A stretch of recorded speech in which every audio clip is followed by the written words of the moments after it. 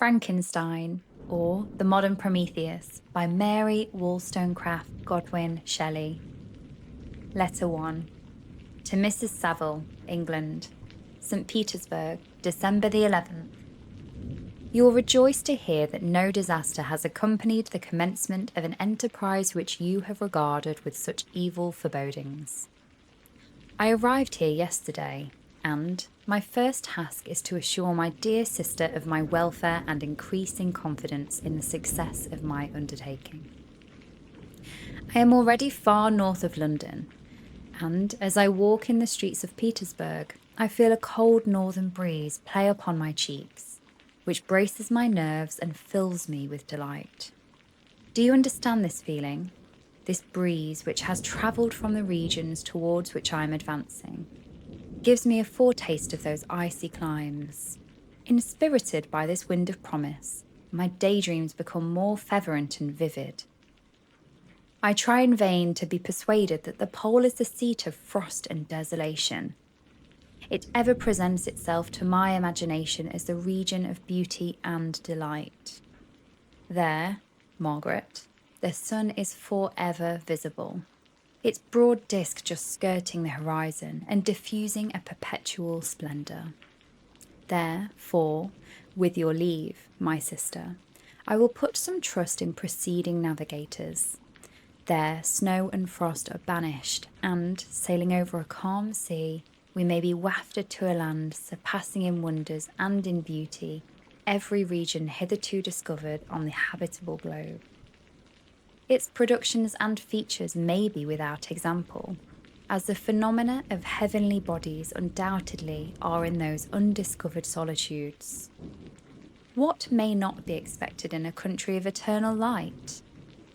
I may there discover the wondrous power which attracts the needle, and may regulate 1,000 celestial observations that require only this voyage to render their seeming eccentricities consistent for ever.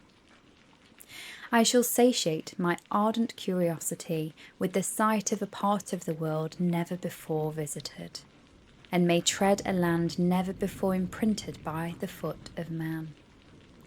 These are my excitements, and they are sufficient to conquer all fear of danger or death, and to induce me to commence this laborious voyage with the joy a child feels when he embarks in a little boat with his holiday mates on an expedition of discovery up his native river.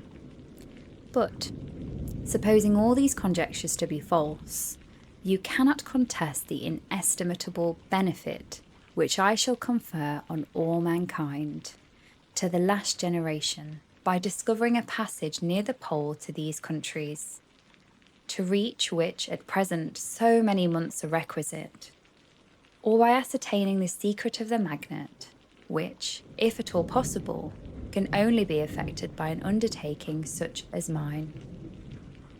These reflections have dispelled the agitation with which I began my letter, and I feel my heart glow with enthusiasm, which elevates me to heaven, for nothing contributes so much to tranquillize the mind as a steady purpose, a point on which the soul may fix its intellectual eye. This expedition has been the favourite dream of my early years. I have read with ardour the accounts of the various voyages which have been made, the prospect of arriving at the North Pacific Ocean through the seas which surround the pole. You may remember that a history of all the voyages made for purposes of discovery composed the whole of our good Uncle Thomas's library. My education was neglected, yet I was passionately fond of reading.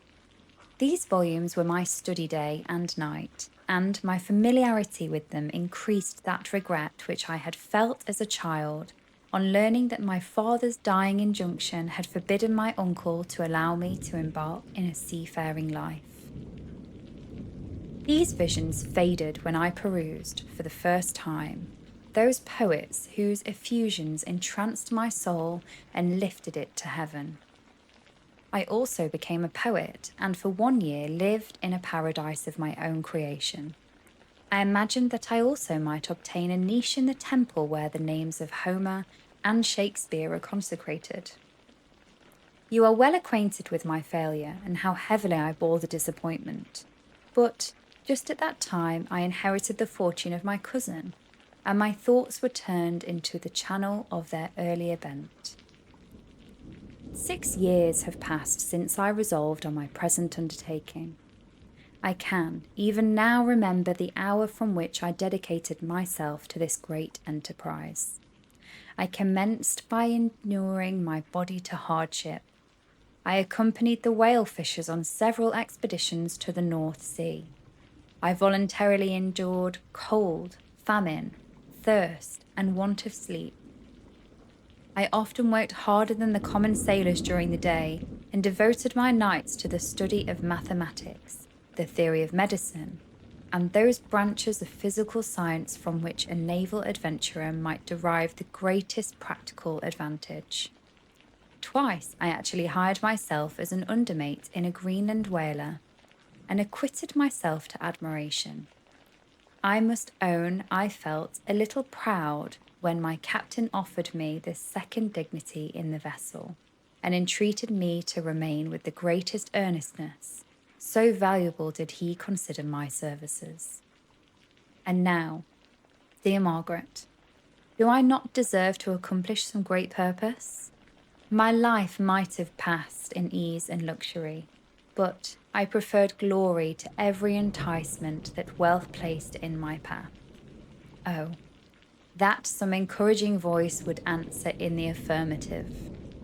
My courage and my resolution is firm, but my hopes fluctuate and my spirits are often depressed.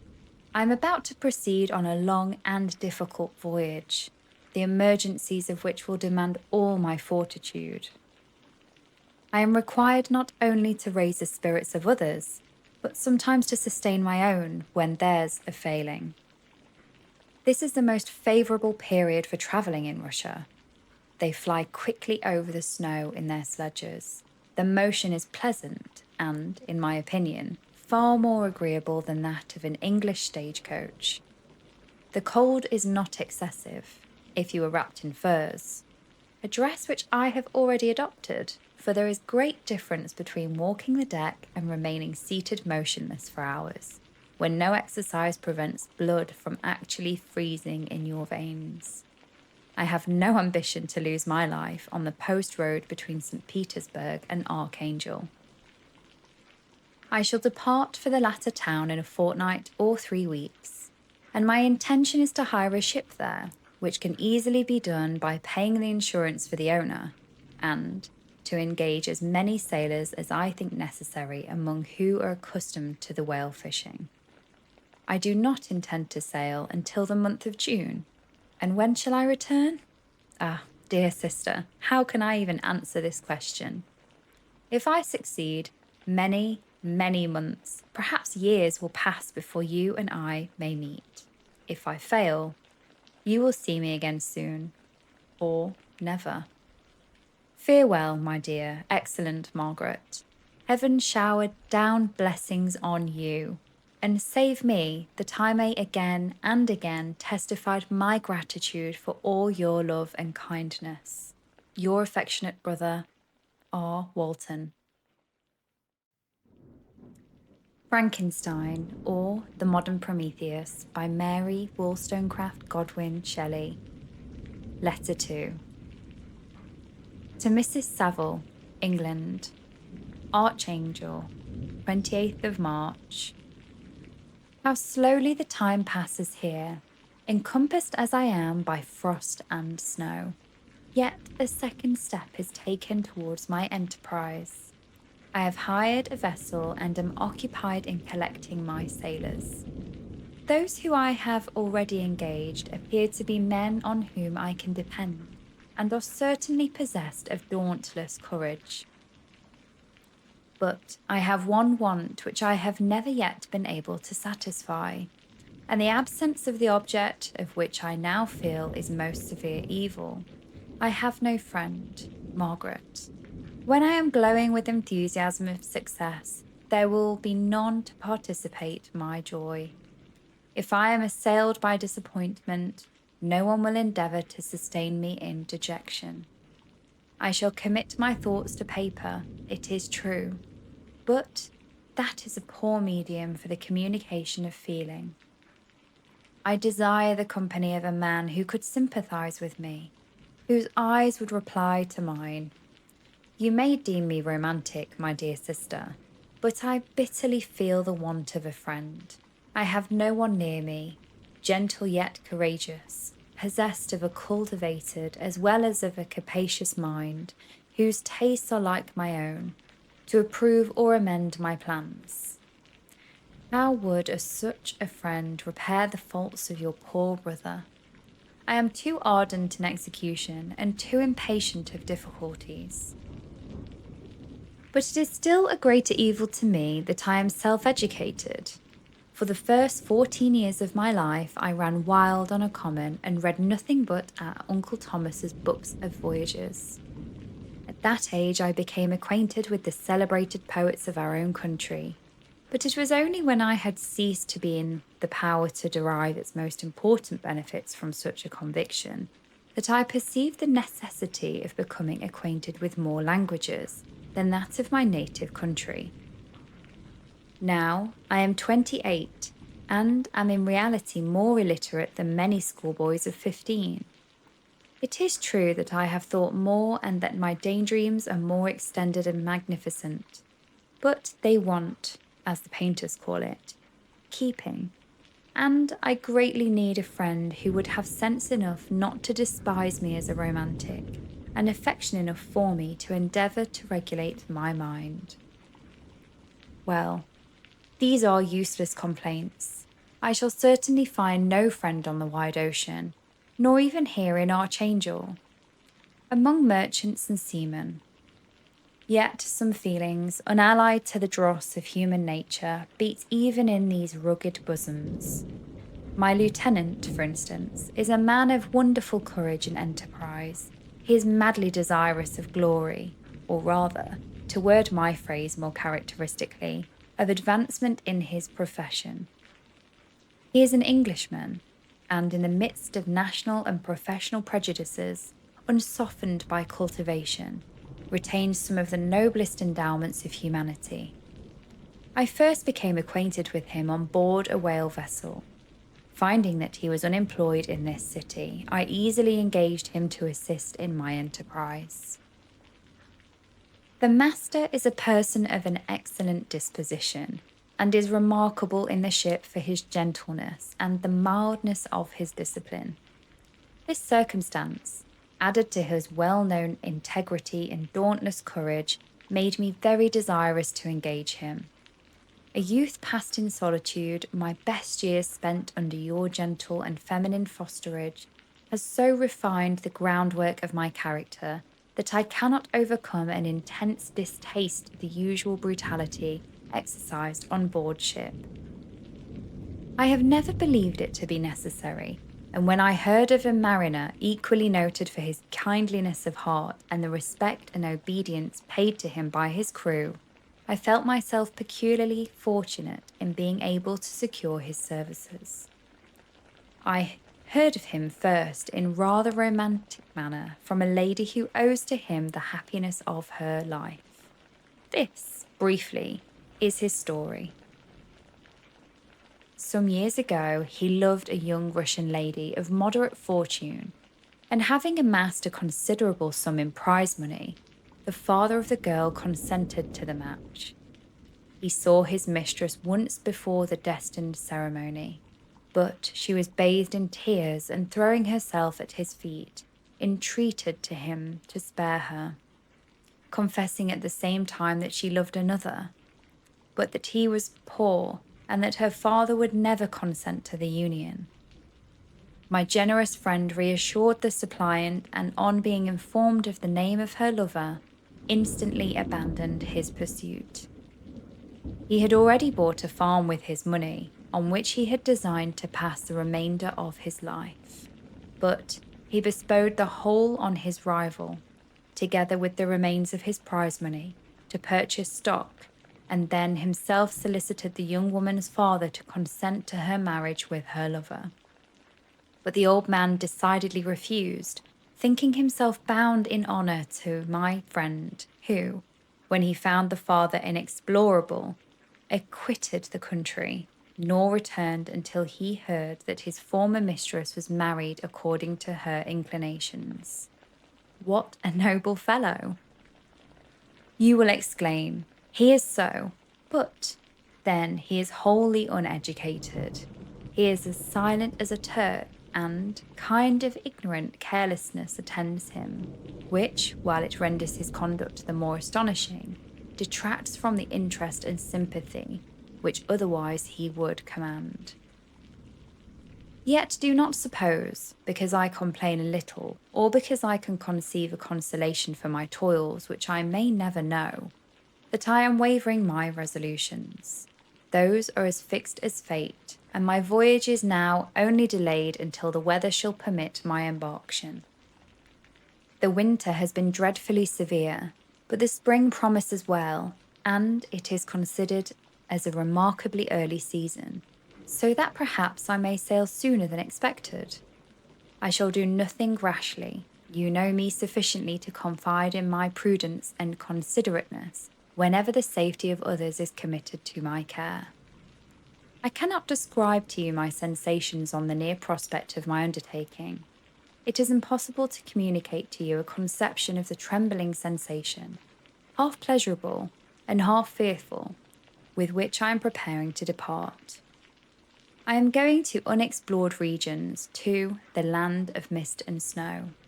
But I shall kill no albatross. Therefore, do not be alarmed for my safety, or if I should come back to you as worn and woeful as the ancient mariner.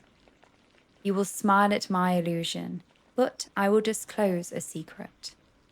I have often attributed my attachment to, my passionate enthusiasm for, the dangerous mysteries of the ocean, to the production of the most imaginative of modern poets. There is something at work in my soul which I do not understand. I am practically industrious, painstaking, a workman to execute with perseverance and labour. But besides this, there is a love for the marvellous, a belief in the marvellous, intertwined in all my projects, which hurries me out of the common pathways of men, even to the wild sea and unvisited regions I am about to explore. But to return to dearer considerations. Shall I meet you again, after having traversed immense seas and returned by the most southern cape of Africa or America? I dare not expect such success, yet I cannot bear to look on the reverse of the picture. Continue for the present to write to me by every opportunity. I may receive your letters on some occasions when I need them most to support my spirits. I love you very tenderly. Remember me with affection, should you never hear from me again. Your affectionate brother, Robert Walton. Frankenstein, or The Modern Prometheus, by Mary Wollstonecraft Godwin Shelley. Letter 3. To Mrs. Saville, England, July 7th. My dear sister, I write a few lines in haste to say that I am safe and well advanced on my voyage. This letter will reach England by a merchantman now on its homeward voyage from Archangel. More fortunate than I, who may not see native land, perhaps, for many years. I am, however, in good spirits. My men are bold and apparently firm of purpose, nor do the floating sheets of ice that continually pass us, indicating the dangers of the region towards which we are advancing, appear to dismay them. We have already reached a very high latitude, but it is the height of summer, and although not so warm as England, the southern gales which blow us speedily towards those shores which I so ardently desire to attain, breathe a degree of renovating warmth which I had not expected. No incidents have hitherto befallen us that would make a figure in a letter. One or two stiff gales and the springing of a leak are accidents which experienced navigators scarcely remember to record, and I shall be well content if nothing worse happen to us during our voyage. Adieu, my dear Margaret. Be assured that for my own sake, as well as yours, I will not rashly encounter danger. I will be cool, persevering, and prudent. But success shall crown my endeavours. Wherefore not? Thus far I have gone, tracing a secure way over the pathless seas, the very stars themselves being witness and testimonies of my triumph. Why not still proceed over the untamed yet obedient element?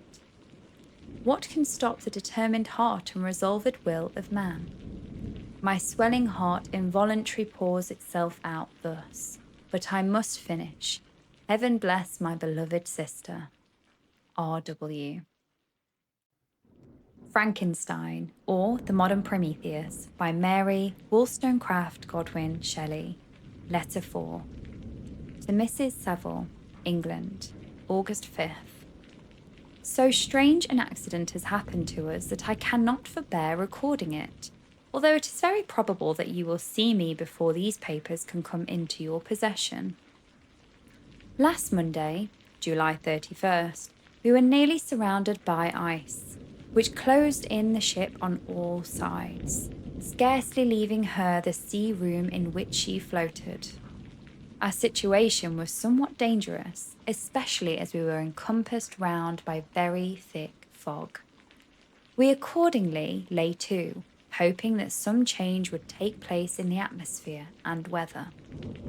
About 2 o'clock the mist cleared away, and we beheld, stretched out in every direction, vast and irregular plains of ice, which seemed to have no end. Some of my comrades groaned, and my own mind began to grow watchful with anxious thoughts, when a strange sight suddenly attracted our attention and diverted our solicitude from our own situation. We perceived a low carriage, fixed on a sledge and drawn by dogs, pass on towards the north at the distance of 1/2 mile. A being, which had the shape of a man, but apparently of gigantic stature, sat in the sledge and guided the dogs.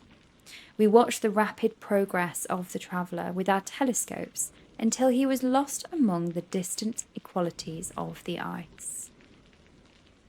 This appearance excited our unqualified wonder. We were, as we believed, many 100 miles from any land, but this apparition seemed to denote that it was not, in reality, so distant as we had supposed. Shut in, however, by ice, it was impossible to follow his track, which we had observed with the greatest attention. About 2 hours after this occurrence, we heard the ground sea, and before night the ice broke and freed our ship. We, however, lay to until the morning, fearing to encounter in the dark those large loose masses which float about after the breaking up of the ice. I profited of this time to rest for a few hours. In the morning, however, as soon as it was light, I went upon deck and found all the sailors busy on one side of the vessel, apparently talking to someone in the sea. It was, in fact, a sledge, like that we had seen before, which had drifted toward us in the middle of the night on a large fragment of ice. Only one dog remained alive, but there was a human being within it, whom the sailors were persuading to enter the vessel. He was not, as the other travellers seemed to be, a savage inhabitant of some undiscovered land, but a European. When I appeared on deck, the master said, "Here is our captain, and he will not allow you to perish on the open sea." On perceiving me, the stranger addressed me in English, although with a foreign accent. "Before I come on board your vessel," said he, "will you have the kindness to inform me whither you are bound?" You may conceive my astonishment on hearing such a question addressed to me from a man on the brink of destruction, and to whom I should have supposed that my vessel would have been a resource which he would not have exchanged for the most precious wealth the earth can afford. I replied, however, that we were on a voyage of discovery towards the Northern Pole. Upon hearing this, he appeared satisfied and consented to come on board. Good God! Margaret, if you had seen the man who thus capitulated for his safety, your surprise would have been boundless. His limbs were nearly frozen, and his body dreadfully emaciated by fatigue and suffering. I never saw a man in so wretched a condition. We attempted to carry him into the cabin, but as soon as he had quitted the fresh air, he fainted. We accordingly brought him back to the deck and restored him to animation by rubbing him with brandy and forcing him to swallow a small quantity. As soon as he showed signs of life, we wrapped him up in blankets and placed him near the chimney of the kitchen stove. By slow degrees, he recovered and ate a little soup, which restored him wonderfully. 2 days passed in this manner before he was able to speak, and I often feared that his sufferings had deprived him of understanding. When he had in some measure recovered, I removed him to my own cabin and attended on him as much as my duty would permit. I never saw a more interesting creature. His eyes have generally an expression of wildness and even madness, but there are moments when, if anyone performs an act of kindness towards him, or does him any the most trifling service, his whole countenance is lighted up, as it were, with a beam of benevolence and sweetness that I never saw equalled. But he is generally melancholy and despairing, and sometimes he gnashes his teeth, as if impatient of the weight of the woes that oppress him. When my guest was a little recovered, I had great trouble to keep off the men who wished to ask him 1,000 questions. But I would not allow him to be tormented by their idle curiosity. In a state of body and mind whose restoration evidently deepened upon entire repose. Once, however, the lieutenant asked why he had come so far upon the ice in such a strange vehicle. His countenance instantly assumed an aspect of the deepest gloom, and he replied, "To seek one who fled from me." "And did the man whom you pursued travel in the same fashion?" "Yes." "Then I fancy we have seen him, for the day before we picked you up, we saw some dogs drawing a sledge with a man in it across the ice." This aroused the stranger's attention, and he asked a multitude of questions concerning the route which the demon, as he called him, had pursued. Soon after, when he was alone with me, he said, "I have doubtless excited your curiosity as well as that of these good people, but you are too considerate to make inquiries." "Certainly, it would indeed be very impertinent and inhuman in me to trouble you with any inquisitiveness of mine. And yet you rescued me from a strange and perilous situation. You have benevolently restored me to life." Soon after this, he inquired if I thought that breaking up of the ice had destroyed the other sledge. I replied that I could not answer with any degree of certainty, for the ice had not broken until near midnight, and the traveller might have arrived at a place of safety before that time, but of this I could not judge. From this time, a new spirit of life animated the decaying frame of the stranger. He manifested the greatest eagerness to be upon deck to watch for the sledge which had before appeared. But I have persuaded him to remain in the cabin, for he is far too weak to sustain the rawness of the atmosphere.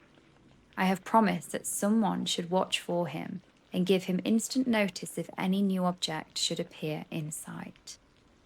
Such is my journal of what relates to this strange occurrence up to the present day.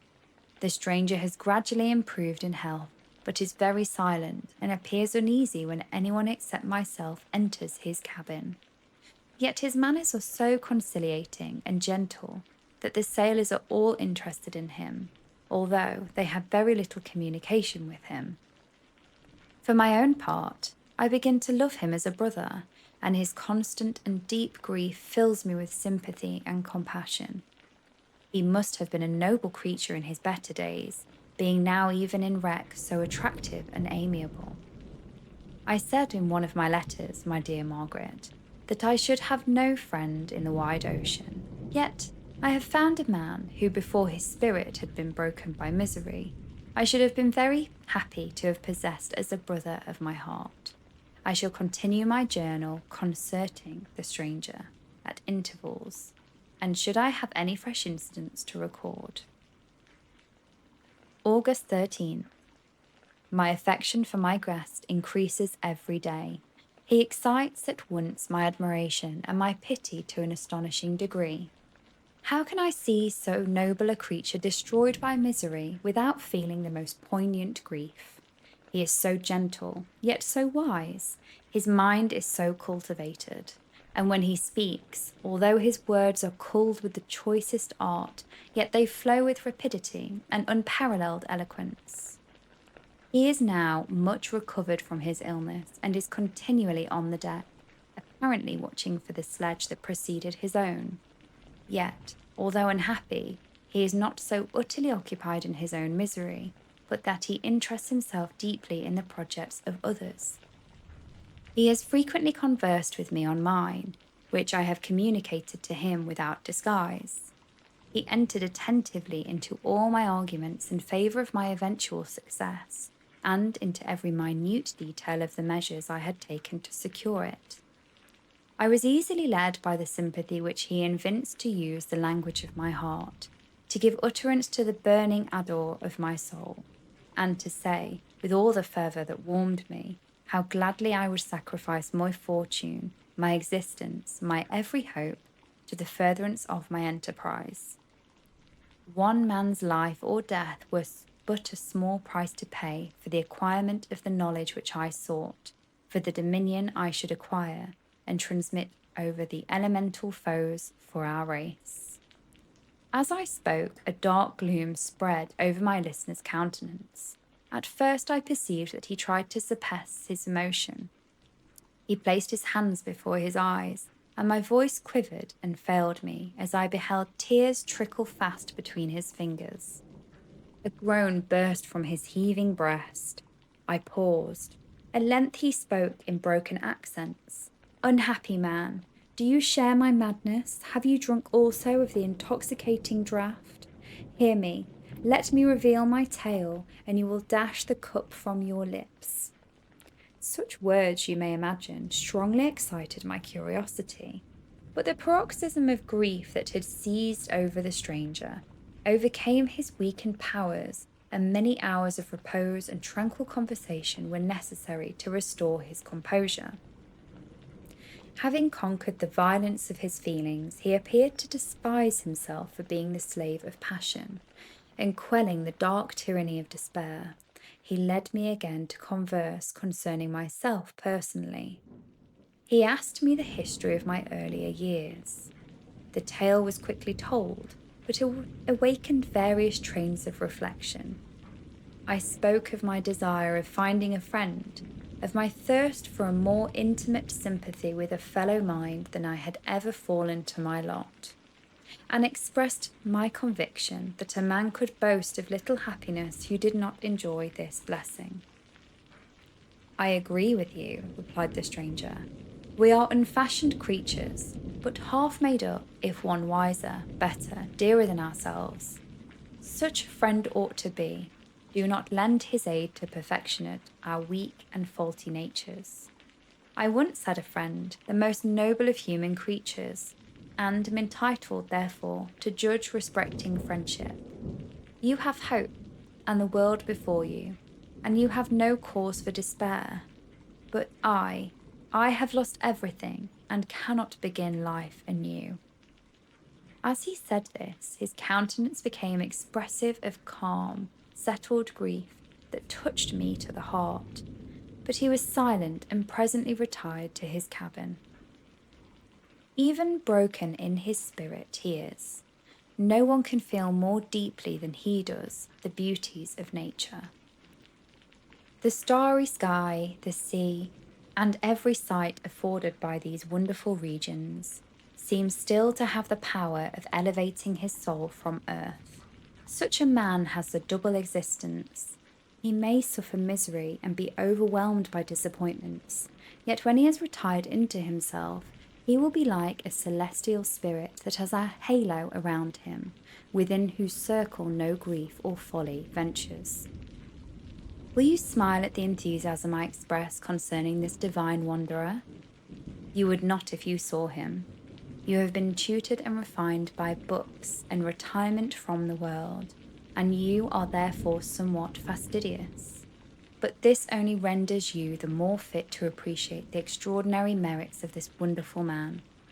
Sometimes I have endeavoured to discover what quality it is which he possesses that elevates him so immeasurably above any other person I ever knew.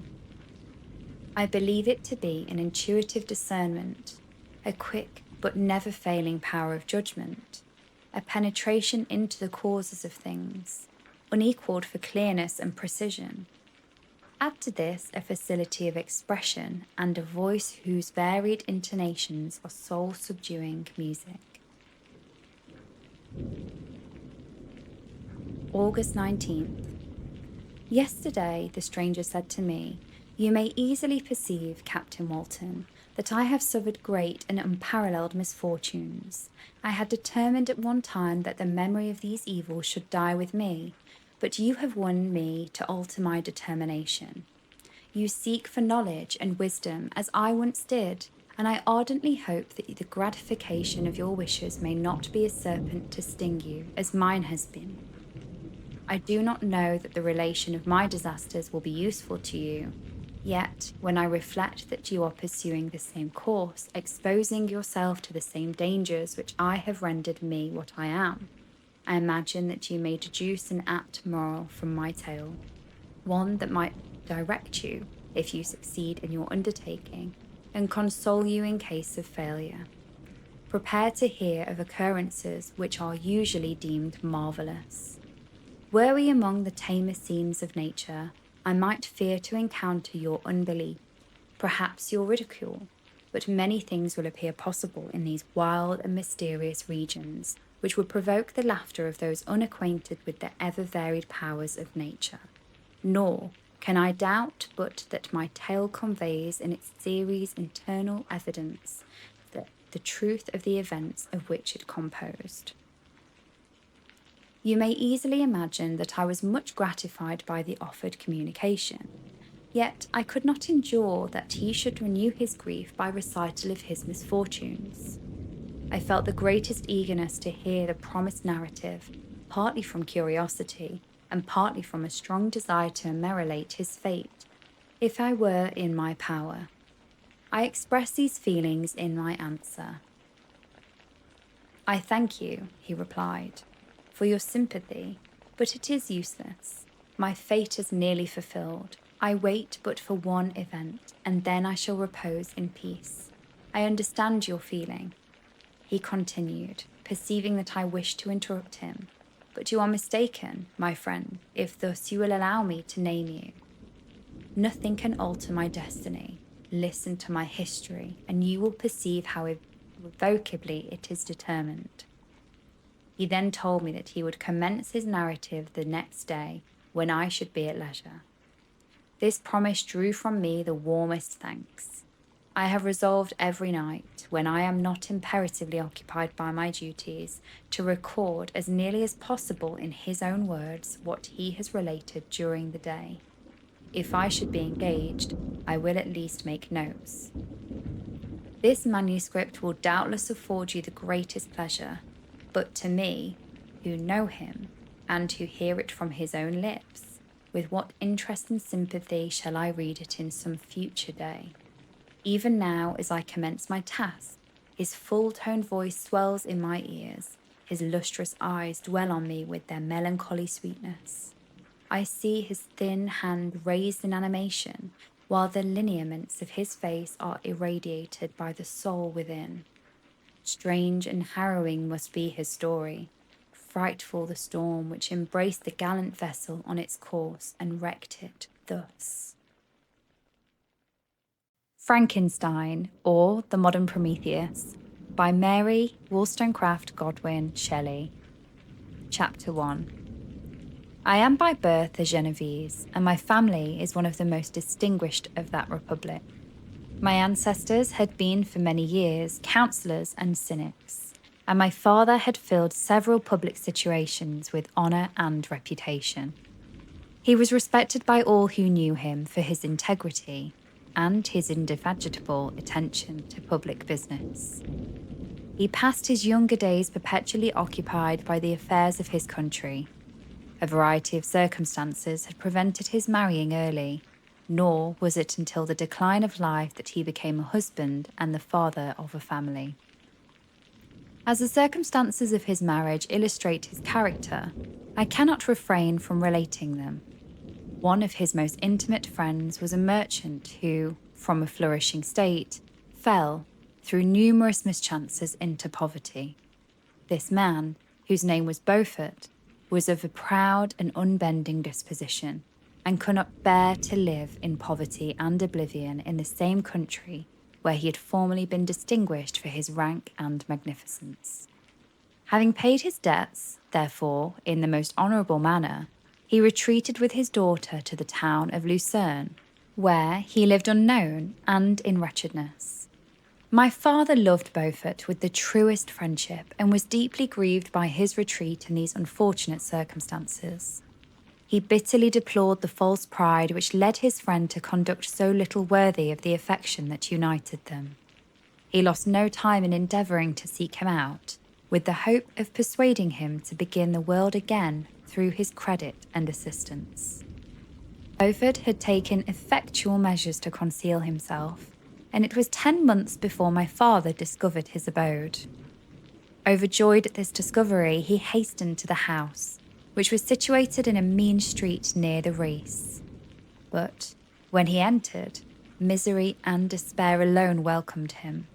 Beaufort had saved but a very small sum of money from the wreck of his fortunes, but it was sufficient to provide him with sustenance for some months, and in the meantime he hoped to procure some respectable employment in a merchant's house. The interval was, consequently, spent in inaction.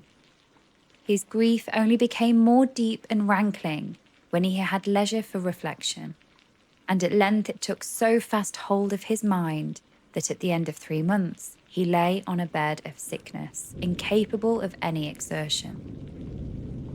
His daughter attended him with the greatest tenderness, but she saw with despair that their little fund was rapidly decreasing and that there was no other prospect of support.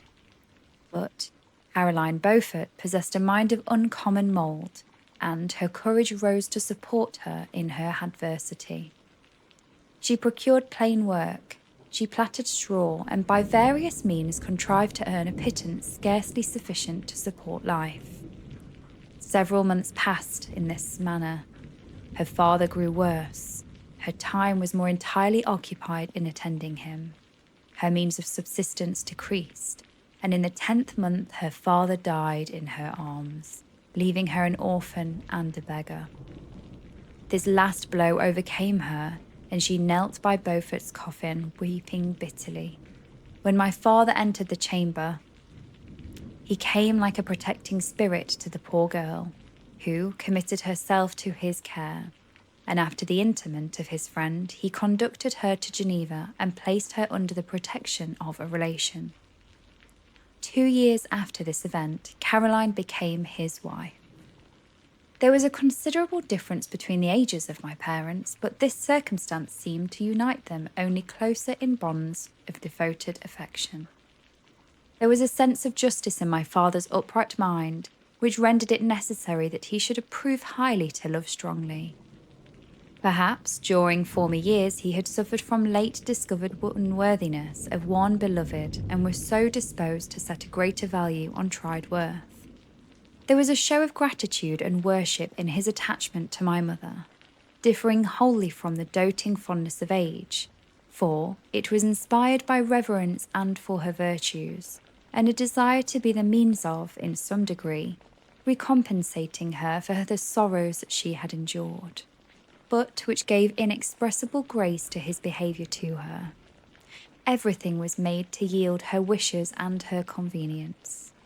He strove to shelter her, as a fair exotic is sheltered by the gardener, from every rougher wind, and to surround her with all that could tend to excite pleasurable emotion in her soft and benevolent mind. Her health, and even the tranquillity of her hitherto constant spirit had been shaken by what she had gone through. During the 2 years that had elapsed previous to their marriage, my father had gradually relinquished all of his public functions, and immediately after their union, they sought the pleasant climate of Italy, and the change of scene and interest attendant on a tour through that land of wonders as a restorative for her weakened frame. From Italy, they visited Germany and France. I, their eldest child, was born at Naples, and as an infant accompanied them in their rambles. I remained for several years their only child. Much as they were attached to each other, they seemed to draw inexhaustible stores of affection from a very mine of love to bestow them upon me. My mother's tender caresses and my father's smile of benevolent pleasure while regarding me are my first recollections. I was their plaything and their idol, and something better, their child, their innocent and helpless creature bestowed upon them by heaven, whom to bring up to good, and whose future lot it was in their hands to direct to happiness or misery, according as they fulfilled their duties towards me. With this deep consciousness of what they owed towards the being to which they had given life, added to the active spirit of tenderness that animated both, it may be imagined that while during every hour of my infant life I received a lesson of patience, of charity, and of self-control, I was so guided by a silken cord that all seemed but one train of enjoyment to me. For a long time I was their only care. My mother had much desired to have a daughter, but I continued their single offspring. When I was about 5 years old, while making an excursion beyond the frontiers of Italy, they passed a week on the shores of the Lake Como. Their benevolent disposition often made them enter the cottages of the poor. This, to my mother, was more than a duty. It was a necessity, a passion, remembering what she had suffered and how she had been relieved, for her to act in turn the guardian angel to the afflicted. During one of their walks, a poor cot in the foldings of a vale attracted their notice as being singularly disconsolate, while the number of half-clothed children gathered about it spoke of penury in its worst shape. One day, when my father had gone by himself to Milan, my mother, accompanied by me, visited this abode. She found a peasant and his wife, hard-working, bent down by care and labour, distributing a scantly meal to 5 hungry babes. Among these was one which attracted my mother far above all the rest. She appeared of a different stock. The 4 others were dark-eyed, hardy little vagrants. This child was thin and very fair. Her hair was the brightest living gold, and, despite the poverty of her clothing, seemed to set a crown of distinction on her head. Her brow was clear and ample, and her blue eyes cloudless, and her lips and the moulding of her face so expressive of sensibility and sweetness that none could behold her without looking on her as one of a distinct species, a being heaven-sent, and bearing a celestial stamp in all her features. The peasant woman, perceiving that my mother fixed eyes of wonder and admiration on this lovely girl, eagerly communicated her history. She was not her child, but the daughter of a Milanese nobleman. Her mother was a German and had died on giving her birth. The infant had been placed with these good people to nurse. They were better off then. They had not long been married, and their eldest child was but just born.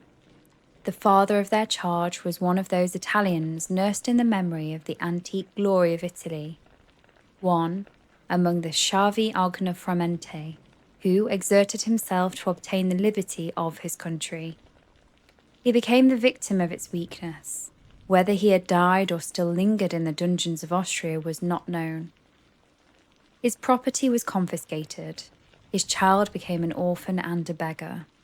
She continued with her foster parents and bloomed in their rude abode, fairer than a garden rose among dark-leaved brambles.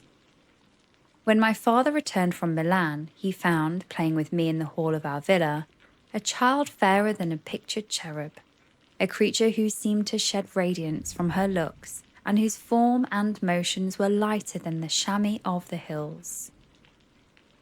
The apparition was soon explained.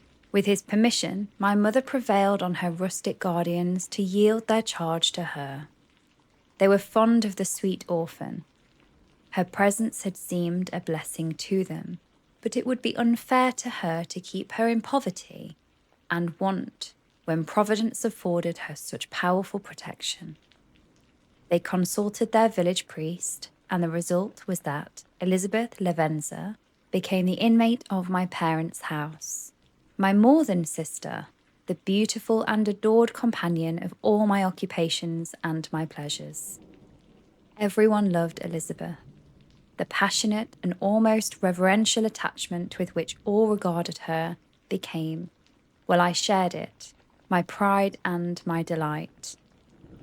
On the evening previous to her being brought to my home, my mother had said playfully, "I have a pretty present for my Victor. Tomorrow he shall have it."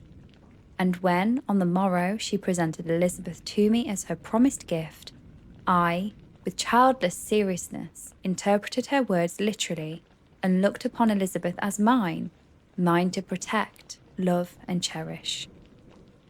All praises bestowed on her I received as made to a possession of my own. We called each other familiarly by the name of cousin. No word, no expression could body forth the kind of relation in which she stood to me, more than my sister, since till death she was to be mine only. Frankenstein, or The Modern Prometheus, by Mary Wollstonecraft Godwin Shelley. Chapter 2. We were brought up together. There was not quite a year difference in our ages. I need not say that we were strangers to any species of disunion or dispute. Harmony was the soul of our companionship, and the diversity and contrast that subsisted in our characters drew us nearer together. Elizabeth was of calmer and more concentrated disposition, but, with all my ardour, I was capable of a more intense application and was more deeply smitten with the thirst for knowledge. She busied herself with following the aerial creations of the poets, and in the majestic and wondrous scenes which surrounded our Swiss home, the sublime shapes of the mountains, the changes of the seasons, tempest and calm, the silence of the winter, and the life and turbulence of our alpine summers, she found ample score for admiration and delight. While my companion contemplated with a serious and satisfied spirit the magnificent appearances of things, I delighted in investigating their causes. The world was to me a secret which I desired to divine. Curiosity, earnest research to learn the hidden laws of nature, gladness akin to rapture as they were unfolded to me, are among the earliest sensations I can remember. On birth of a second son, my junior by 7 years, my parents gave up entirely their wandering life and fixed themselves in our native country. We possessed a house in Geneva and Campania on Belle Rive, eastern shore of the lake, at the distance of rather more than a league from the city. We resided principally in the latter, and the lives of my parents were passed in considerable seclusion. It was my temper to avoid a crowd and attach myself fervently to a few. I was indifferent, therefore, to my schoolfellows in general, but I united myself in the bonds of the closest friendship to one among them. Henry Clerval was the son of a merchant of Geneva. He was a boy of singular talent and fancy. He loved enterprise, hardship, and even danger for its own sake. He was deeply read in books of chivalry and romance. He composed heroic songs and began to write many a tale of the enchantment and knightly adventure. He tried to make us act plays and to enter the masquerades, in which the characters were drawn from the heroes of Roncesvalles, the Round Table of King Arthur, and the chivalrous train who shed their blood to redeem the holy sepulchre of the hands of the infidels. No human being could have passed a happier childhood than myself. My parents were possessed by the very spirit of kindness and indulgence. We felt that they were not the tyrants to rule our lot accordingly to their caprice, but the agents and creators of all the many delights which we enjoyed. When I mingled with other families, I distinctly discerned how peculiarly fortunate my lot was, and gratitude assisted the development of filial love. My temper was sometimes violent, and my passions vehement, but by some law in my temperature, they were turned not towards childish pursuits, but to an eager desire to learn, and not to all things indiscriminately. I confess that neither the structure of languages, nor the code of governments, nor politics of various states possessed attractions for me. It was the secrets of heaven and earth that I desired to learn. And whether it was the outward substance of things, or the inner spirit of nature and the mysterious soul of the man that still occupied me, still my inquiries were directed to the metaphysical, or in its highest sense, the physical secrets of the world. Meanwhile, Clerval occupied himself, so to speak, with the moral relations of things. The busy stage of life, the virtues of heroes, and the actions of men were his theme. And his hope and his dream was to become one among those whose names are recorded in a story as the gallant and adventurous benefactors of our species. The saintly soul of Elizabeth shone like a shrine-dedicated lamp in our peaceful home. Her sympathy was ours, her smile, her soft voice, the sweet glance of her celestial eyes were ever there to bless and animate us. He was a living spirit of love to soften and attract. I might have become sullen in my study, rough through the ardour of my nature, but that she was there to subdue me to a semblance of her own gentleness. And Clerval, could aught ill entrench on the noble spirit of Clerval? Yet he might not have been so perfectly humane, so thoughtful in his generosity, so full of kindness and tenderness amidst his passion for adventurous exploit, had she not unfolded to him the real loveliness of beneficence, and made the doing good the end and aim of his soaring ambition. I feel exquisite pleasure in dwelling on the recollections of childhood, before misfortune had tainted my mind and changed its bright visions of extensive usefulness into gloomy and narrow reflections upon self. Besides, in drawing the picture of my early years, I also record those events which led, by insensible steps, to my after tale of misery. For when I would account to myself for the birth of that passion for which afterwards ruled my destiny, I find it arise, like a mountain river, from ignoble and almost forgotten sources. But, swelling as it proceeded, it became the torrent which, in its course, has swept away all my hopes and joys. Natural philosophy is the genius that has regulated my fate. I desire, therefore, in this narration, to state those facts which led to my predilection for that science. When I was 13 years of age, we all went on a party of pleasure to the baths near Thonon. The inclemency of the weather obliged us to remain a day confined to the inn. In this house, I chanced to find a volume of the works of Cornelius Agrippa. I opened it with apathy, the theory which attempts to demonstrate and the wonderful facts which he soon relates changed this feeling into enthusiasm. A new light seemed to dawn upon my mind, and bounding with joy, I communicated my discovery to my father. My father looked carelessly at the title page of my book and said, "Ah, Cornelius Agrippa! My dear Victor, do not waste your time upon this. It is sad trash." If, instead of this remark, my father had taken the pains to explain to me that the principles of Agrippa had been entirely exploded, and that modern system of science had been introduced which possessed much greater powers than the ancient, because the powers of the latter were chimeral, while those of the former were real and practical, under such circumstances I should have entirely thrown Agrippa aside, and contented my imagination, warmed as it was, by returning with greater ardour to my former studies. It is even possible that the train of my ideas would never have received the fatal impulse that led to my ruin. But the cursory glance my father had taken of my volume by no means assured me that he was acquainted with its contents, and I continued to read with the greatest avidity. When I returned home, my first care was to procure the whole works of this author, and afterwards of Paracelsus and Albertus Magnus. I read and studied the wild fancies of these writers with delight. They appeared to me treasures known to few besides myself. I have described myself as always having been imbued with a fervent longing to penetrate the secrets of nature. In spite of the intense labour and wonderful discoveries of modern philosophers, I always came from my studies discontented and unsatisfied.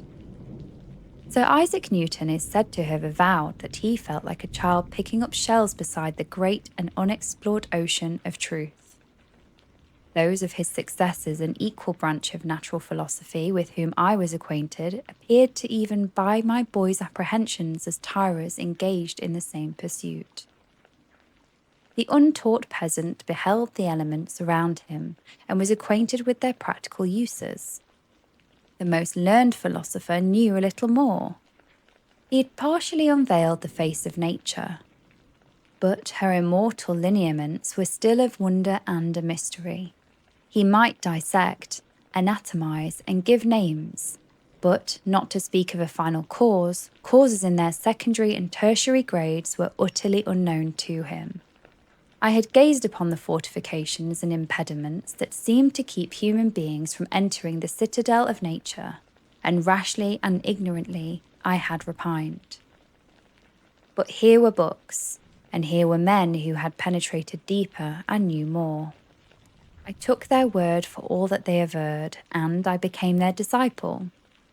It may appear strange that such should arise in the 18th century, but while I followed the routine of education in the schools of Geneva, I was, to a great degree, self-taught with regard to my favourite studies. My father was not scientific, and I was left to struggle with a child's blindness, added to a student's thirst for knowledge.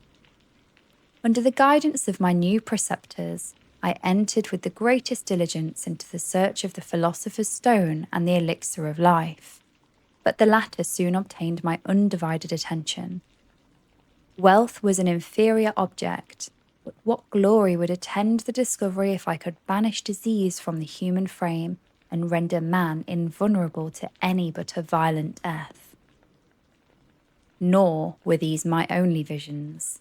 The raising of ghosts or devils was a promise liberally accorded by my favourite authors, the fulfilment of which I most eagerly sought. And if my incantations were always unsuccessful, I attributed the failure rather to my own inexperience and mistake than to a want of skill or fidelity in my instructors. And thus for a time I was occupied by my exploded systems, mingling, like an unadept, 1,000 contradictory theories and floundering desperately in a slough of multifarious knowledge, guided by an ardent imagination and childish reasoning, till an accident again changed the current of my ideas. When I was about 15 years old, we had retired to our house near Belrive, when we witnessed a most violent and terrible thunderstorm. It advanced from behind the mountains of Jura, and the thunder burst at once with frightful loudness from various quarters of the heavens. I remained, while the storm lasted, watching its progress with curiosity and delight. As I stood at the door, on a sudden I beheld a stream of fire issue from an old and beautiful oak which stood about 20 yards from our house, and so soon as the dazzling light vanished, the oak had disappeared, and nothing remained but a blasted stump. When we visited the next morning, we found the tree shattered in a singular manner. It was not splintered by the shot, but entirely reduced to thin ribbons of wood. I never beheld anything so utterly destroyed. Before this, I was not unacquainted with the more obvious laws of electricity. On this occasion, a man of great research in natural philosophy was with us, and, excited by this catastrophe, he entered on the explanation of a theory which he had formed on the subject of electricity and galvanism, which was at once new and astonishing to me. All that he said threw greatly into the shade Cornelius Agrippa, Albertus Magnus, and Paracelsus, the lords of my imagination. By some fatality, the overthrow of these men disinclined me to pursue my accustomed studies. It seemed to me as if nothing would or could ever be known. All that had so long engaged my attention suddenly grew despicable. By one of those caprices of the mind which we are perhaps most subject to in early youth, I at once gave up my former occupations, set down natural history and all its progeny as a deformed and abortive creation, and entertained the greatest disdain for a would-be science which could never even step within the threshold of real knowledge. In this mood of mind, I betook myself to the mathematics and the branches of study appertaining to that science as being built upon secure foundations, and so worthy of my consideration. Thus, strangely are our souls constructed, and by such slight ligaments are we bound to prosperity or ruin. When I look back, it seems to me as if this almost miraculous change of inclination and will was the immediate suggestion of the guardian angel of my life, the last effort made by the spirit of preservation to avert the storm that was even then hanging in the stars and ready to envelop me. Her victory was announced by an unusual tranquillity and gladness of soul which followed the relinquishing of my ancient and latterly tormenting studies. It was thus that I was taught to associate evil with their prosecution, happiness with their disregard. It was a strong effort of the spirit of good, but it was ineffectual. Destiny was too potent, and her immutable laws had decreed my utter and terrible destruction. Frankenstein, or The Modern Prometheus, by Mary Wollstonecraft Godwin Shelley. Chapter 3. When I had attained the age of 17, my parents resolved that I should become a student at the University of Ingolstadt. I had hitherto attended the schools of Geneva, but my father thought it necessary for the completion of my education that I should be made acquainted with other customs than those of my native country. My departure was therefore fixed at an early date, but before the day resolved upon could arrive, the misfortune of my life occurred, an omen, as it were, of my future misery. Elizabeth had caught the scarlet fever. Her illness was severe, and she was in the greatest danger. During her illness, many arguments had been urged to persuade my mother to refrain from attending upon her.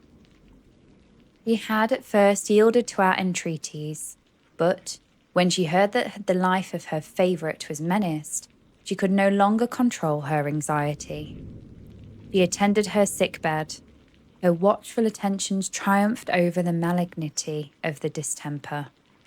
Elizabeth was saved, but the consequences of this imprudence were fatal to her preserver. On the third day, my mother sickened.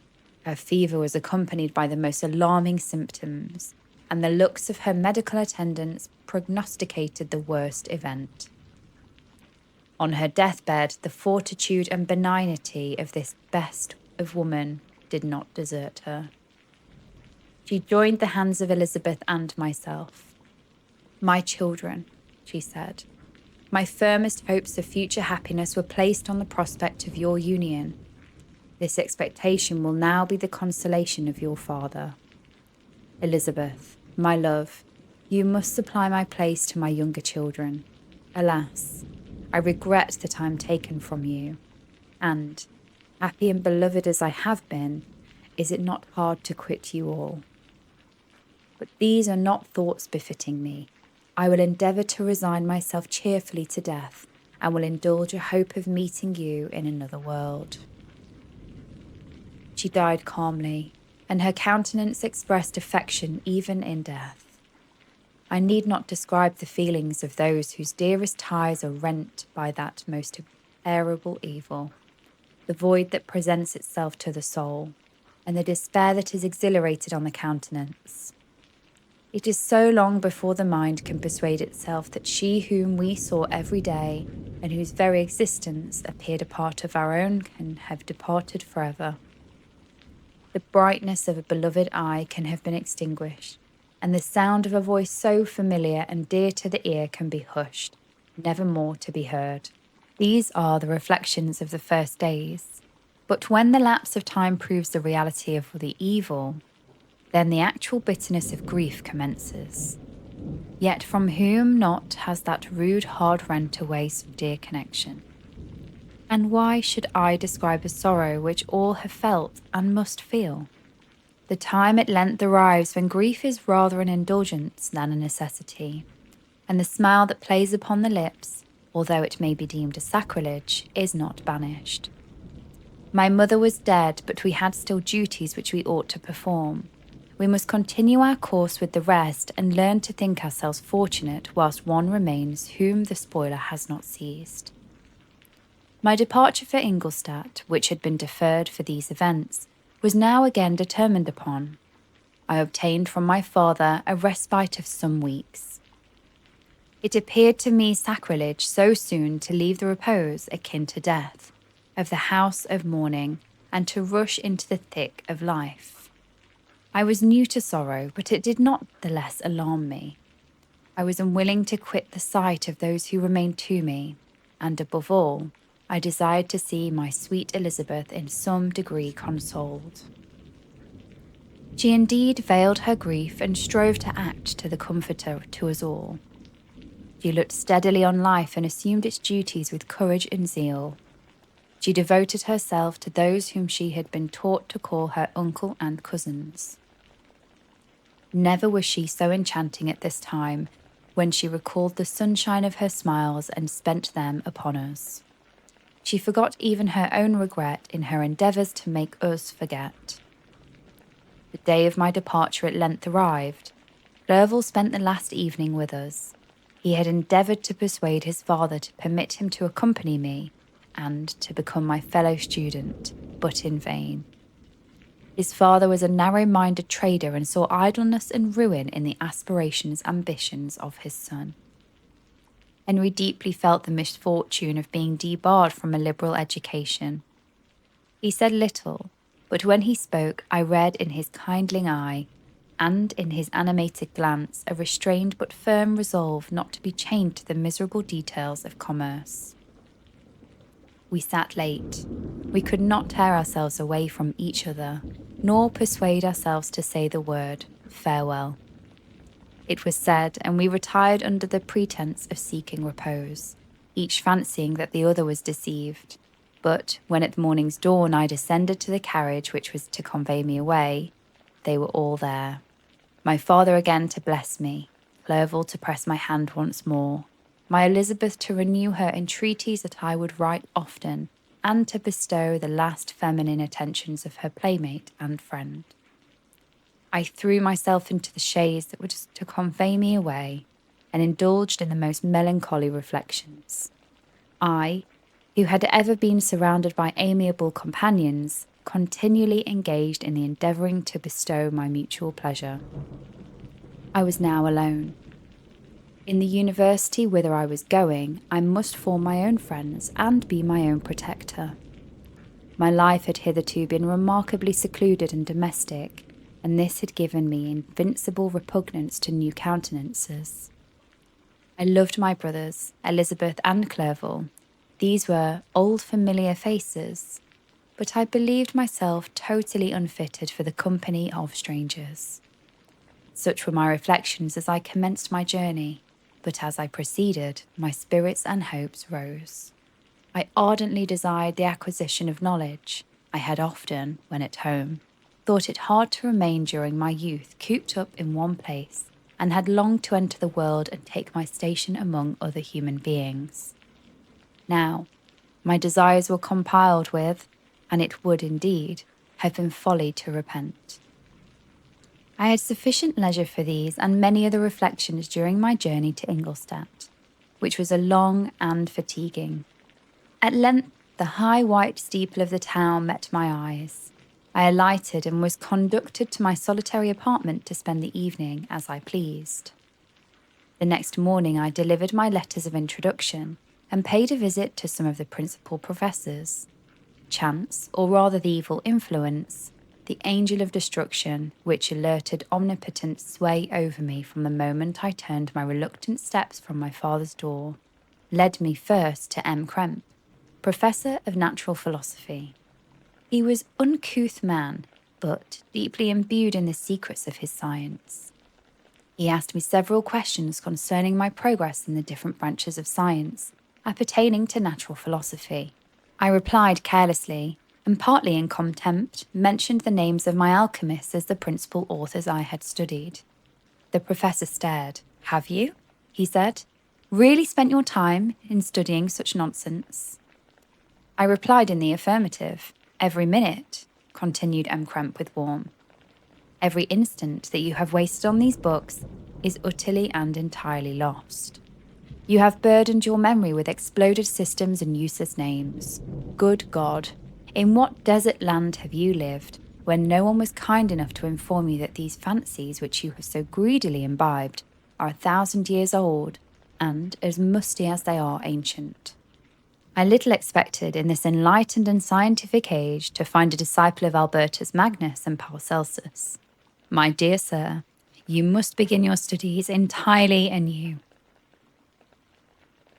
So saying, he stepped aside and wrote down a list of several books treating of natural philosophy, which he desired me to procure, and dismissed me after mentioning that in the beginning of the following week he intended to commence a course of lectures upon natural philosophy in its general relations, and that M. Waldman, a fellow professor, would lecture upon chemistry the alternate days that he omitted.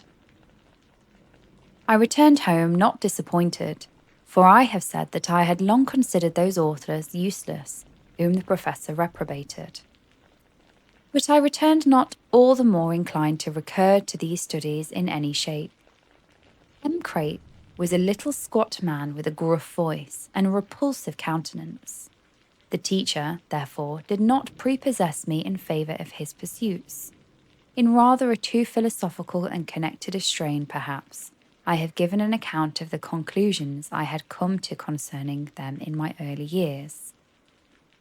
As a child, I had not been content with the results promised by modern professors of natural science, with a confusion of ideas only to be accounted for by my extreme youth and want of guide on such matters. I had retrod the steps of knowledge along the paths of time, and exchanged the discoveries for recent inquirers for the dreams of forgotten alchemists. Besides, I had a contempt for the uses of modern natural philosophy. It was very different when the masters of the science sought immortality and power. Such views, although futile, were grand, but now the scene was changed. The ambition of the inquirer seemed to limit itself to the annihilation of those visions on which my interest in science was chiefly founded. I was required to exchange chimeras of boundless grandeur for realities of little worth. Such were my reflections during the first 2 or 3 days of my residence at Ingolstadt, which were chiefly spent in becoming acquainted with the localities and the principal residents in my new abode. But, as the ensuing week commenced, I thought of the information which M. Krempe had given me concerning the lectures, and, although I could not consent to go and hear the little conceited fellow deliver sentences out of a pulpit, I recollected what he had said of M. Waldman, who I had never seen, as he had hitherto been out of town. Partly from curiosity and partly from idleness, I went into the lecturing room, which M. Waldman entered shortly after. This professor was very unlike his colleague. He appeared about 50 years of age, but with an aspect expressive of the greatest benevolence. A few grey hairs covered his temples, but those at the back of his head were nearly black. His person was short but remarkably erect, and his voice the sweetest I had ever heard. He began his lecture by a recapitulation of the history of chemistry and the various improvements made by different men of learning, pronouncing with fervour the names of the most distinguished discoverers. He then took a cursory view of the present state of the science and explained many of its elementary terms. After having made a few preparatory experiments, he concluded with a panegyric upon modern chemistry, the terms of which I shall never forget. The ancient teachers of science, said he, promised impossibilities and performed nothing. The modern masters promise very little. They know that metals cannot be transmuted, and the elixir of life is a chimera. But these philosophers, whose hands seem only made to dabble in dirt, and their eyes to pore over the microscope or crucible, have indeed performed miracles. They penetrate into the recess of nature, and show how she works in her hiding places. They ascend into the heavens, and they have discovered how the blood circulates, and the nature of the air we breathe. They have acquired new and almost unlimited powers, and they can command the thunders of heaven, mimic the earthquake, and even mock the invisible world with its own shadows. Such were the professor's words, rather let me say, such the words of fate, announced to destroy me. As he went on, I felt as if my soul were grappling with palpable enemy. One by the various keys were touched, which formed the mechanism of my being. Chord after chord was sounded, and soon my mind was filled with one thought, one conception, one purpose. So, much has been done, exclaimed the soul of Frankenstein. More, far more will I achieve. Treading in the steps already marked, I will pioneer a new way, explore unknown powers, and unfold to the world the deepest mysteries of creation. I closed not my eyes that night. My internal being was in a state of insurrection and turmoil. I felt that order would be thence arise, but I had no power to produce it. By degrees, after the morning's dawn, sleep came. I awoke, and my yesternight's thoughts were a dream. There only remained a resolution to return to my ancient studies and to devote myself to a science for which I believed myself to possess a natural talent. On the same day, I paid Waldman a visit. His manners in private were even more mild and attractive than in public, for there was a certain dignity in his mien during his lecture, which in his own house was replaced by the greatest affability and kindness. I gave him a pretty nearly the same account of my former pursuits as I had given his fellow professor. He heard with attention the little narration concerning my studies and smiled at the names of Cornelius Agrippa and Paracelsus, but without the contempt that M. Krempe had exhibited.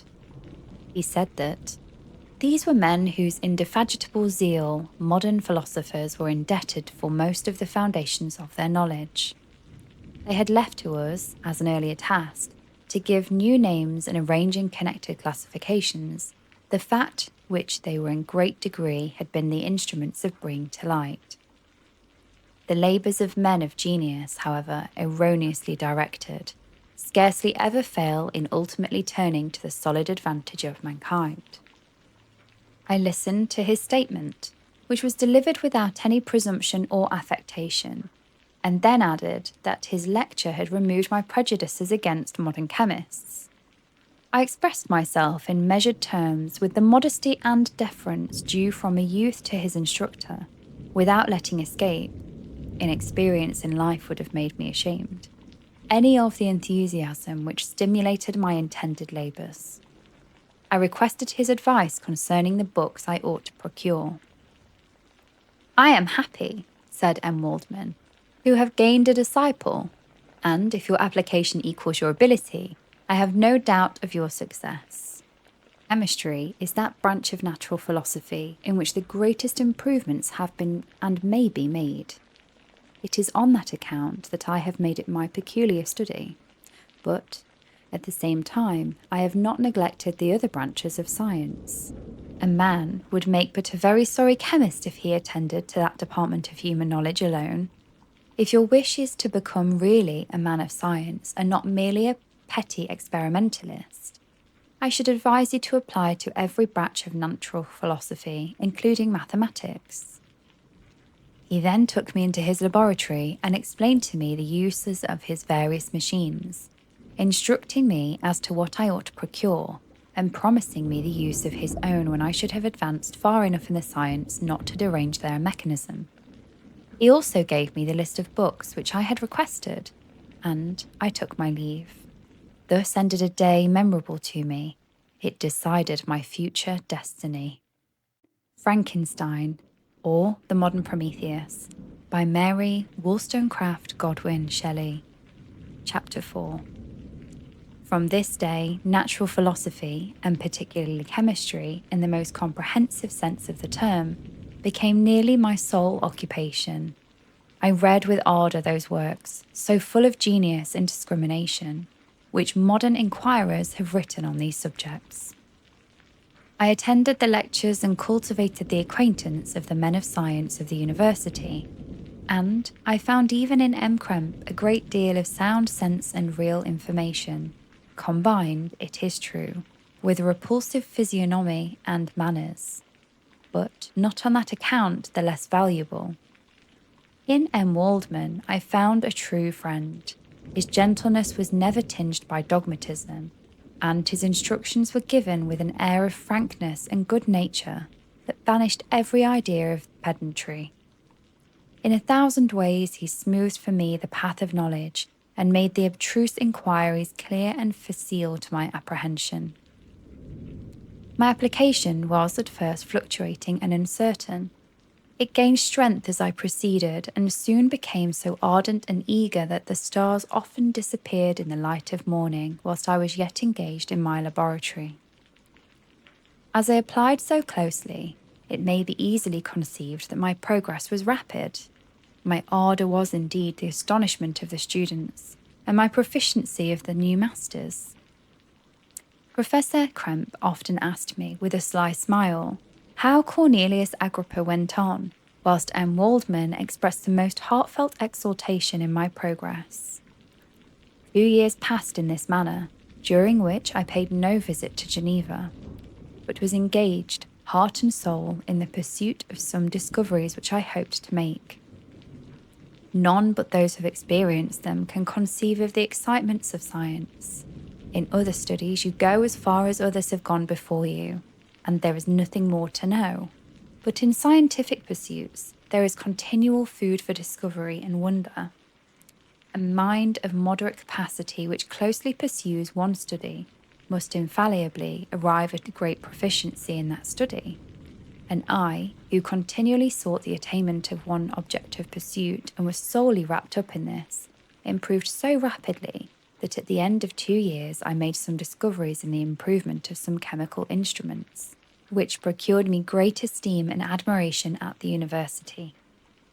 When I had arrived at this point and became as well acquainted with the theory and practice of natural philosophy as depended upon the lessons of any professors at Ingolstadt, my residence there being no longer conducive to my improvements, I thought of returning to my friends and my native town, when an incident happened that protracted me to stay.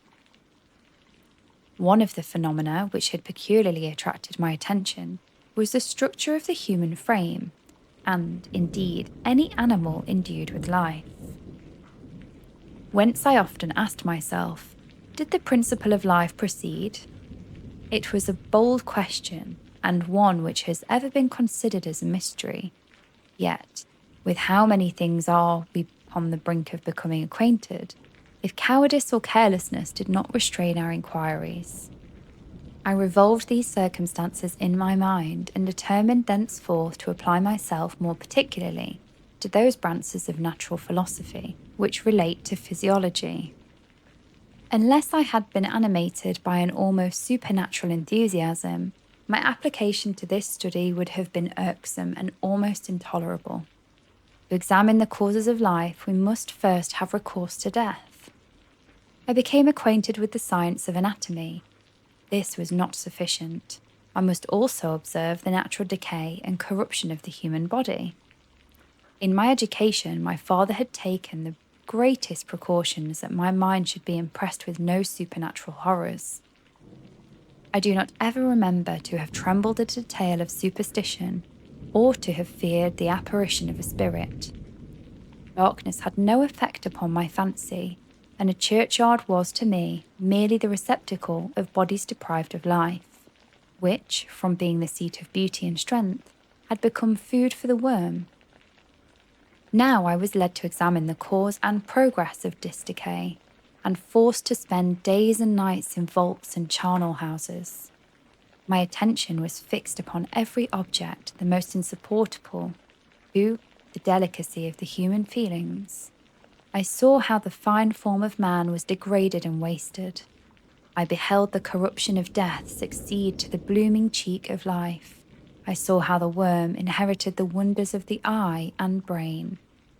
I paused, examining and analysing all the minutiae of causation, and, exemplified in the change from life to death and death to life, until, from the midst of this darkness, a sudden light broke upon me, a light so brilliant and wondrous, yet so simple, that while I became dizzy with the immensity of the prospect which it illustrated, I was surprised that among so many men of genius who had directed their inquiries towards the same science, that I alone should be reserved to discover so astonishing a secret. Remember, I am not recording the vision of a madman. The sun does not more certainly shine in the heavens than that which I now affirm is true. Some miracle might have produced it, yet the stages of the discovery were distinct and probable. After days and nights of incredible labour and fatigue, I succeeded in discovering the cause of generation and life. Nay more, I became myself capable of bestowing animation upon lifeless matter. The astonishment which I had first experienced on this discovery soon gave place to delight and rapture. After so much time spent in painful labour, to arrive at once at the summit of my desires was the most gratifying consummation of my toils. But this discovery was so great and overwhelming that all the steps by which I had progressively led to it were completely obliterated, and I beheld only the result. What had been the study and desire of the wisest men since the creation of the world was now within my grasp. Not like a magic scene, it all opened upon me at once. The information I had obtained was of nature rather than to direct my endeavours so soon as I should point them towards the object of my search, than to exhibit that object already accomplished. I was like the Arabian who had been buried with the dead and found a passage to life, aided only by one glimmering and seemingly ineffectual light. I see by your eagerness and the wonder and hope which your eyes express, my friend, that you expect to be informed of the secret with which I am acquainted. That cannot be. Listen patiently until the end of my story, and you will easily perceive why I am reserved upon that subject. I will not lead you on, unguarded and ardent as I then was, to your destruction and infallible misery. Learn from me, if not by my precepts, at least by my example, how dangerous is the acquirement of knowledge, and how much happier that man is who believes his native town to be the world, than he who aspires to become greater than his nature will allow. When I found so astonishing a power placed within my hands, I hesitated a long time concerning the manner in which I should employ it. Although I possessed the capacity of bestowing animation, yet to prepare a frame for the reception of it, with all its intricacies of fibres, muscles, and veins, still remained a work of inconceivable difficulty and labour. I doubted at first whether I should attempt the creation of being like myself, or one of simpler organisation, but my imagination was too much exalted by my first success to permit me to doubt of my ability to give life to an animal as complex and wonderful as man. The materials at present within my command hardly appeared adequate to so arduous an undertaking, but I doubted not that I should ultimately succeed. I prepared myself for a multitude of reverses. My operations might be incessantly baffled, and at last my work be imperfect. Yet when I considered the improvement which every day takes place in science and mechanics, I was encouraged to hope my present attempts would at least lay the foundations of future success. nor could I consider the magnitude and complexity of my plan as any argument of its impracticability. It was with these feelings that I began the creation of a human being. As the minuteness of the parts formed a great hindrance to my speed, I resolved, contrary to my first intention, to make the being of gigantic stature, that is to say, about 8 feet in height, and proportionately large. After having formed this determination and having spent some months in successfully collecting and arranging my materials, I began. No one can conceive the variety of feelings which bore me onwards like a hurricane in the first enthusiasm of success. Life and death appeared to me ideal bounds which I should first break through and pour a torrent of light into our dark world. A new species would bless me as its creator and source. Many happy and excellent natures would owe their being to me. No father could claim the gratitude of his child so completely as I should deserve theirs. Pursuing these reflections, I thought that if I could bestow animation upon lifeless matter, I might in process of time, although now I found it impossible, renew life where death had apparently devoted the body to corruption. These thoughts supported my spirits, while I perused my undertaking with unremitting ardour. My cheek had grown pale with study, and my person had become emaciated with confinement. Sometimes, on the very brink of certainty, I failed, yet I still clung to the hope which the next day or next hour might realise. One secret which I alone possessed was the hope to which I had dedicated myself, and the moon gazed on my midnight labours, while, with unrelaxed and breathless eagerness, I pursued nature to her hiding places. Who shall conceive the horrors of my secret toil as I dabbled among the unhallowed damps of the grave, or tortured the living animal to animate my lifeless clay? My limbs now tremble, and my eyes swim with the remembrance, but then a resistless and almost frantic impulse urged me forward. I seemed to have lost all soul or sensation for this one pursuit. It was indeed but a passing trance, that only made me feel with renewed acuteness so soon as the unnatural stimulus ceasing to operate. I had returned to my old habits. I collected bones from charnel houses and disturbed with profane fingers the tremendous secrets of the human frame. In a solitary chamber, or rather cell, at the top of the house, and separated from all other apartments by a gallery and staircase, I kept my workshop of filthy creation. My eyeballs were starting from their sockets and attending to the details of my employment. The dissecting room and the slaughterhouse furnished many of my materials. And often did my human nature turn with loathing from my occupation, whilst still urged on by eagerness which perpetually increased, I brought my work near to a conclusion. The summer months passed while I was thus engaged, heart and soul in one pursuit. It was a most beautiful season. Never did the fields bestow a more plentiful harvest, or the vines yield a more luxurious vintage. But my eyes were insensible to the charms of nature, and the same feelings which made me neglect the scenes around me caused me to forget those friends who were so many miles absent, and whom I had not seen for a long time. I knew my silence disquieted them, and I well remembered the words of my father. I know that while you are pleased with yourself, you will think of us with affection, and we shall hear regularly from you. You must pardon me if I regard any interruption in your correspondence as a proof that other duties are equally neglected. I knew well, therefore, what would be my father's feelings, but I could not tear my thoughts from my employment, loathsome in itself, but which had taken an irresistible hold of my imagination.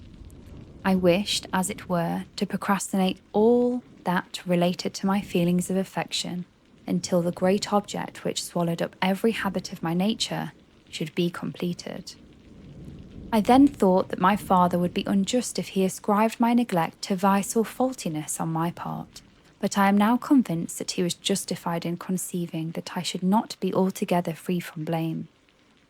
A human being in perfection, ought always to preserve a calm and peaceful mind, and never to allow passion or transitory desire to disturb his tranquillity. I do not think that the pursuit of knowledge is an exception to this rule. If the study to which you apply yourself has a tendency to weaken your affections and to destroy your taste for those simple pleasures in which no alloy can possibly mix, then that study is certainly unlawful. That is to say, not befitting to human mind. If this rule were always observed, if no man allowed any pursuit whatsoever to interfere with his tranquillity of his domestic affections, Greece had not been enslaved, Caesar would have spared his country, America would have been discovered more gradually, and the empires of Mexico and Peru had not been destroyed. But I am forgetting that I am moralizing the most interesting part of my tale, and your look reminds me to proceed. My father made no reproach in his letters, and only took notice of my silence by inquiring into my occupations more particularly than before. Winter, spring, and summer passed away during my labours, but I did not watch the blossom or the expanding leaves, sights which before always yield me supreme delight. So deeply was I engrossed in my occupation. The leaves of that year had withered before my work drew near to a close, and now every day showed me more plainly how well I had succeeded. But my enthusiasm was checked by my anxiety, and I appeared rather like the one doomed by slavery to toil in the mines or any other unwholesome trade than an artist occupied by his favourite employment. Every night I was oppressed by slow fever, and I became nervous to an almost painful degree. The fall of a leaf startled me, and I shunned my fellow creatures as if I had been guilty of a crime. Sometimes I grew alarmed at the wreck I had perceived that I had become. The energy of my purpose alone sustained me. My labours would soon end, and I believed that exercise and amusement would then drive away incipient disease. And I promised myself both of these when my creation should be complete. Frankenstein, or The Modern Prometheus, by Mary Wollstonecraft Godwin Shelley. Chapter 5. It was on a dreary night of November that I beheld the accomplishment of my toils. With an anxiety that almost amounted to agony, I collected the instruments of life around me, that I might infuse a spark of being into the lifeless thing that lay at my feet. It was already 1 a.m. The rain pattered dismally against the panes, and my candle was nearly burnt out, when, by the glimmer of the half-extinguished light, I saw the dull yellow eye of the creature open. It breathed hard, and a convulsive motion agitated its limbs. How can I describe my emotions at this catastrophe? Or how delineate the wretch whom with such infinite pains and care I had endeavoured to form? His limbs were in proportion, and I had selected his features as beautiful.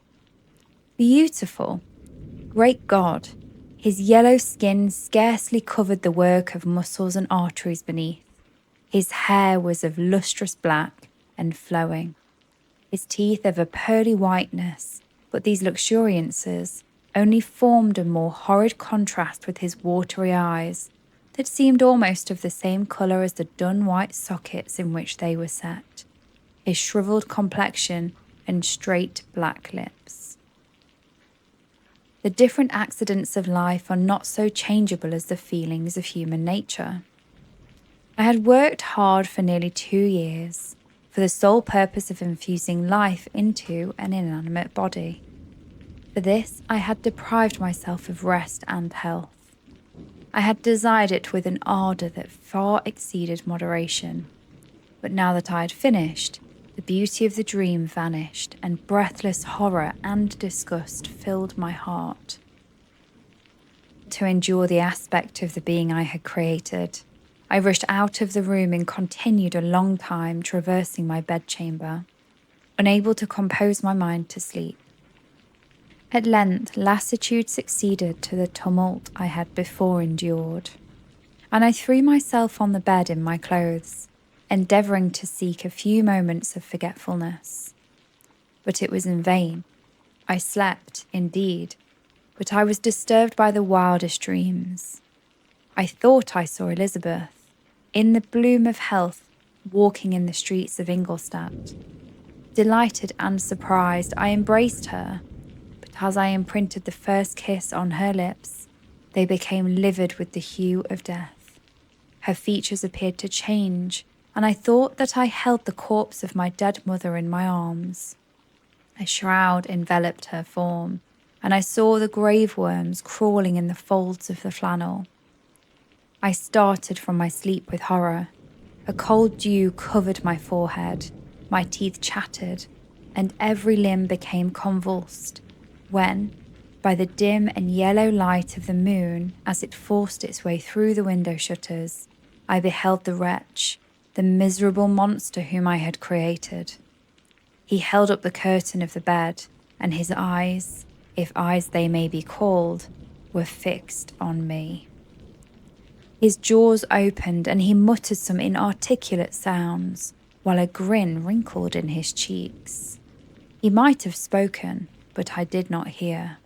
One hand was stretched out, seemingly to detain me, but I escaped and rushed downstairs.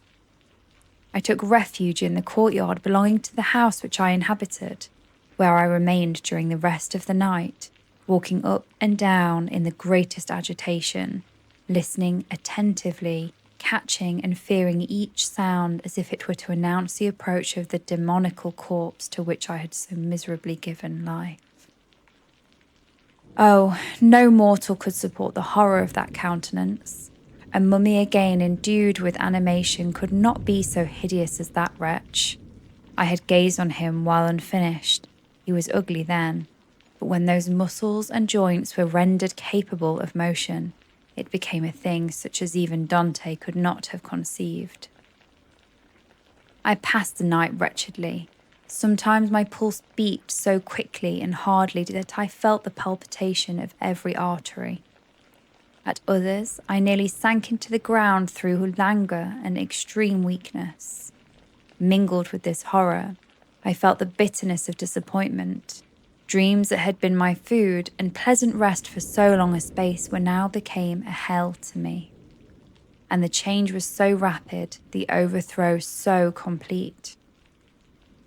Morning, dismal and wet, at length dawned and discovered to my sleepless and aching eyes the church of Ingolstadt, its white steeple and clock, which indicated the 6th hour.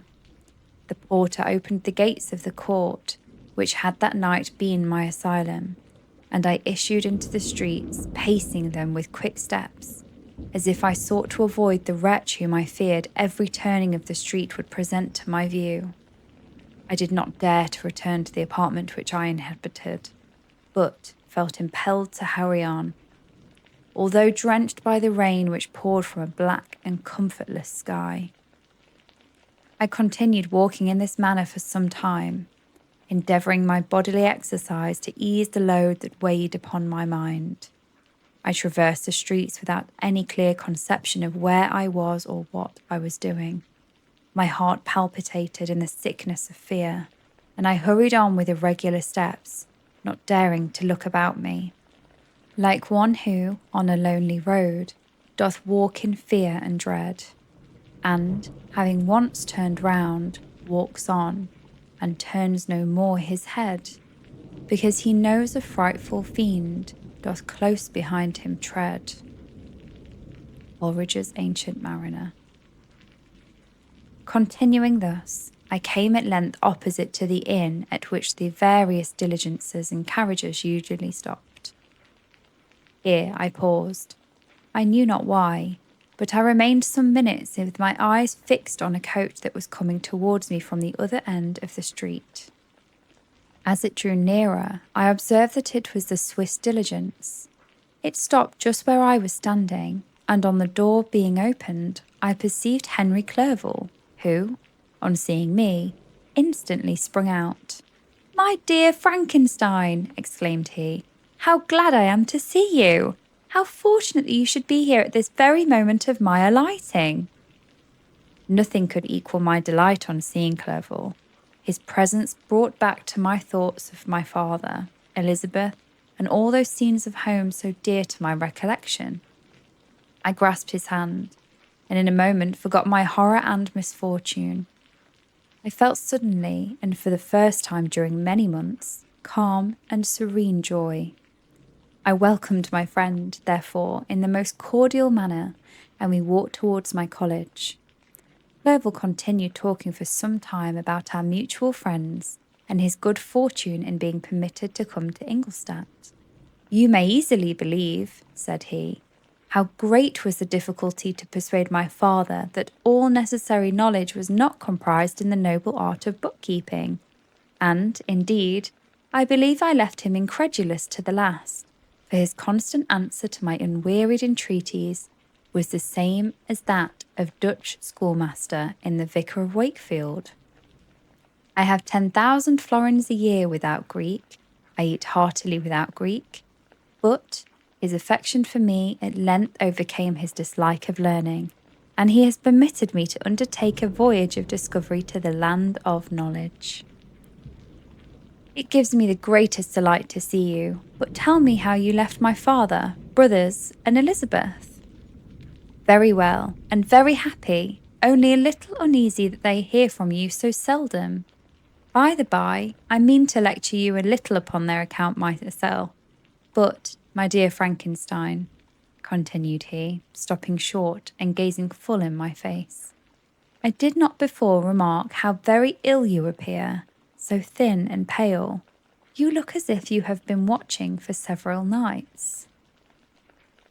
"You have guessed right. I have lately been so deeply engaged in one occupation that I have not allowed myself sufficient rest, as you see, but I sincerely hope, that all these employments are now at an end, and that I am at length free." I trembled excessively. I could not endure to think of, and far less allude to, the occurrences of the preceding night. I walked with a quick pace, and we soon arrived at my college. I then reflected, and the thought made me shiver, that the creature whom I had left in my apartment might still be there, alive and walking about. I dreaded to behold this monster, but I feared still more that Henry should see him. Entreating him, therefore, to remain a few minutes at the bottom of the stairs, I darted up towards my own room. My hand was already on the lock of the door before I recollected myself.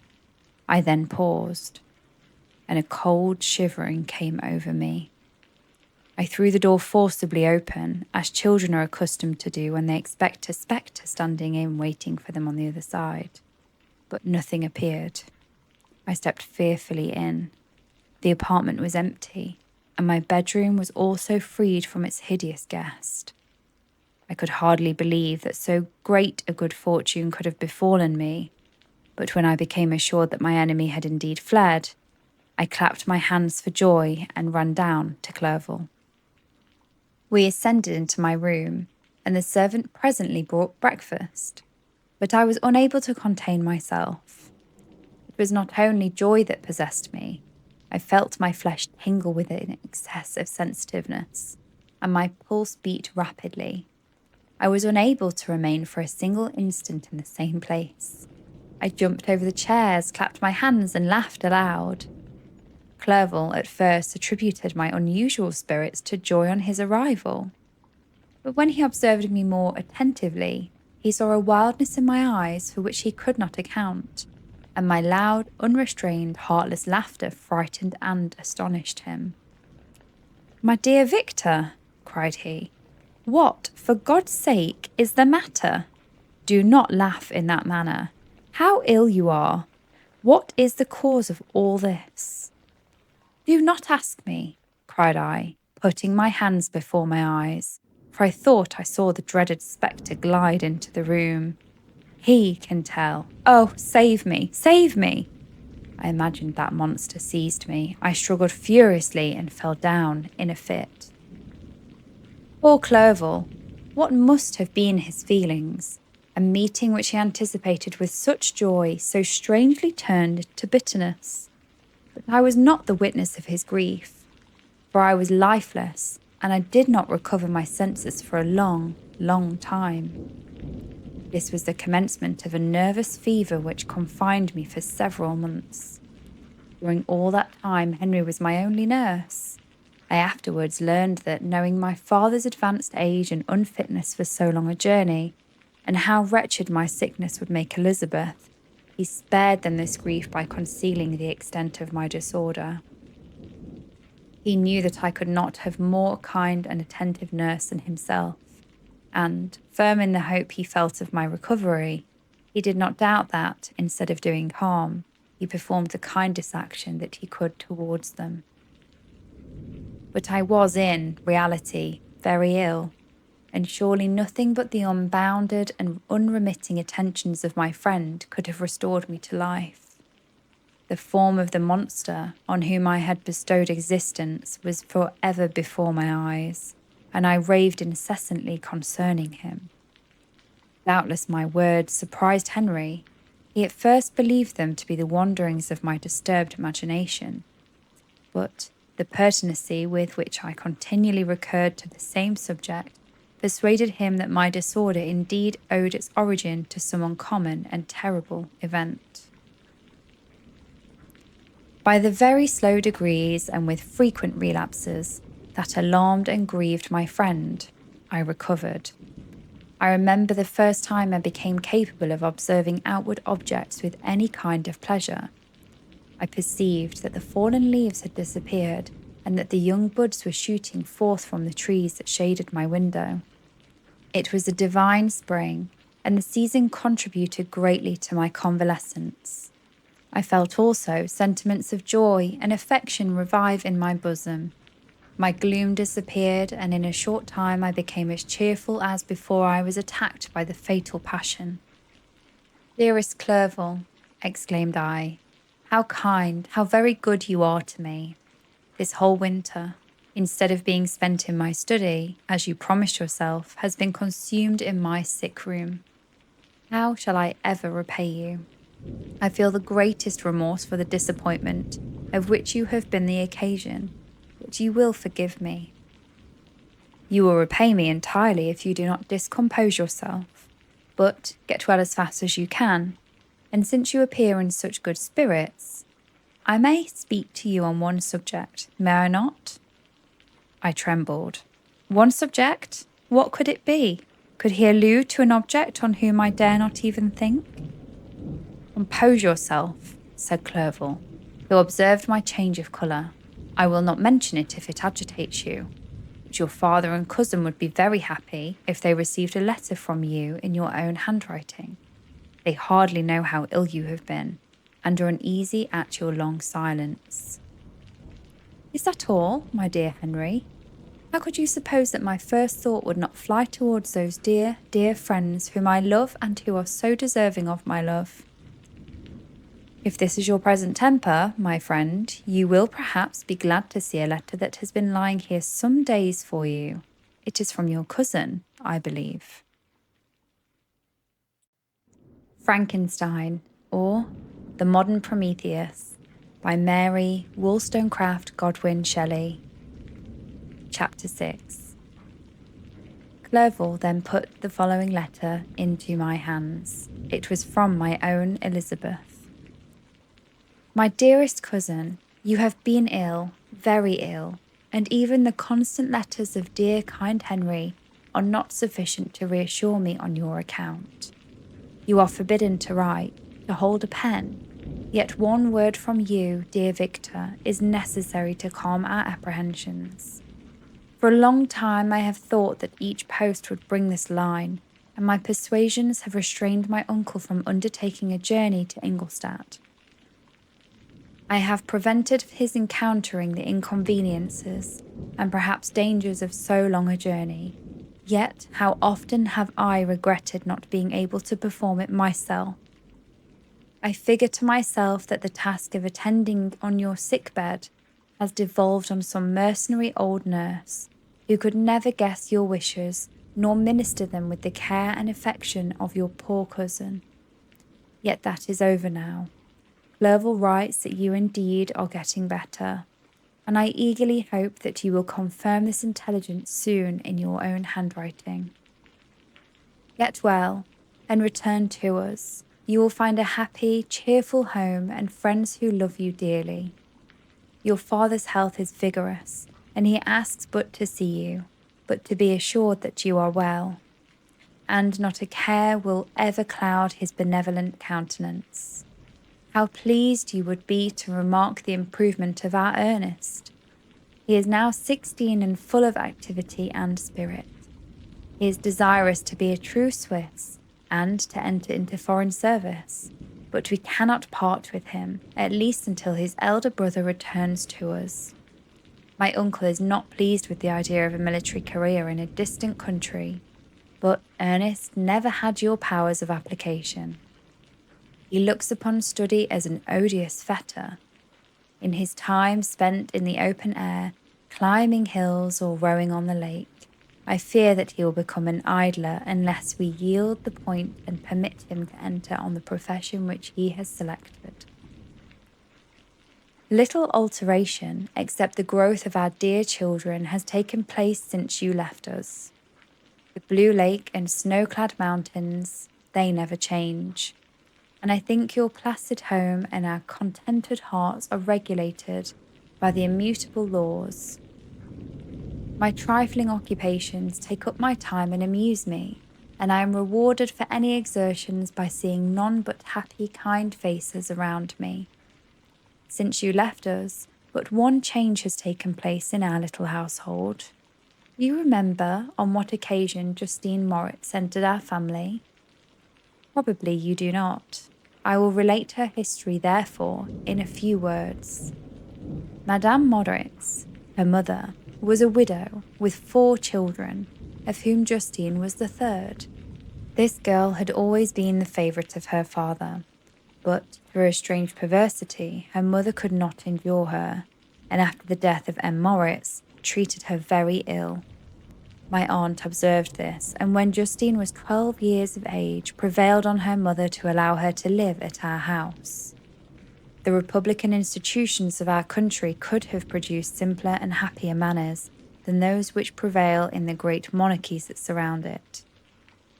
Hence, there is less distinction between the several classes of its inhabitants. Lower orders, being neither so poor nor so despised, their manners are more refined and moral. A servant in Geneva does not mean the same thing as a servant in France and England. Justine thus received in our family, learned the duties of a servant, a condition which, in our fortunate country, does not include the idea of ignorance and a sacrifice of the dignity of a human being. Justine, you may remember, was a great favourite of yours, and I recollect that you once remarked that if you were in ill humour, one glance from Justine could dissipate it, for the same reason that Ariosto gives concerning the beauty of Angelica. She looked so frank-hearted and happy. My aunt conceived a great attachment for her, by which she was induced to give her an education superior to that which she had first intended. This benefit was fully repaid. Justine was the most grateful little creature in the world. I do not mean that she made professions. I never heard one pass her lips, but you could see by her eyes that she almost adored her protectress. Although her disposition was gay and in many respects inconsiderate, yet she paid the greatest attention to every gesture of my aunt.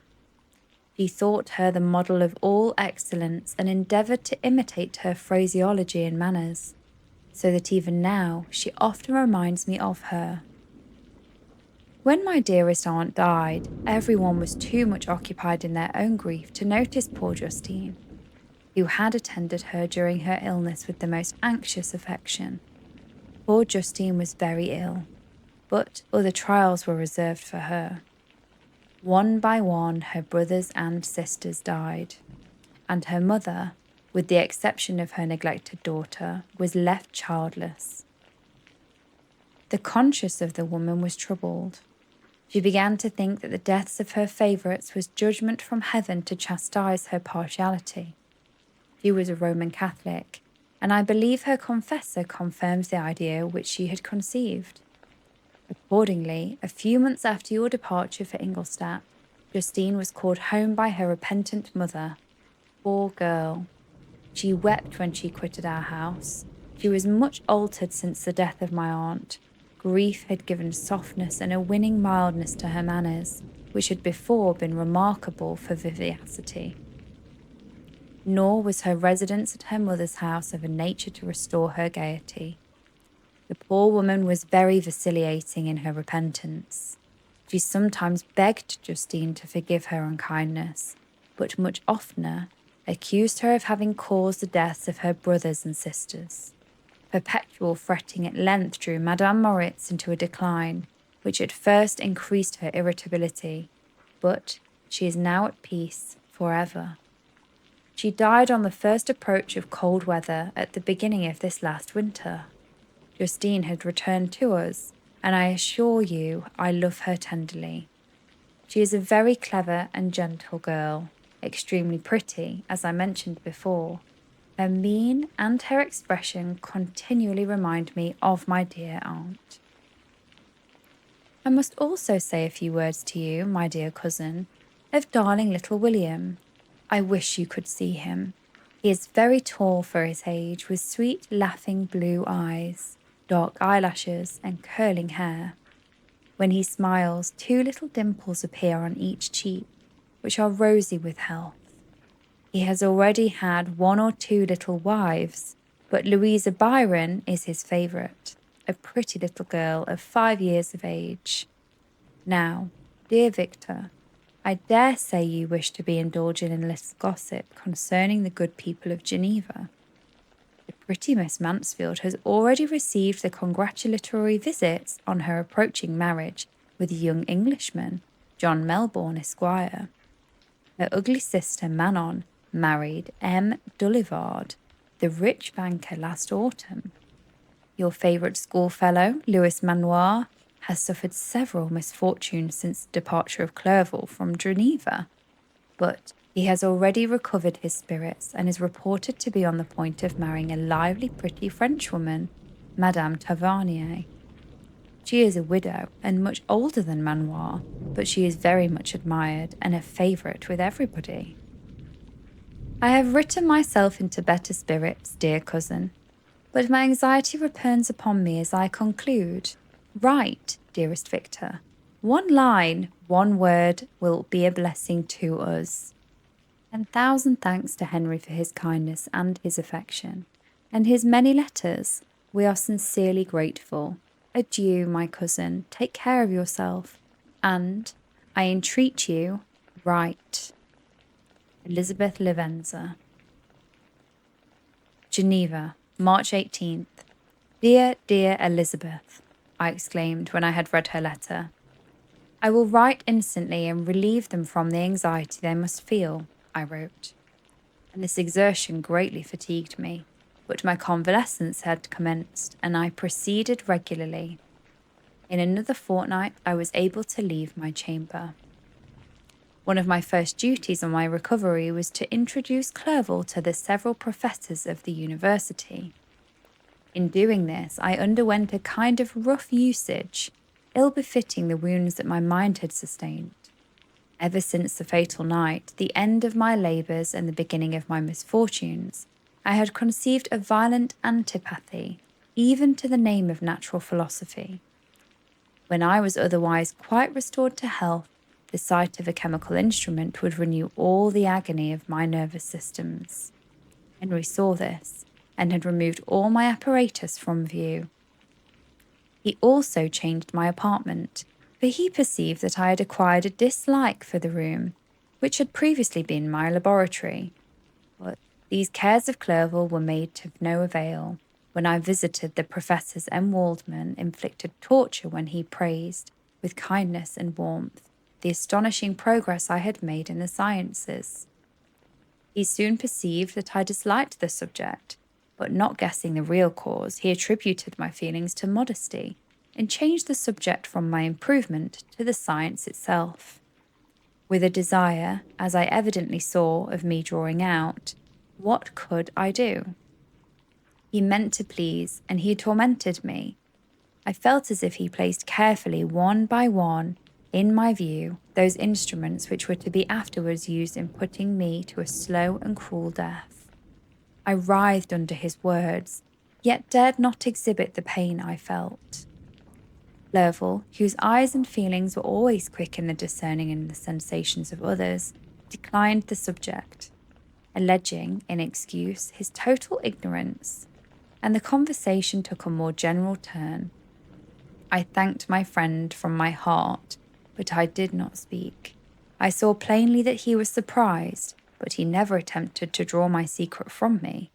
And although I loved him with a mixture of affection and reverence that knew no bounds, yet I could never persuade myself to confide in him that event which was so often present to my recollection, but which I feared the detail to another would only impress more deeply. M. Krempe was not equally docile, and, in my condition at the time, of almost insupportable sensitiveness, his harsh, blunt encomiums gave me even more pain than the benevolent approbation of M. Waldman. "Damn the fellow," cried he. "Why, M. Clerval, I assure you he has outstripped us all. Ay, stare if you please, but it is nevertheless true.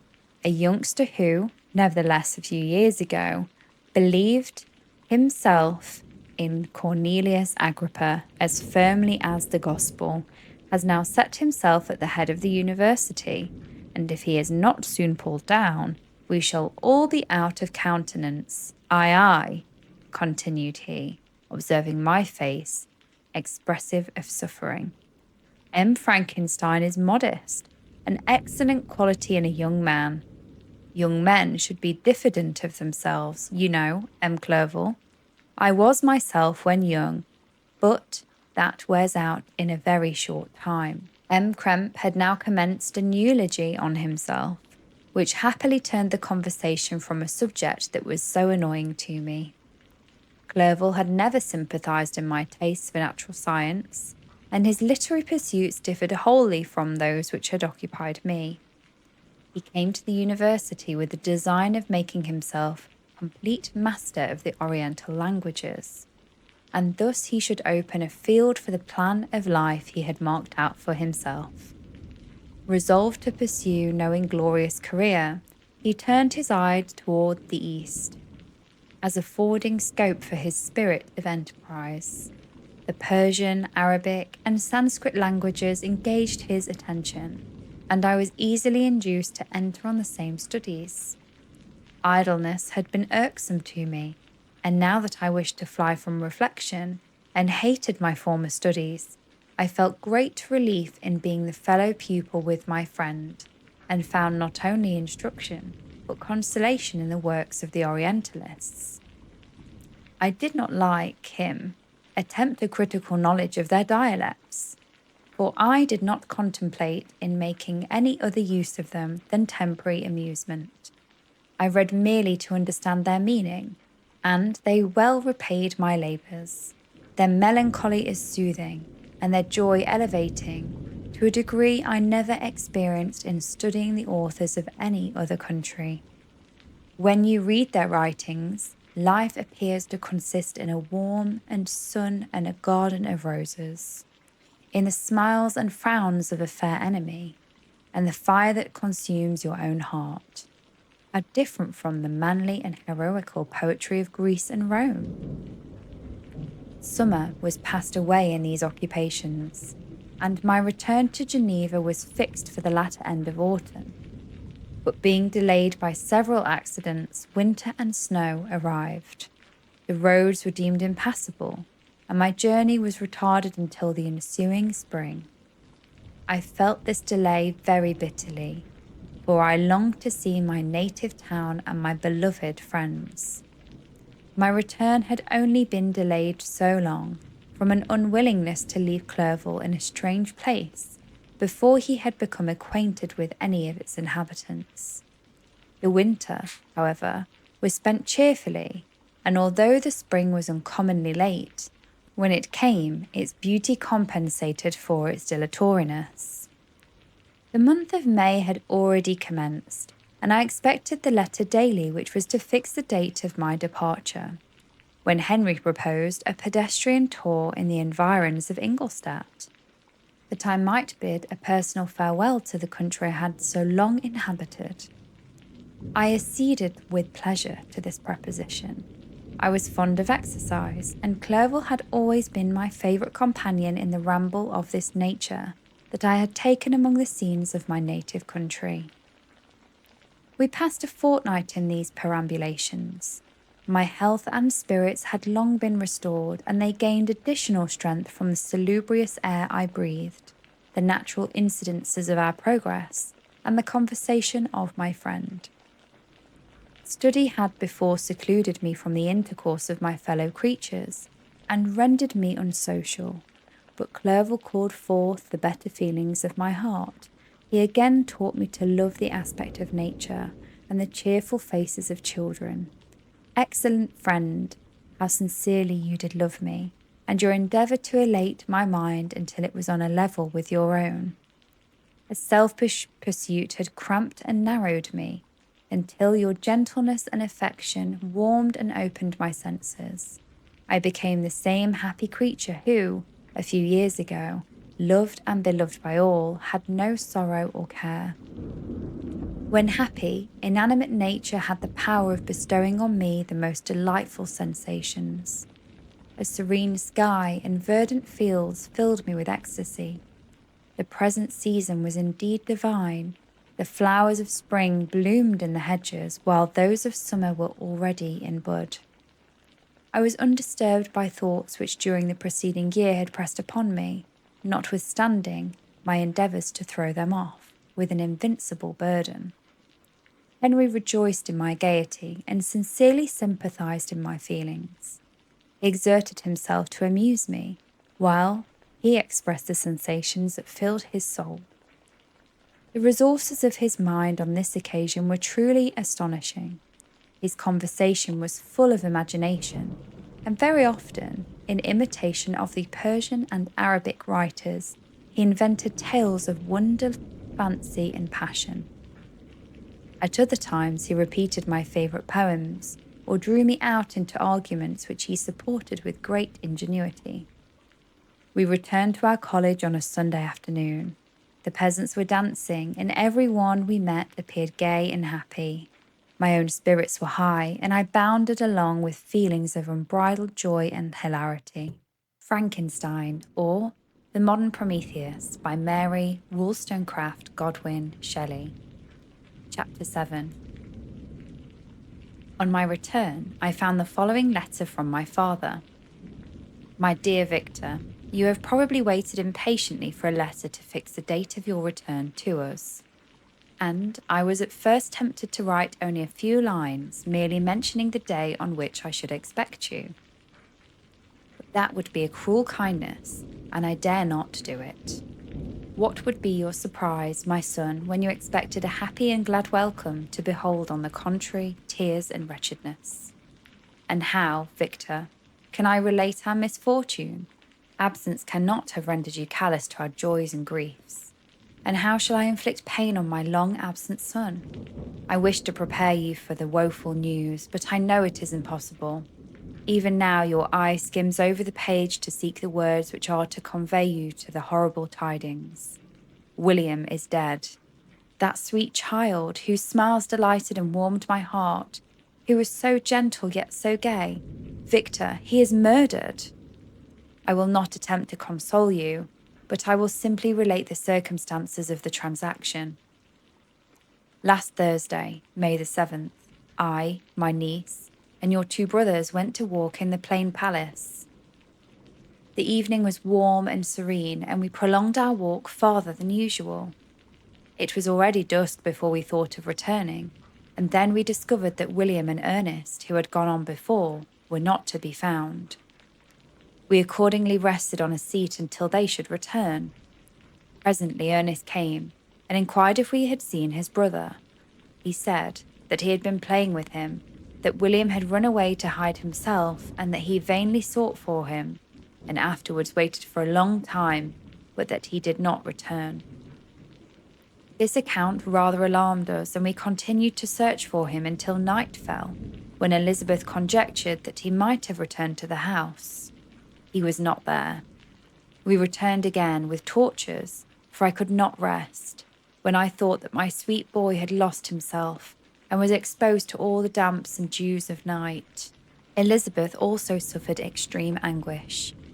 About 5 a.m, I discovered my lovely boy, whom the night before I had seen blooming and in active health, stretched on the grass, livid and motionless.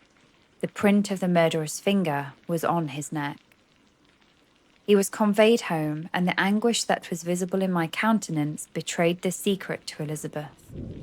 She was very earnest to see the corpse. At first I attempted to prevent her, but she persisted, and entering the room where it lay, hastily examined the neck of the victim, and clasping her hands, exclaimed, "Oh God, I have murdered my darling child!" She fainted and was restored with extreme difficulty. When she again lived, it was only to weep and sigh. She told me that the same evening William had teased her to let him wear a very valuable miniature that she possessed of your mother.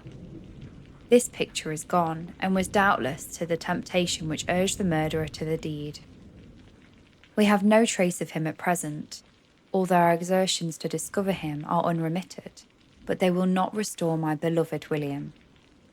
Come, dearest Victor, you alone can console Elizabeth. She weeps continually and accuses herself unjustly as the cause of his death. Her words pierce my heart. We are all unhappy, but will not that be an additional motive for you, my son, to return and be our comforter? Your dear mother, alas, Victor, now I say, thank God she did not live to witness the cruel, miserable death of her youngest darling. Come, Victor, not brooding thoughts of vengeance against the assassin, but with feelings of peace and gentleness that will heal, instead of festering, the wounds in our minds. Enter the house of mourning, my friend, but with kindness and affection for those who love you, and not with hatred for your enemies. Your affectionate and afflicted father, Alfonso Frankenstein. Geneva, May 12th. Clerval, who had watched my countenance as I read this letter, was surprised to observe the despair that succeeded the joy I at first expressed on receiving news from my friends. I threw the letter to the table and covered my face with my hands. "My dear Frankenstein," exclaimed Henry when he perceived me to weep with bitterness. "Are you always to be unhappy, my dear friend? What has happened?" I motioned him to take up the letter, while I walked up and down the room in the extremest agitation. Tears also gushed from the eyes of Clerval as he read the account of my misfortune. "I can offer you no consolation, my friend," said he. "Your disaster is irreparable. What do you intend to do?" "To go instantly to Geneva. Come with me, Henry, to order the horses." During our walk, Clerval endeavoured to say a few words of consolation. He could only express his heartfelt sympathy. "Poor William," said he, "dear lovely child, he now sleeps with his angel mother, who that had seen him in bright and joyous in his young beauty, but must weep over his untimely loss. To die so miserably, to feel the murderer's grasp, how much more a murder that can destroy radiant innocence. Poor little fellow, only one consolation have we. His friends mourn and weep, but he is at rest. The pang is over. His sufferings are at an end forever. A sod covers his gentle form, and he knows no pain. He can no longer be a subject for pity. We must reserve that for his miserable survivors."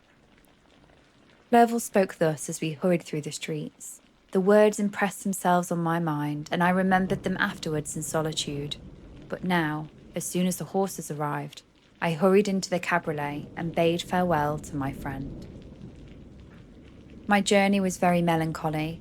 At first I wished to hurry on, for I longed to console and sympathize with my loved and sorrowing friends. But when I drew near my native town, I slackened my progress. I could hardly sustain the multitude of feelings that crowded into my mind. I passed through scenes familiar to my youth, but which had not seen for nearly 6 years. How altered everything might be during that time. One sudden and desolating change had taken place, but 1,000 little circumstances might have by degrees worked on other alterations, which, although they were done more tranquilly, might not be the less decisive. Fear overcame me. I dared no advance, dreading 1,000 nameless evils that made me tremble, although I was unable to define them. I remained 2 days at La Suane, in this painful state of mind. I contemplated the lake. The waters were placid. All around was calm, and the snowy mountains, the palaces of nature, were not changed. By degrees, the calm and heavenly scene restored me, and I continued my journey towards Geneva. The road ran by the side of the lake, which became narrower as I approached my native town. I discovered more distinctly the black sides of Jura and the bright summit of Mont Blanc. I wept like a child. Dear mountains, my own beautiful lake, how do you welcome your wanderer? Your summits are clear, the sky and lake are blue and placid. Is this to prognosticate peace, or to mock at my unhappiness? I fear, my friend, that I shall render myself tedious by dwelling on these preliminary circumstances, but they were days of comparative happiness, and I think of them with pleasure. My country, my beloved country, who but a native can tell the delight I took in again, beholding thy streams, thy mountains, and, more than all, thy lovely lake. Yet, as I drew nearer home, grief and fear again overcame me. Night also closed around, and when I could hardly see the dark mountains, I felt still more gloomily. The picture appeared vast and dim scene of evil, and I foresaw obscurely that I was destined to become the most wretched of human beings. Alas, I prophesied truly, and failed only in one single circumstance, that in all the misery I imagined and dreaded, I did not conceive the 100th part of the anguish I was destined to endure. It was completely dark when I arrived in the environs of Geneva, and the gates of the town were already shut, and I was obliged to pass the night at Secron, a village at the distant half of a league from a city. The sky was serene, and, as I was unable to rest, I resolved to visit the spot where my poor William had been murdered. As I could not pass through the town, I was obliged to cross the lake in a boat to arrive at Plain Palace. During this short voyage, I saw the lightning playing on the summit of Mont Blanc in the most beautiful figures. The storm appeared to approach rapidly, and, on landing, I ascended a low hill that I might observe its progress. It advanced. The heavens were clouded, and I soon felt the rain coming slowly in large drops, but its violence quickly increased. I quitted my seat and walked on, although the darkness and storm increased every minute, and the thunder burst with a terrific crash over my head. It echoed from Salvive, the Juras, and the Alps of Savoy. Vivid flashes of lightning dazzled my eyes, illuminating the lake, making it appear like a vast sheet of fire. Then, for an instant, everything seemed of a pitchy darkness, until the eye recovered itself from the preceding flash. The storm, as is often the case in Switzerland, appeared at once in various parts of the heavens. The most violent storm hung exactly north of the town, over the part of the lake which lies between the promontory of Belle-Rive and the village of Coppet. Another storm enlightened Jura with faint flashes, and another darkened and sometimes disclosed as the Mole, a peaked mountain to the east of the lake. While I watched the tempest, so beautiful yet terrific, I wandered on with a hasty step. This noble war in the sky elevated my spirits. I clasped my hands and exclaimed aloud, "William, dear angel, this is thy funeral, this is thy dirge." As I said these words, I perceived in the gloom a figure which stole from behind a clump of trees near me. I stood fixed, gazing intently. I could not be mistaken. A flash of lightning illuminated the object, and discovered its shape plainly to me.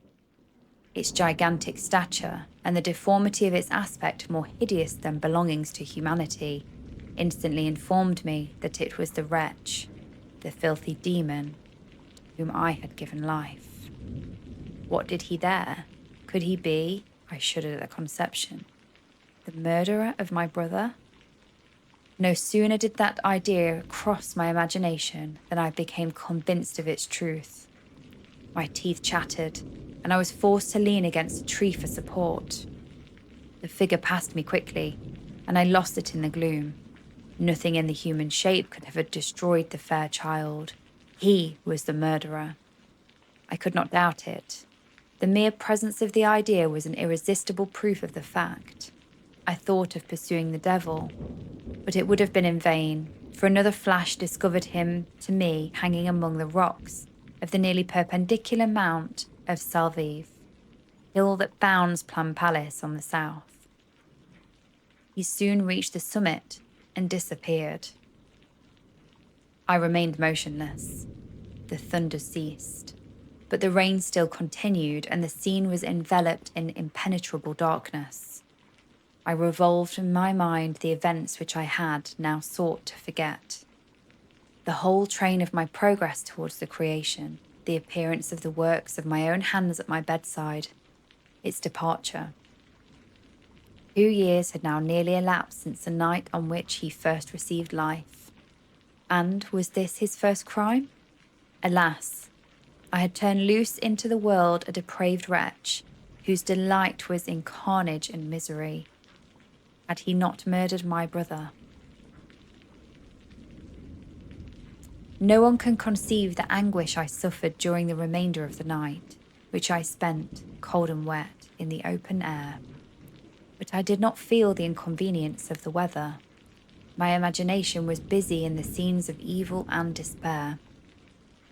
I considered the being whom I had cast among mankind, and endowed with the will and power to effect my purposes of horror, such as the deed which he had now done, nearly in the light of my own vampire, my own spirit let loose from the grave, and forced to destroy all that was dear to me.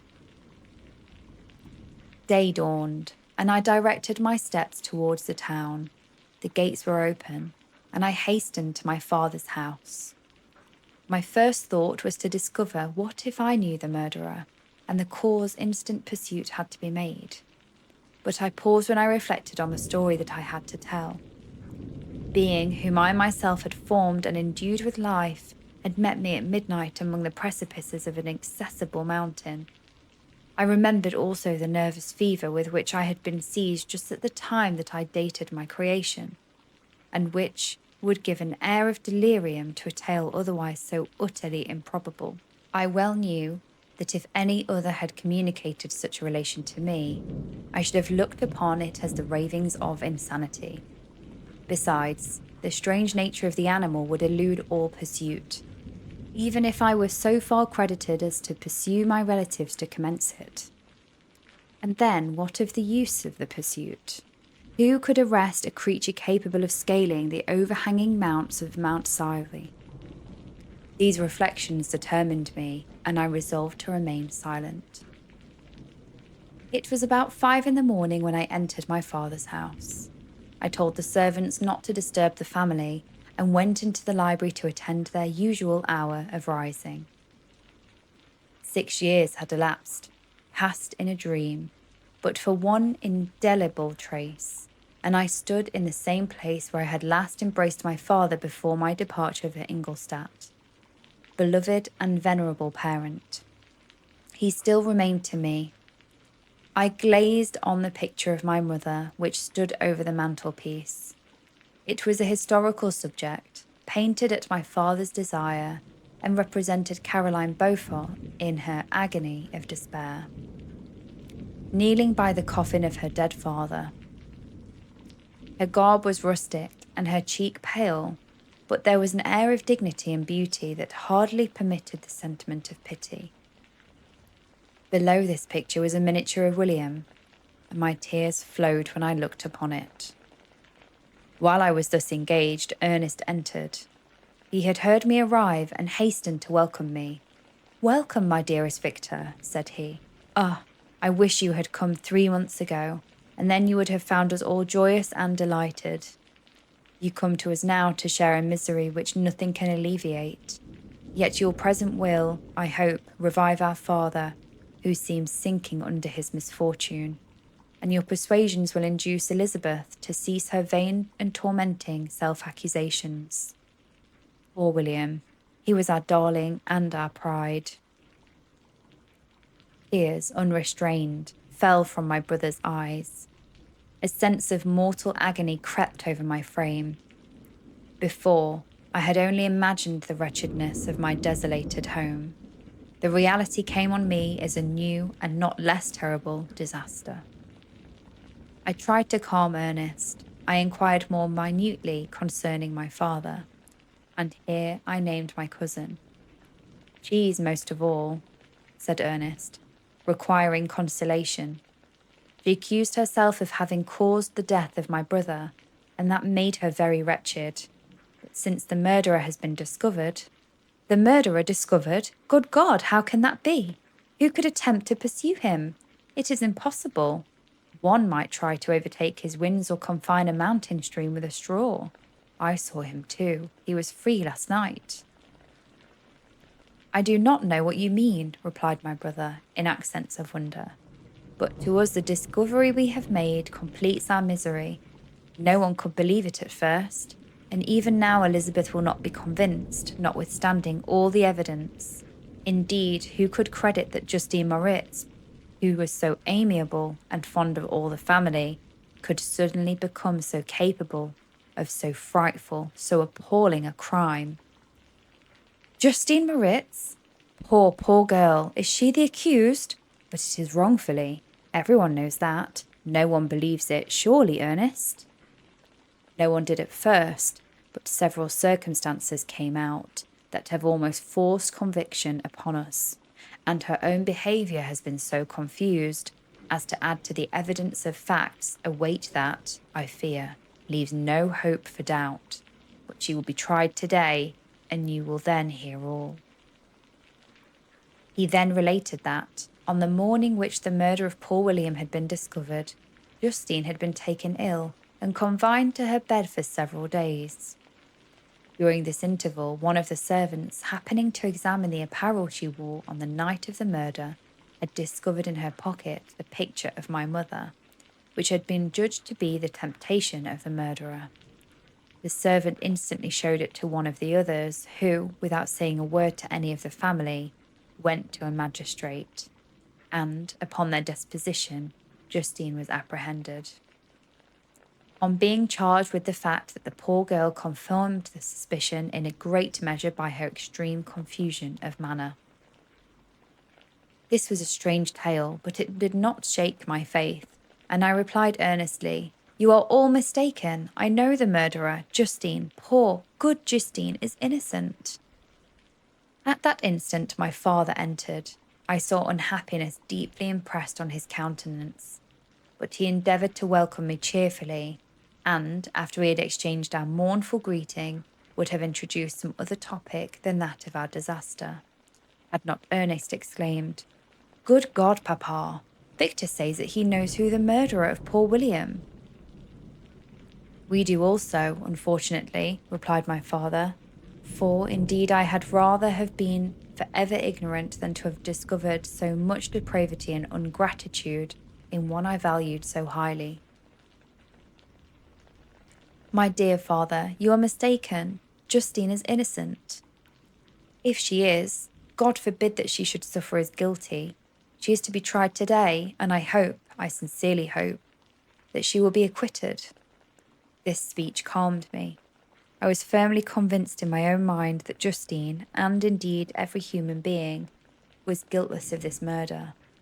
I had no fear, therefore, that any circumstantial evidence could be brought forward strong enough to convict her. My tale was not one to announce publicly. Its astounding horror would be looked upon as madness by the vulgar. Did anyone indeed exist except I, the Creator, who would believe? Unless his senses convinced him, in the existence of the living monument of presumption and rash ignorance which I had let loose upon the world.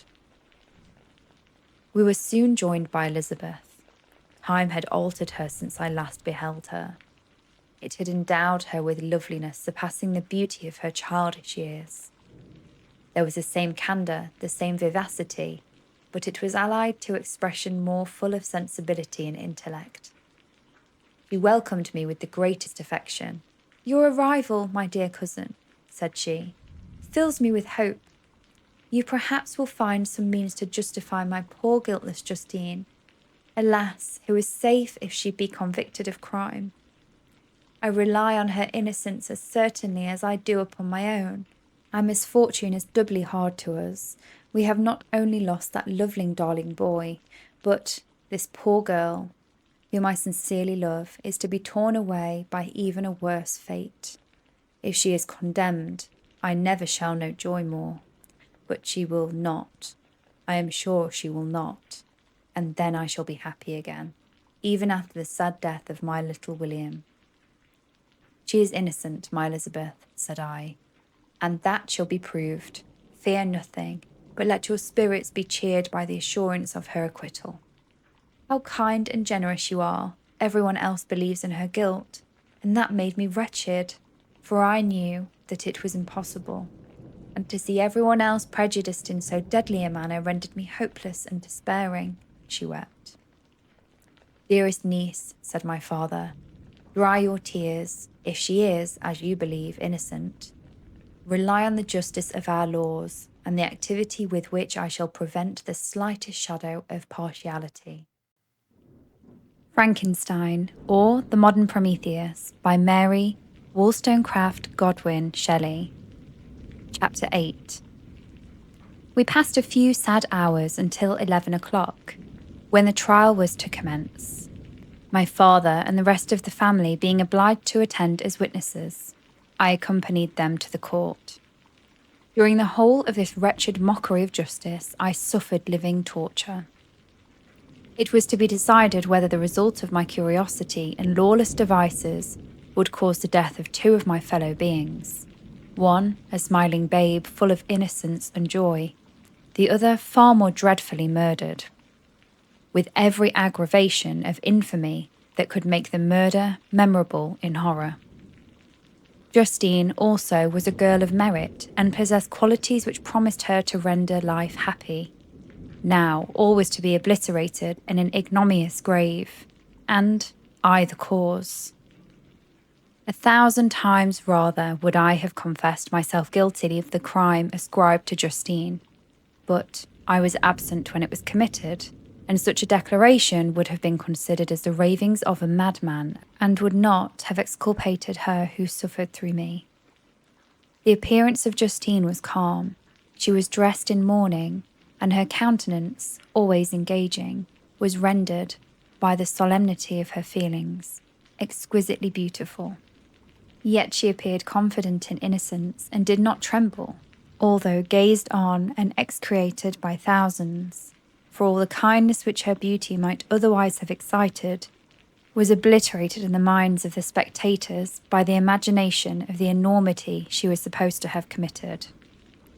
She was tranquil, yet her tranquillity was evidently constrained, and as her confusion had been before adduced as a proof of her guilt, she worked up her mind to an appearance of courage. When she entered the court, she threw her eyes round it and quickly discovered where we were seated. Fear seemed to dim her eye when she saw us, but she quickly recovered herself, and a look of sorrowful affection seemed to attest her utter guiltlessness. The trial began, and after the advocate against her had staged the charge, several witnesses were called. Several strange facts combined against her, which might have staggered anyone who had not such proof of her innocence as I had. She had been out the whole night on which the murder had been committed, and towards the morning had been perceived by a market woman not far from the spot where the body of the murdered child had been afterwards found. The woman asked her what she did there, but she looked very strangely and only returned a confused and unintelligible answer. She returned to the house about 8 o'clock, and when one inquired where she had passed the night, she replied that she had been looking for the child and demanded earnestly if anything had been heard concerning him. When shown the body, she fell into violent hysterics and kept her bed for several days. The picture was then produced which the servant had found in her pocket, and when Elizabeth, in a faltering voice, proved that it was the same which, an hour before the child had been missed, she had placed around his neck, a murmur of horror and indignation filled the court. Justine was called on for her defence. As the trial had proceeded, her countenance had altered. Surprise, horror, and misery were strongly expressed. Sometimes she struggled with her tears, but when she was desired to plead, she collected her powers and spoke in an audible, although variable voice.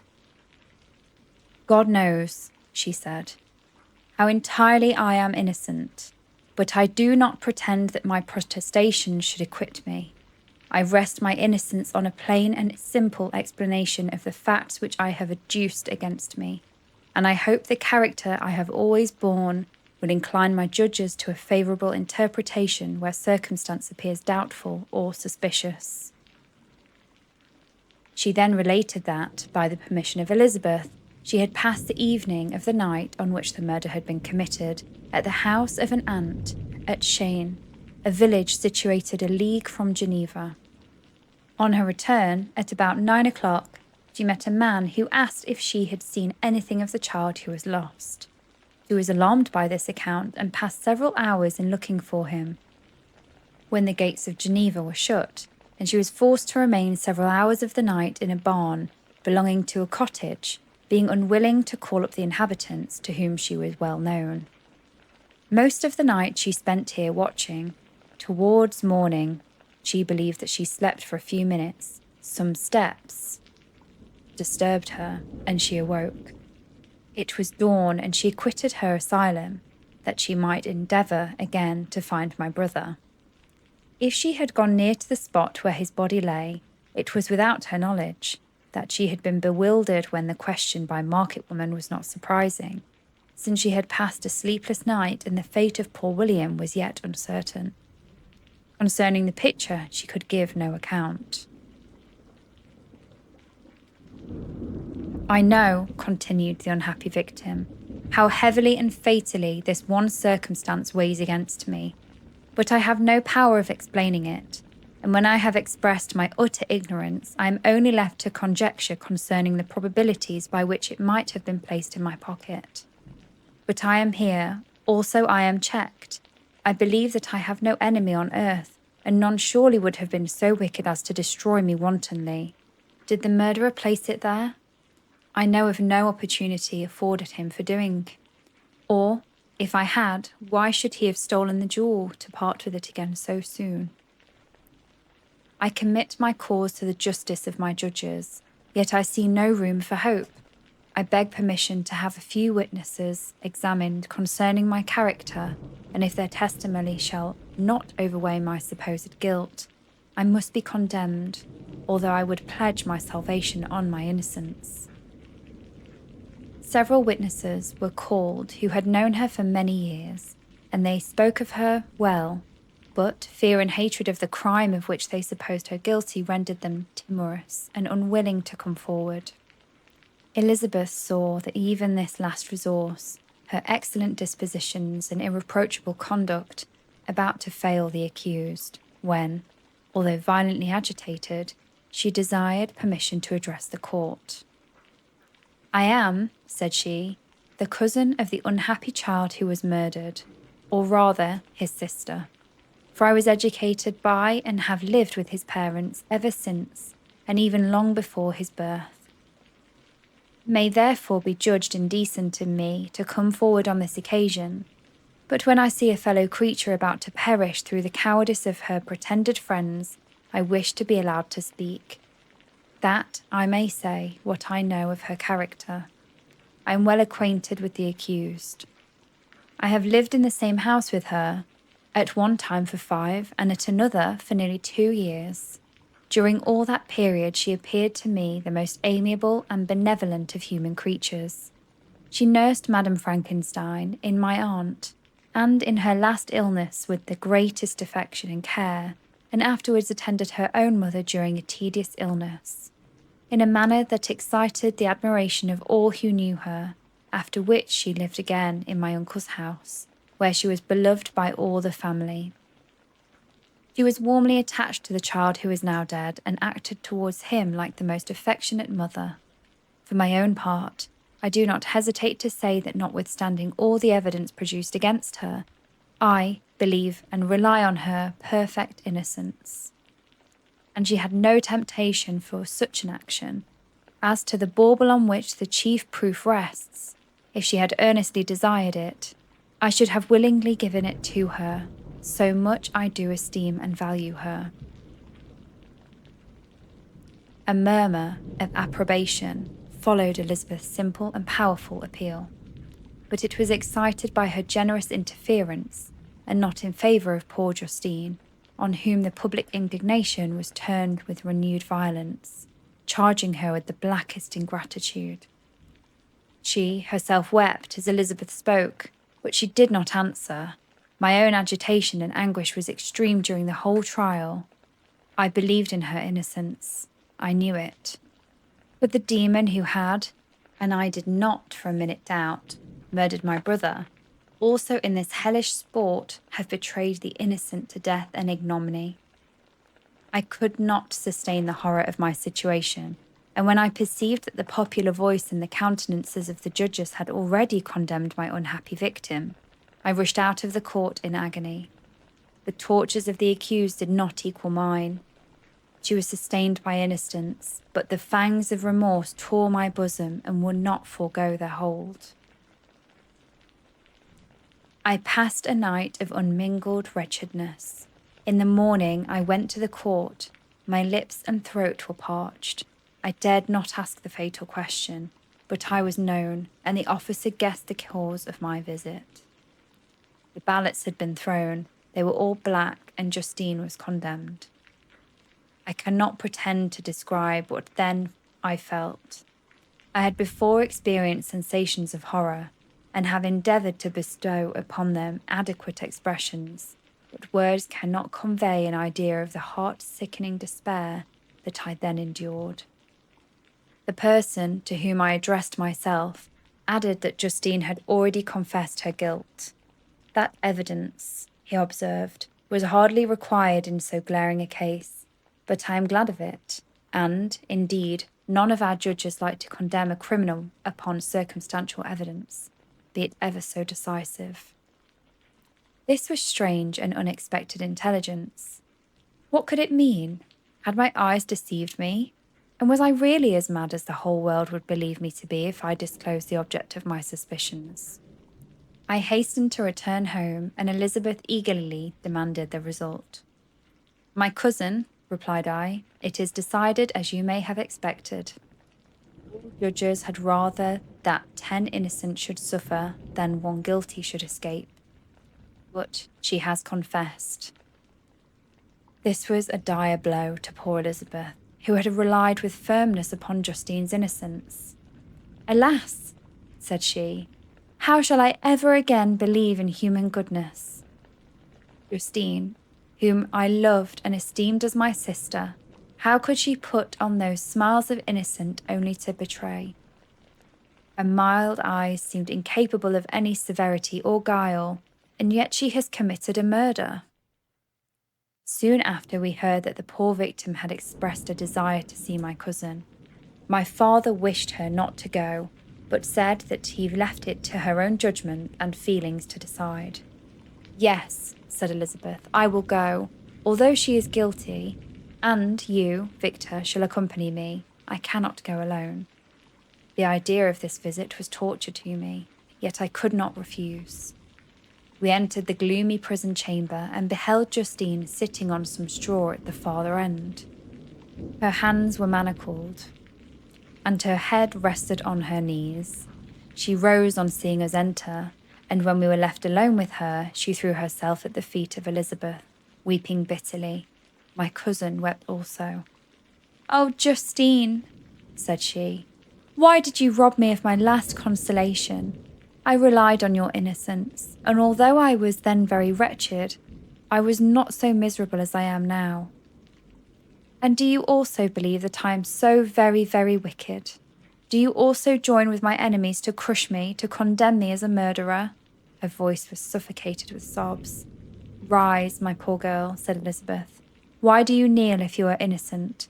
I am not one of your enemies. I believed you guiltless, notwithstanding every evidence, until I heard that you had yourself declared your guilt. That report, you say, is false, and be assured, dear Justine, that nothing can shake my confidence in you for a moment but your own confession." "I did confess, but I confessed a lie. I confessed that I might obtain absolution. But now that falsehood lies heavier at my heart than all my other sins. The God of heaven forgive me. Ever since I was condemned, my confessor has besieged me. He threatened and menaced until I almost began to think I was the monster that he said I was. He threatened excommunication and hellfire in my last moments if I continued to obdurate. Dear lady, I had none to support me. All looked on me as a wretch doomed to ignominy and perdition. What could I do? In an evil hour I subscribed to a lie, and now only I am truly miserable." She paused, weeping, and then continued. "I thought with horror, my sweet lady, that you should believe your Justine, whom your blessed aunt had so highly honoured, and whom you loved, was a creature was capable of a crime which none but the devil himself could have perpetrated. Dear William, dearest blessed child, I soon shall see you again in heaven, where we shall all be happy, and that consoles me, going as I am to suffer an ignominy and death. Oh, Justine, forgive me for having one moment distrusted you. Why did you confess? But do not mourn, dear girl, do not fear. I will proclaim, I will prove your innocence. I will melt the stony hearts of your enemies by tears and prayers. You shall not die. You, my playfellow, my companion, my sister, perish on the scaffold? No, no, I never could survive so horrible a misfortune." Justine shook her head mournfully. "I do not fear to die," she said. "That pang is past. God rises in my weakness and gives me courage to endure the worst. I leave a sad and bitter world. And if you remember me and think of me as one of unjustly condemned, I am resigned to the fate awaiting me. Learn from me, dear lady, to submit in patience to the will of heaven." During this conversation, I had retired to a corner of the prison room, where I could conceal the horrid anguish that possessed me, despair. Who dared talk of that? The poor victim, who on the morrow was to pass the awful boundary between life and death, felt not as I did, such deep and bitter agony. I gnashed my teeth and ground them together, uttering a groan that came from my inmost soul. Justine started. When she saw who it was, she approached me and said, "Dear sir, you are very kind to visit me. You, I hope, do not believe that I am guilty." I could not answer. "No, Justine," said Elizabeth. "He is more convinced of your innocence than I was, for even when he heard that you had confessed, he did not credit it. I truly thank him in these last moments. I feel the sincerest gratitude towards those who think of me with kindness.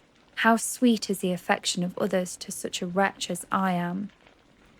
It removes more than half my misfortune, and I feel as if I could die in peace now that my innocence is acknowledged by you, dear lady, and your cousin." Thus the poor sufferer tried to comfort others and herself. She indeed gained the resignation she desired, but I, the true murderer, felt the never-dying worm alive in my bosom, and which allowed of no hope or consolation.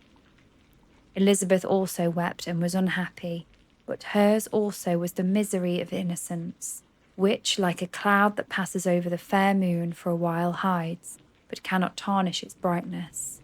Anguish and despair had penetrated into the core of my heart. I bore a hell within me which nothing could extinguish. We stayed several hours with Justine, and it was with great difficulty that Elizabeth could tear herself away. "I wish," cried she, "that I were to die with you. I cannot live in this world of misery."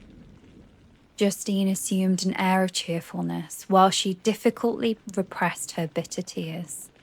She embraced Elizabeth and said in a voice of her half-suppressed emotion, "Farewell, sweet lady, dearest Elizabeth, my beloved and only friend.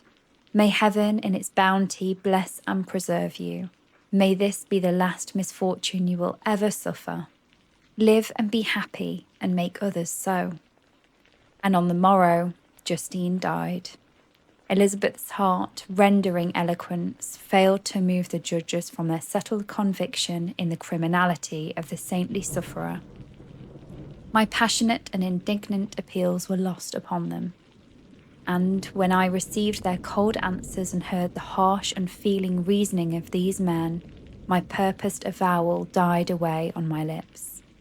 Thus I might proclaim myself as a madman, but not revoke the sentence passed upon my wretched victim. She perished on the scaffold as a murderess. From the tortures of my own heart, I turned to contemplate the deep and voiceless grief of my Elizabeth. This also was my doing, and my father's woe, and the desolation of that late smiling home was all the work of my thrice accursed hands. Ye weep, unhappy ones, but these are not your last tears. Again shall you raise the funeral wail, and the sound of your lamentation shall again and again be heard. Frankenstein, your son, your kinsman, your early, much-loved friend, he who would spend each vital drop of blood for your sakes, who has no thought nor sense of joy except as it is mirrored also in your dear countenances, who would fill the air with blessings and spend his life in serving you. He bids you weep, to shed countless tears, happy beyond his hopes, if thus an explorable fate be satisfied, and if the destruction paused before the peace of the grave have succeeded your sad torments. Thus spoke my prophetic soul, as, torn by remorse, horror, and despair, I beheld those I loved spend vain sorrow upon the graves of William and Justine, the first hapless victims to my unhallowed arts. Frankenstein, or The Modern Prometheus, by Mary Wollstonecraft Godwin Shelley. Chapter 9. Nothing is more painful to the human mind than, after the feelings have been worked up by a quick succession of events, the dead calmness of inaction and certainty which follows and deprives the soul both of hope and fear. Justine died, she rested, and I was alive. The blood flowed freely in my veins, but a weight of despair and remorse pressed on my heart which nothing could remove. Sleep fled from my eyes. I wandered like an evil spirit, for I had committed deeds of mischief beyond description horrible. And more, much more, I persuaded myself, was yet behind. Yet my heart overflowed with kindness and the love of virtue. I had begun life with benevolent intentions, and thirsted for the moment when I should put them in practice and make myself useful to my fellow beings. Now all was blasted. Instead of that serenity of conscience which allowed me to look back upon the past with self-satisfaction, and from thence to gather promise of new hopes, I was seized by remorse and the sense of guilt which hurried me away to a hell of intense tortures such as no language can describe. The state of mind preyed upon my health, which had perhaps never entirely recovered from the first shock it had sustained. I shunned the face of man, and all sound of joy or complacency was torture to me. Solitude was my only consolation, deep, dark, death-like solitude. My father observed with pain the alteration perceptible in my disposition and habits, and endeavoured by arguments deduced from the feelings of his serene conscience and guiltless life to inspire me with fortitude and awaken in me the courage to dispel the dark cloud which brooded over me. "Do you think, Victor," said he, "that I do not suffer also? No one could love a child more than I loved your brother." Tears came into his eyes as he spoke. But it is not a duty to the survivors that we should refrain from augmenting their unhappiness by an appearance of immoderate grief. It is also a duty owed to yourself, for excessive sorrow prevents improvement or enjoyment, or even the discharge of daily usefulness, without which no man is fit for society. This advice, although good, was totally inapplicable to my case. I should have been the first to hide my grief and console my friends if remorse had not mingled in its bitterness, and terror, its alarm, with my other sensations. Now I could only answer my father with a look of despair and endeavour to hide myself from his view.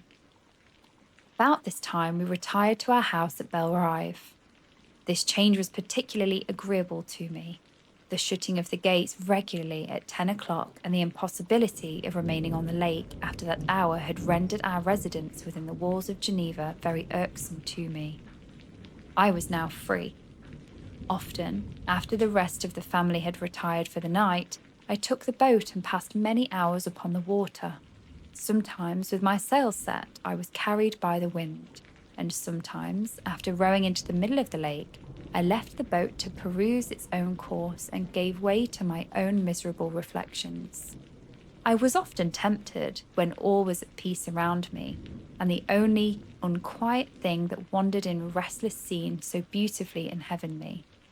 If I except some bat or some frogs, whose harsh and uninterrupted croaking was heard only when I approached the shore, often, I say, I was tempted to plunge into the silent lake, that waters might close over me and my calamities forever. But I was restrained when I thought of the heroic and suffering Elizabeth, whom I tenderly loved and whose existence was bound up in mine. I thought also of my father and surviving brother. Should I, by the base of desertion, leave them exposed and unprotected to the malice of the fiend whom I had let loose among them? At these moments I wept bitterly and wished that peace would revisit my mind, only that I might afford them consolation and happiness. But that could not be. Remorse extinguished every hope. I had been the author of unalterable evils, and I lived in daily fear lest the monster whom I had created should perpetrate some new wickedness. I had an obscure feeling that all was not over, and that he would still commit some single crime, which, by its enormity, should almost efface the recollection of the past. There was always scope for fear, so long as anything I loved remained behind. My abhorrence of this fiend cannot be conceived. When I thought of him, I gnashed my teeth, my eyes became inflamed, and I ardently wished to extinguish that life which I had so thoughtlessly bestowed. When I reflected on his crimes and malice, my hatred and revenge burst all bounds of moderation. I would have made a pilgrimage to the highest peak of the Andes could I, when there, have precipitated him to their base. I wished to see him again, that I might wreak the utmost extent of abhorrence on his head and avenge the deaths of William and Justine. Our house was the house of mourning. My father's health was deeply shaken by the horror of the recent events. Elizabeth was sad and desponding. She no longer took delight in her ordinary occupations. All pleasure seemed to sacrilege towards the dead. Eternal woe and tears she then thought was just the tribute she should pay to innocence so blasted and destroyed. She was no longer happy that the creature who in early youth wandered with me on the banks of the lake and talked with ecstasy of our future prospects. The first of these sorrows which are sent to wean us from the earth had visited her, and its dimming influence quenched her dearest smiles. "When I reflect, my dear cousin," said she, "on the miserable death of Justine Moritz, I no longer see the world and its works as they before appeared to me. Before, I looked upon the accounts of vice and injustice that I read in our books or heard from others' tales of ancient days or imaginary evils. At least they were remote and more familiar to reason than to the imagination. But now misery has come, and men appear to me as monsters thirsting for each other's blood. Yet I am certainly unjust. Everybody believed that poor girl to be guilty, and if she could have just committed a crime for which she suffered, assuredly she would have been the most depraved of human creatures.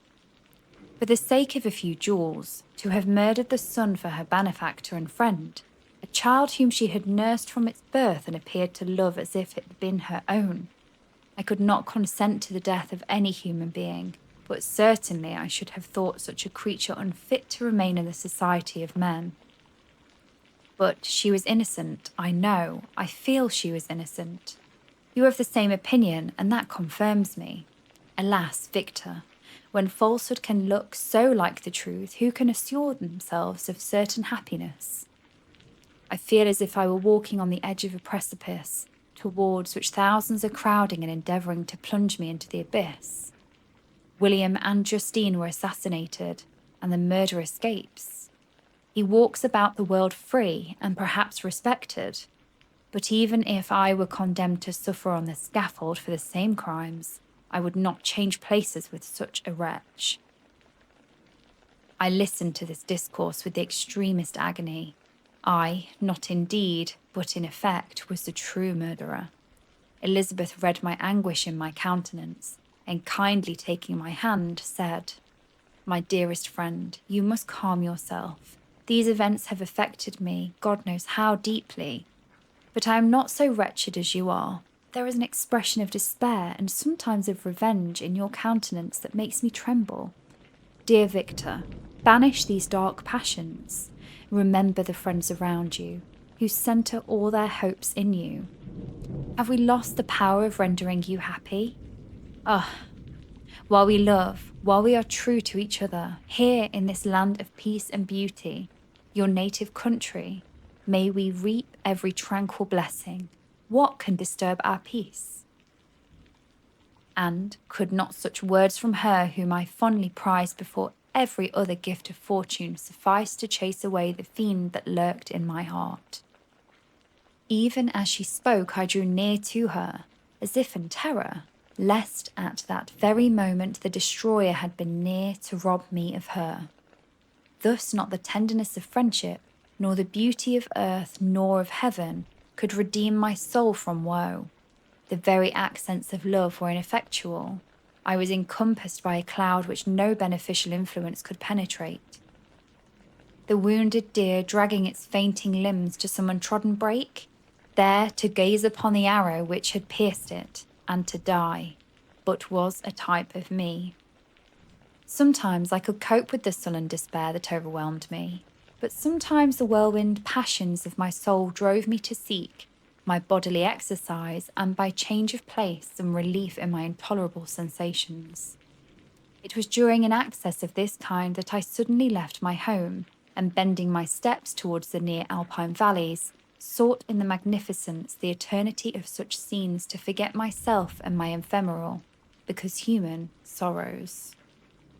My wanderings were directed towards the valley of Chamonix, and I had visited it frequently during my boyhood.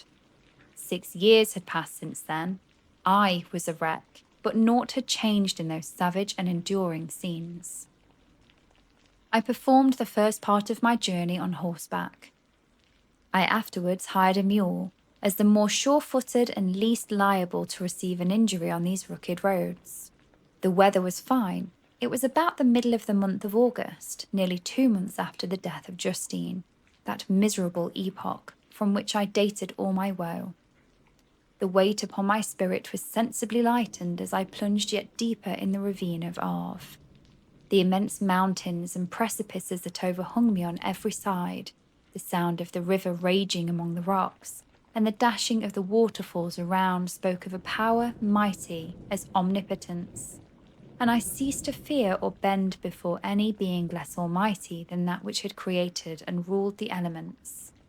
Here I displayed in their most terrific guise. Still, as I ascended higher, the valley assumed a more magnificent and astonishing character. Ruined castles hanging on the precipices of piny mountains, the impetuous Arve, and cottages every here and there peeping forth from among the trees, formed a scene of singular beauty.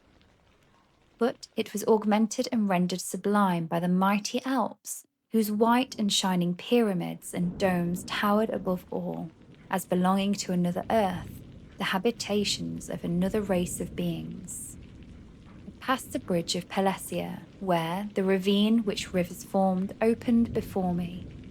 and began to ascend the mountain that overhangs it. Soon after, I entered the valley of Chamonix. This valley is a more wonderful and sublime, but not so beautiful and picturesque as that of Cerveau, though which I had just passed. The high and snowy mountains were its immediate boundaries, but I saw no more ruined castles and fertile fields. Immense glaciers approached the road. I heard the rumbling thunder of the falling avalanche and marked the smoke of its passage. Mount Blanc, the supreme and magnificent Mount Blanc, raised itself from the surrounding Argyles, and its tremendous dome overlooked the valley. A tingling, long-lost sense of pleasure often came across me during this journey. Some turn in the road, some new object suddenly perceived and recognized, reminded me of days gone by, and were associated with the light-hearted gaiety of boyhood. The winds whispered in soothing accents, and maternal nature bade me weep no more. Then again, the kindly influence ceased to act. I found myself fettered again to grief and indulging in all the misery of reflection. Then I spurred on my animal, striving so to forget the world, my fears, and more than all, myself. Or, in a more desperate fashion, I alighted and threw myself on the grass, weighed down by horror and despair. At length I arrived at the village of Chamonix. Exhaustion succeeded to the extreme fatigue both of body and of mind which I had endured. For a short space of time I remained at the window watching the pallid lightnings that played above Mount Blanc, and listening to the rushing of the Arve, which pursued its noisy way beneath.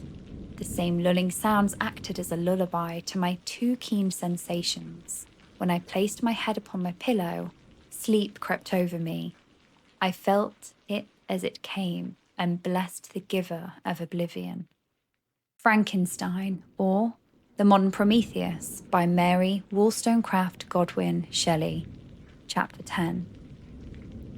I spent the following day roaming through the valley. I stood beside the sources of the Arvarian, which take their rise in a glacier. That, with slow pace, is advancing down from the summit of the hills to barricade the valley. The abrupt sides of the vast mountains were before me. The icy wall of the glacier overhung me. A few shattered pines were scattered around, and the solemn silence of this glorious presence chamber of imperial nature was broken only by the brawling waves or the fall of some vast fragment. The thunder sound of the avalanche or the cracking reverberated along the mountains of the accumulated ice, which, through the silent working of immutable laws, was ever and anon rent and torn, as if it had been but a plaything in their hands. These sublime and magnificent scenes afforded me the greatest consolation that I was capable of receiving.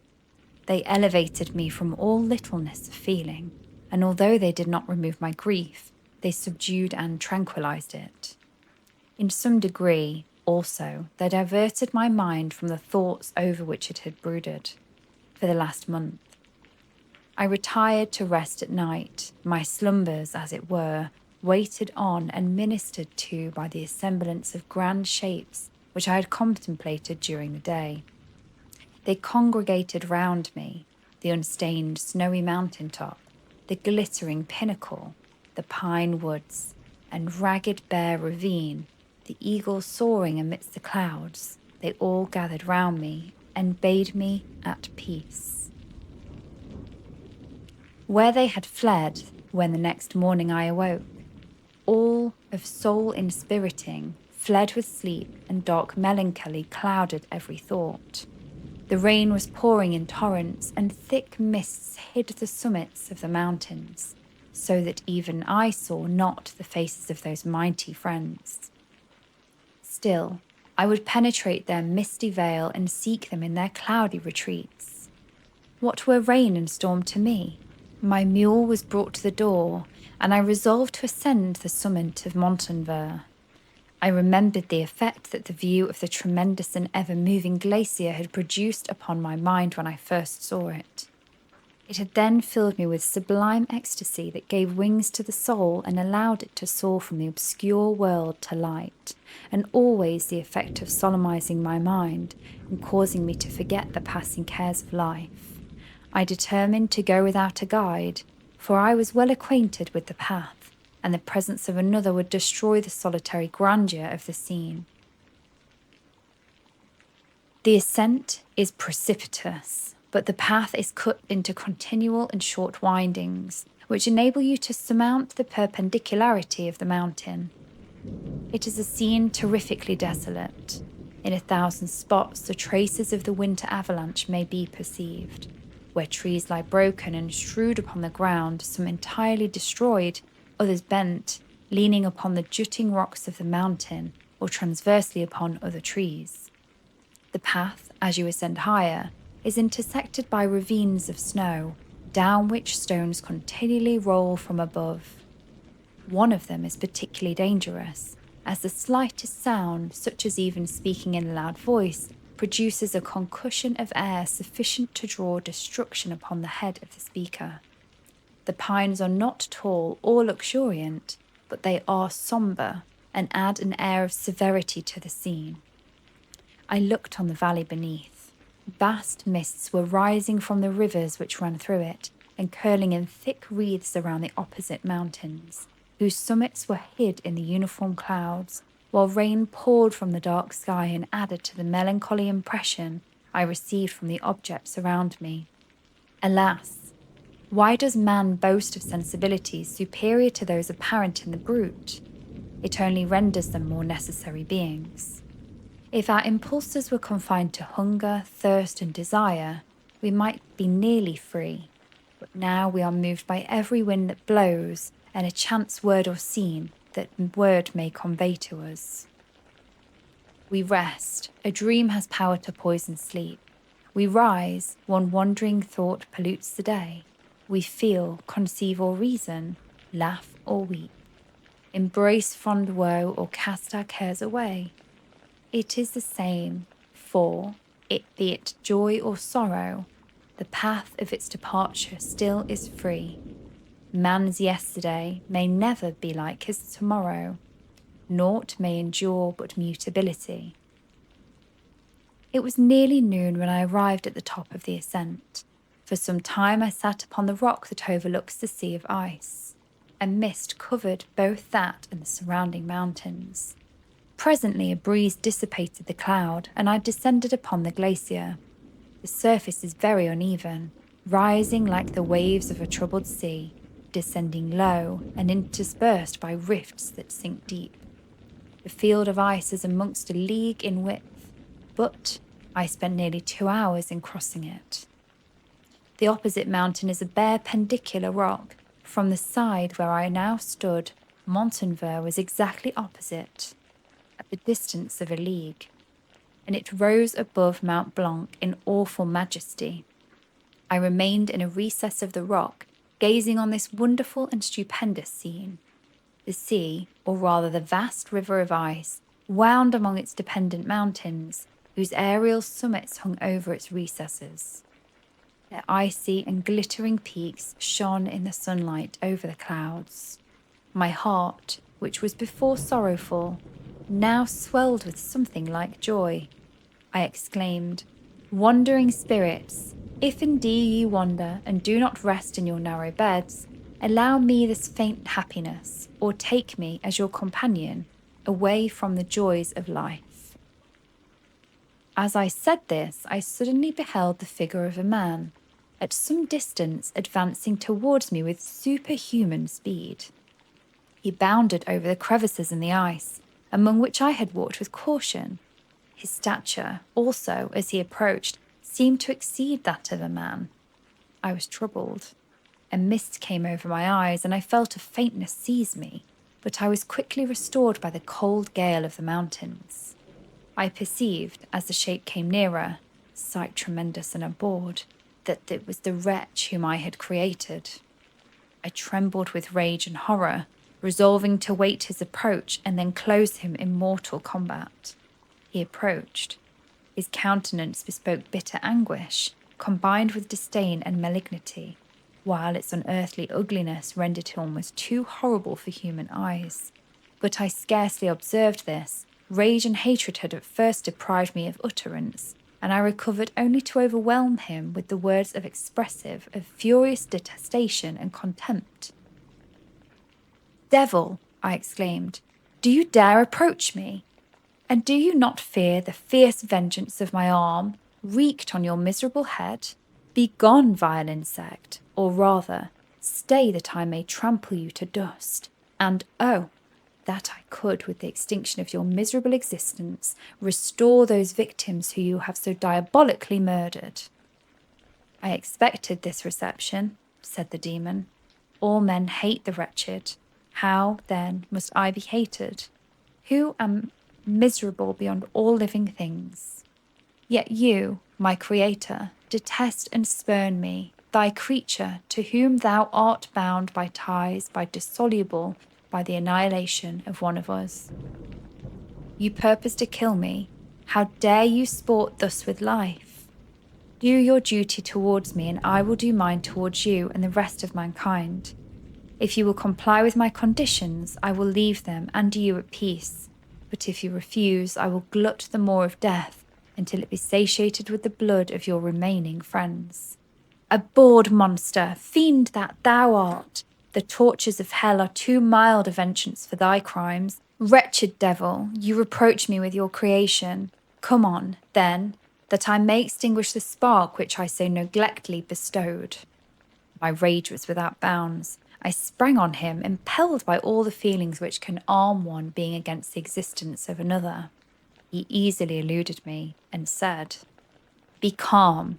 I entreat you to hear me before you give vent to your hatred on my devoted head. Have I not suffered enough that you seek to increase my misery?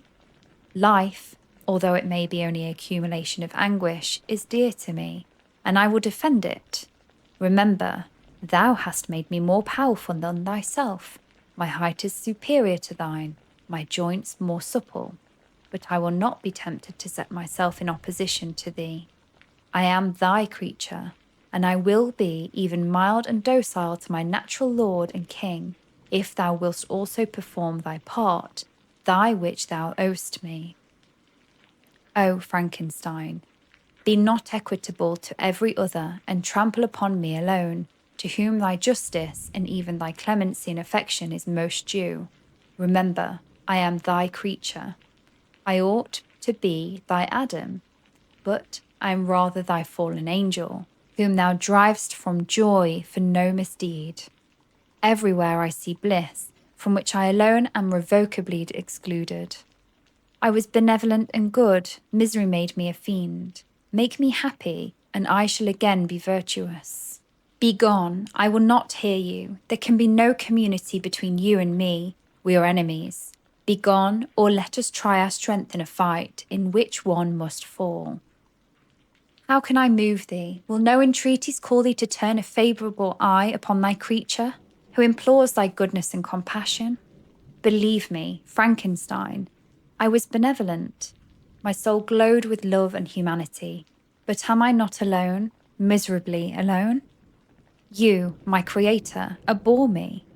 What hope can I gather from your fellow creatures who owe me nothing? They spurn and hate me. The desert mountains and dreary glaciers are my refuge. I have wandered here many days. The caves of ice, which I only do not fear, are a dwelling to me, and the only one which man does not grudge. These bleak skies I hail, for they are kinder to me than your fellow beings. If the multitude of mankind knew of my existence, they would do as you do, and arm themselves for my destruction. Shall I not then hate them who abhor me? I will keep no terms with my enemies. I am miserable, and they shall share my wretchedness. Yet it is in your power to recompense me, and deliver them from an evil which it only remains to you to make so great, that not only you and your family, but thousands of others shall be swallowed up in the whirlwinds of its rage. Let your compassion be moved, and do not disdain me. Listen to my tale. When you have heard that, abandon or commiserate me, as you shall judge that I deserve. But hear me, the guilty are allowed, by human laws, bloody as they are, to speak in their own defence before they are condemned. Listen to me, Frankenstein. You accuse me of murder, and yet you would, with a satisfied conscience, destroy your own creature. Oh, praise the eternal justice of man. Yet I ask you not to spare me. Listen to me, and then, if you can, and if you will destroy the work of your hands. Why do you call to my remembrance, I rejoined, circumstances of which I shudder to reflect that I have been the miserable origin and author? Cursed be the day, abhorred the devil, in which you first saw light. Cursed, although I curse myself, be the hands that formed you. You have made me wretched beyond expression. You have left me no power to consider whether I am just to you or not. Begone, relieve me from the sight of your detested form. Thus I relieve thee, my Creator, he said, and placed his hated hands before my eyes, which I flung from me with violence. Thus I take from thee a sight which you abhor. Still thou can listen to me and grant me thy compassion. By the virtues that I once possessed, I demand this from you. Hear my tale. It is long and strange, and the temperature of this place is not fitting to your fine sensations. Come to the hut upon the mountain. The sun is yet high in the heavens. Before it descends to hide itself behind your snowy precipices and illuminate another world, you will have heard my story, and you can decide. On you it rests whether I quit forever the neighbourhood of man and lead a harmless life, or become the scourge of your fellow creatures and the author of your own speedy ruin. As he said this, he led the way across the ice. I followed. My heart was full, and I did not answer him. But as I proceeded, I weighed the various arguments that he had used and determined at least to listen to his tale. I was partly urged by curiosity, and compassion confirmed my resolution. I had hitherto supposed him to be the murderer of my brother, and I eagerly sought a confirmation or denial of this opinion. For the first time, also, I felt what the duties of a creator towards his creature were, and that I ought to render him happy before I complained of his wickedness. These motives urged me to comply with his demand. We crossed the ice, therefore, and ascended the opposite rock. The air was cold, and the rain again began to descend. We entered the hut, and the fiend with an air of exhaustion, and I with a heavy heart and depressed spirits. But I consented to listen, and seating myself beside the fire which my odious companion had lighted, thus began his tale. Frankenstein, or the Modern Prometheus, by Mary Wollstonecraft Godwin Shelley, Chapter 11. It is with considerable difficulty that I remember the original era of my being. All the events of that period appear confused and indistinct. A strange multiplicity of sensations seized me, and I saw, felt, heard, and smelt at the same time. And it was, indeed, a long time before I learned to distinguish between the operations of my various senses. By degrees, I remember a stronger light pressed upon my nerves, so that I was obliged to shut my eyes. Darkness then came over me and troubled me, but hardly had I felt this when, by opening my eyes, as I now suppose, the light poured in upon me again. I walked and, I believe, descended, but I presently found a great alteration in my senses. Before, dark and opaque bodies had surrounded me, impervious to my touch or sight, but I now found that I could wander on at liberty, with no obstacles which I could not either surmount or avoid. The light became more and more oppressive to me, and the heat wearying me as I walked. I sought a place where I could receive shade. This was the forest near Ingolstadt, and here I lay by the side of a brook resting from my fatigue, until I felt tormented by hunger and thirst. This roused me from my nearly dormant state, and I ate some berries which I found hanging on the trees or lying on the ground. I slacked my thirst at the brook, and then lying down, was overcome by sleep. It was dark when I awoke. I felt cold also, and half frightened, as it were, instinctively, finding myself so desolate. Before I had quitted your apartment on sensation of cold, I had covered myself with some clothes, but these were insufficient to secure me from the dews of night. I was a poor, helpless, miserable wretch. I knew and could distinguish nothing. But feeling pain invade me on all sides, I sat down and wept. Soon a gentle light stole over the heavens and gave me a sensation of pleasure. I started up and beheld a radiant form rise from among the trees. The moon. I gazed with a kind of wonder. It moved slowly, but it enlightened my path, and I again went out in search of berries. I was still cold when under one of the trees I found a huge cloak, with which I covered myself and sat down upon the ground. No distinct ideas occupied my mind. All was confused. I felt light and hunger and thirst and darkness. Innumerable sounds rang in my ears, and on all sides various scents saluted me. The only object that I could distinguish was the bright moon, and I fixed my eyes on that with pleasure. Several changes of day and night passed, and the orb of night had greatly lessened, when I began to distinguish my sensations from each other. I gradually saw plainly the clear stream that supplied me with drink, and the trees that shaded me with their foliage.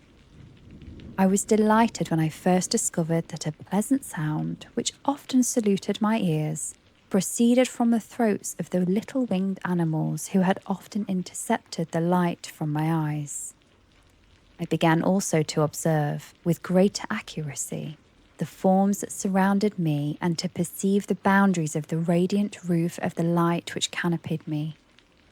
Sometimes I tried to imitate the pleasant songs of the birds, but was unable. Sometimes I wished to express my sensations in my own mode, but the uncouth and inarticulate sounds from which broke from me frightened me into silence again.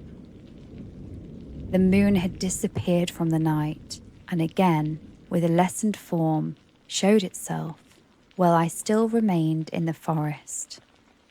My sensations had by this time become distinct, and my mind received every day additional ideas.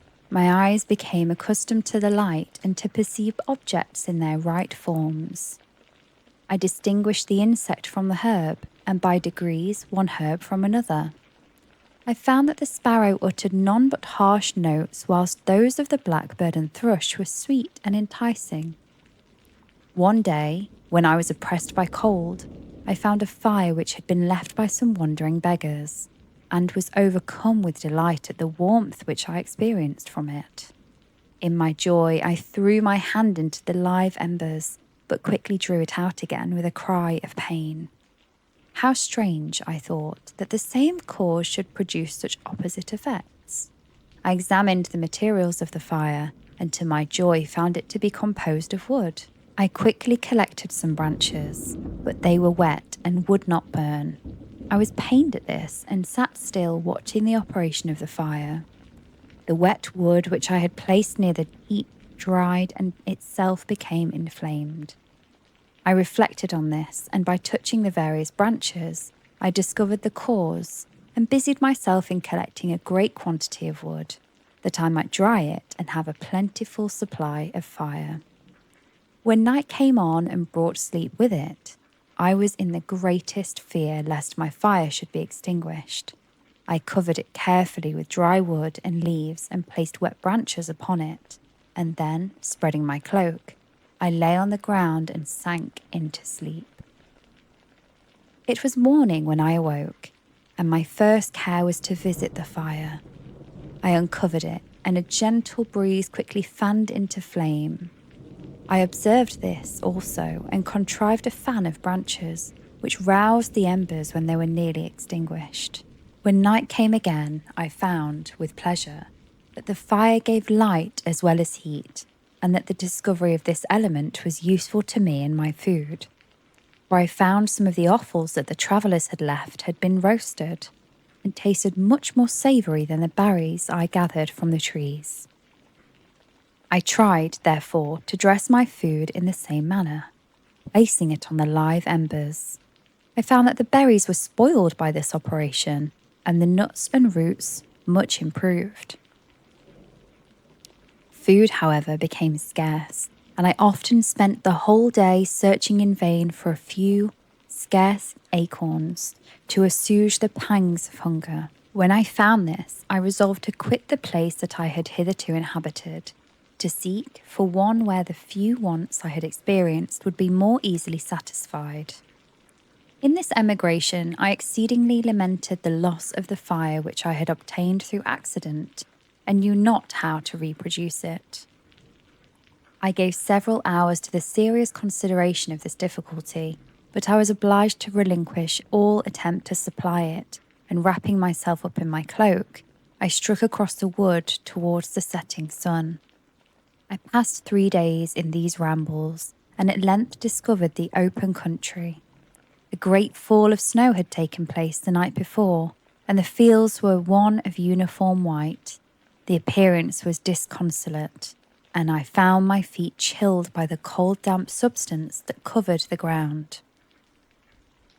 It was about 7 in the morning, and I longed to obtain food and shelter. At length I perceived a small hut on a rising ground, which had doubtless been built for the convenience of some shepherd. This was a new sight to me, and I examined the structure with great curiosity. Finding the door open, I entered. An old man sat in it near a fire, over which he was preparing his breakfast. He turned on hearing a noise and perceived me, shrieked loudly, and quitting the hut ran across the fields with a speed of which his debilitated form hardly appeared capable. His appearance, different from any I had ever before seen, and his flight somewhat surprised me, but I was enchanted by the appearance of the hut. Here the snow and rain could not penetrate. The ground was dry, and it presented to me then as exquisite and divine a retreat as pandemonium appeared to the demons of hell after their sufferings in the lake of fire. I greedily devoured the remnants of the shepherd's breakfast, which consisted of bread, cheese, milk, and wine. The latter, however, I did not like. Then, overcome by fatigue, I lay down among some straw and fell asleep. It was noon when I awoke, and allured by the warmth of the sun which shone brightly on the white ground, I determined to recommence my travels. And, depositing the remnants of the peasant's breakfast in a wallet I found, I proceeded across the fields for several hours, until at sunset I arrived at a village.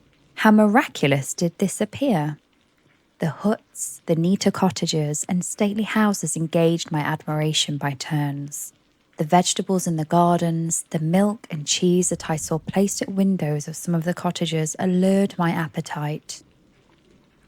One of the best of these I entered, but I had hardly placed my foot within the door before the children shrieked, and one of the women fainted. The whole village was roused, some fled, some attacked me, until, grievously bruised by stones and many other kinds of missile weapons, I escaped to the open country, and fearfully took refuge in a low hovel, quite bare, and making a wretched appearance after the palaces I had beheld in the village. This hovel, however, joined a cottage of a neat and pleasant appearance, but after my late, dearly bought experience, I dared not enter it. My place of refuge was constructed of wood, but so low that I could with difficulty sit upright in it. No wood, however, was placed on the earth, which formed the floor, but it was dry, and although the wind entered it from innumerable chinks, I found it an agreeable asylum from the snow and rain. Here, then, I retreated and lay down happy to have found a shelter, however miserable, from the inclemency of the season, and still more from the barbarity of man. As soon as morning dawned, I crept from my kennel, that I might view the adjacent cottage and discover if I could remain in the habitation I had found. It was situated against the back of the cottage and surrounded on the sides, which were exposed by a pigsty and a clear pool of water. One part was open, and by that I had crept, but now I covered every crevice by which I might be perceived with stones and wood, yet in such a manner that I might move them on occasion to pass out. All the light I enjoyed came through the sty, and that was sufficient for me. Having thus arranged my dwelling and carpeted it with clean straw, I retired, for I saw the figure of a man at a distance, and I remembered too well my treatment at the night before to trust myself in his power. I had first, however, provided for my sustenance for that day by a loaf of coarse bread, which I purloined, and a cup with which I could drink more conveniently than from any hand of the pure water which flowed by my retreat. The floor was a little raised, so that it was kept perfectly dry, and by its vicinity to the chimney of the cottage it was tolerably warm. Being thus provided, I resolved to reside in this hovel until something should occur which might alter my determination. It was indeed a paradise compared to the bleak forest, my former residence, the rain-dropping branches and dank earth.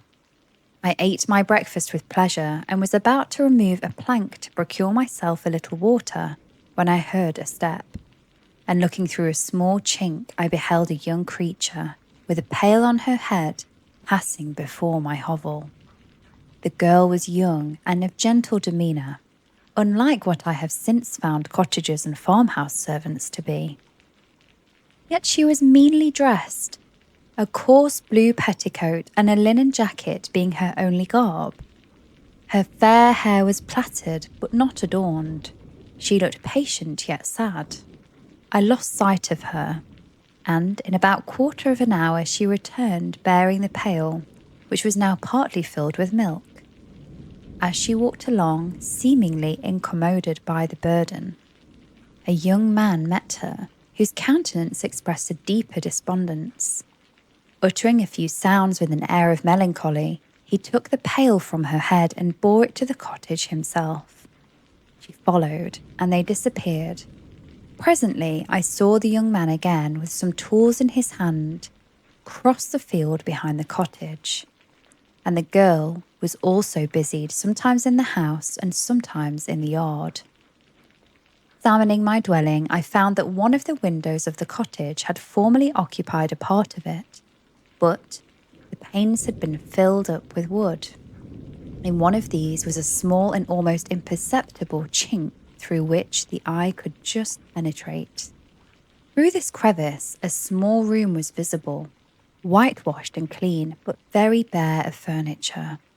In one corner, near a small fire, sat an old man, leaning his head on his hands in a disconsolate attitude. The young girl was occupied in arranging the cottage, but presently she took something out of the drawer, which employed her hands, and she sat down beside the old man, who, taking up an instrument, began to play and produce sounds sweeter than the voice of the thrush or the nightingale. It was a lovely sight, even to me, the poor wretch who had never beheld aught beautiful before. The silver hair and benevolent countenance of the aged cottager won my reverence, while the gentle manners of the girl enticed my love. He played a sweet, mournful air which I perceived drew the tears from the eyes of his amiable companion, of which the old man took no notice, until she sobbed audibly. He then pronounced a few words, and the fair creature, leaving her work, knelt at his feet. He raised her and smiled with such kindness and affection that I felt sensations of a peculiar and overpowering nature.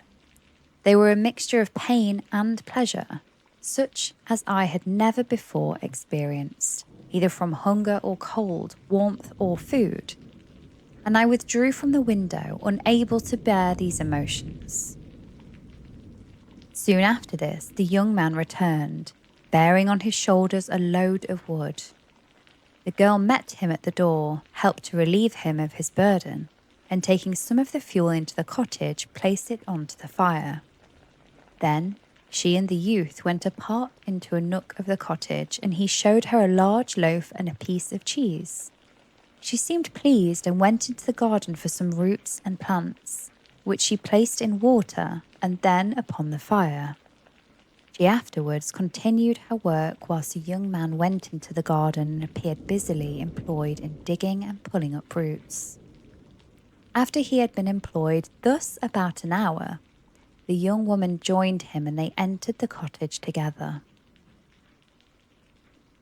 The old man had, in the meantime, been pensive, but on the appearance of his companions he assumed a more cheerful air, and they sat down to eat. The meal was quickly dispatched. The young woman was again occupied in arranging the cottage. The old man walked before the cottage in the sun for a few minutes, leaning on the arm of the youth. Nothing could exceed in beauty and contrast between these two excellent creatures. One was old, with silver hairs and a countenance beaming with benevolence and love. The younger was slight and graceful in his figure, and his features were moulded with the finest symmetry, yet his eyes and attitude expressed the utmost sadness and despondency.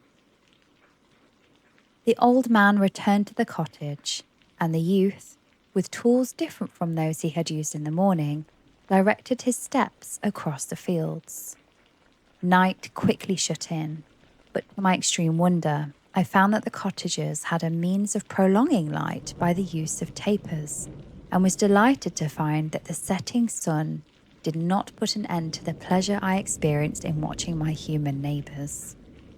In the evening, the young girl and her companion were employed in various occupations, which I did not understand, and the old man again took up the instrument which produced the divine sounds that had enchanted me in the morning.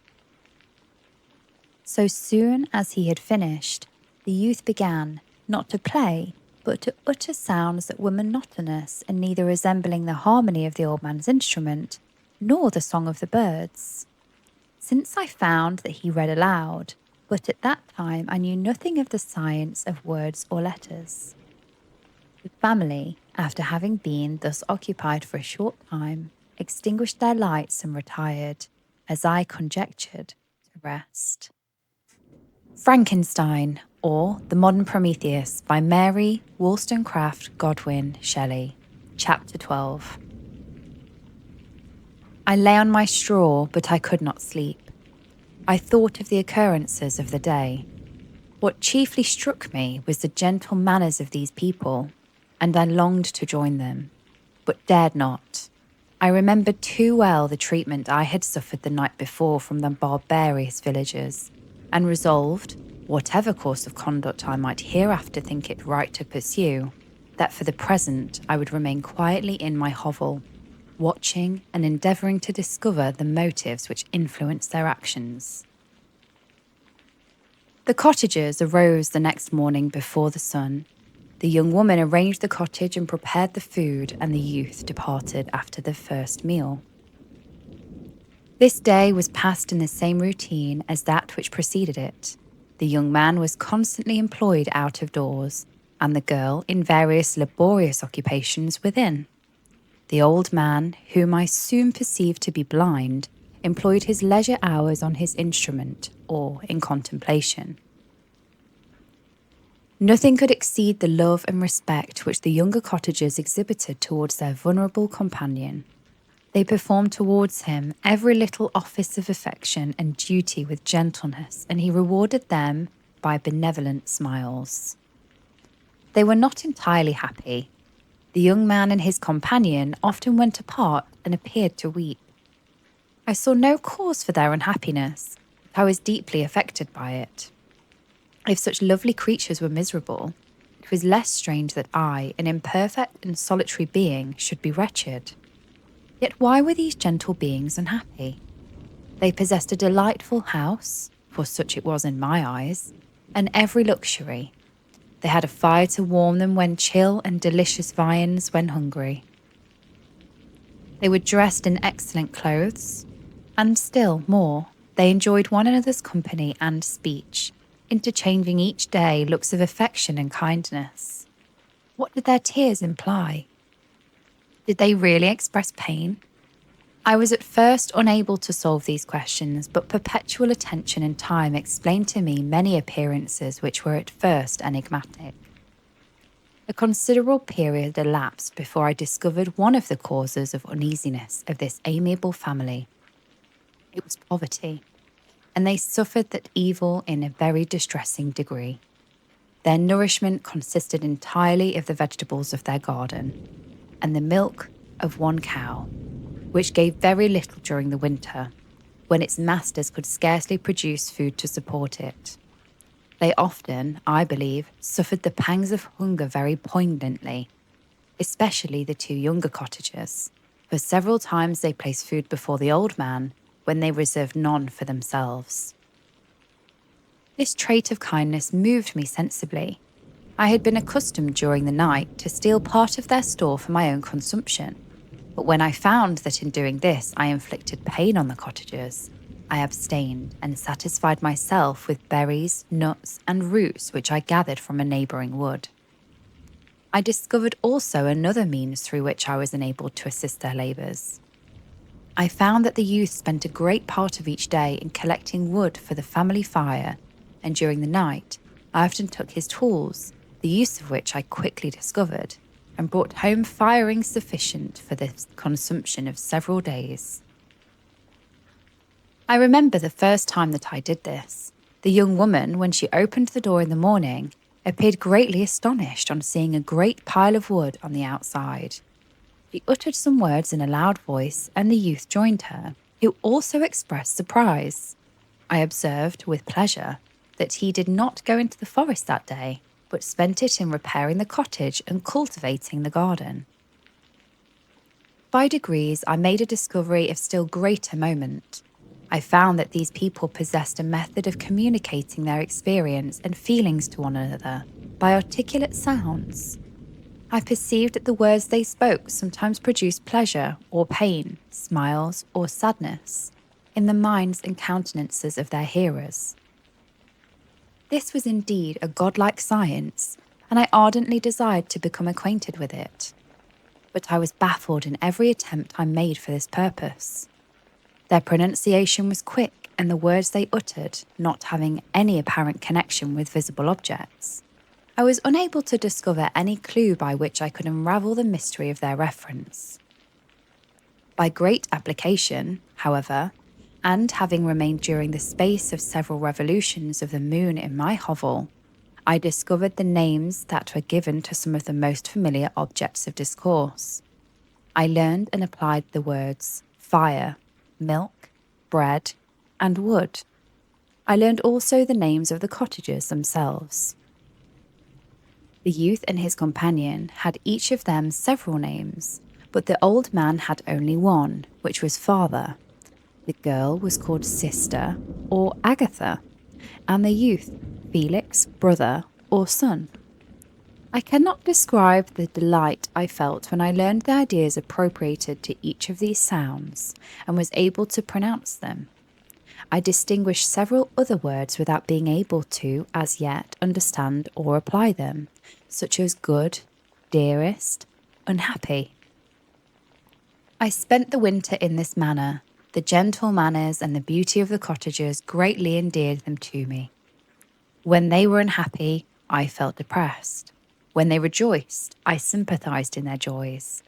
I saw a few human beings besides them, and if any other happened to enter the cottage, their harsh manners and rude gait only enhanced to me the superior accomplishments of my friends. The old man, I could perceive, often endeavoured to encourage his children, as sometimes I found that he called to them to cast off their melancholy.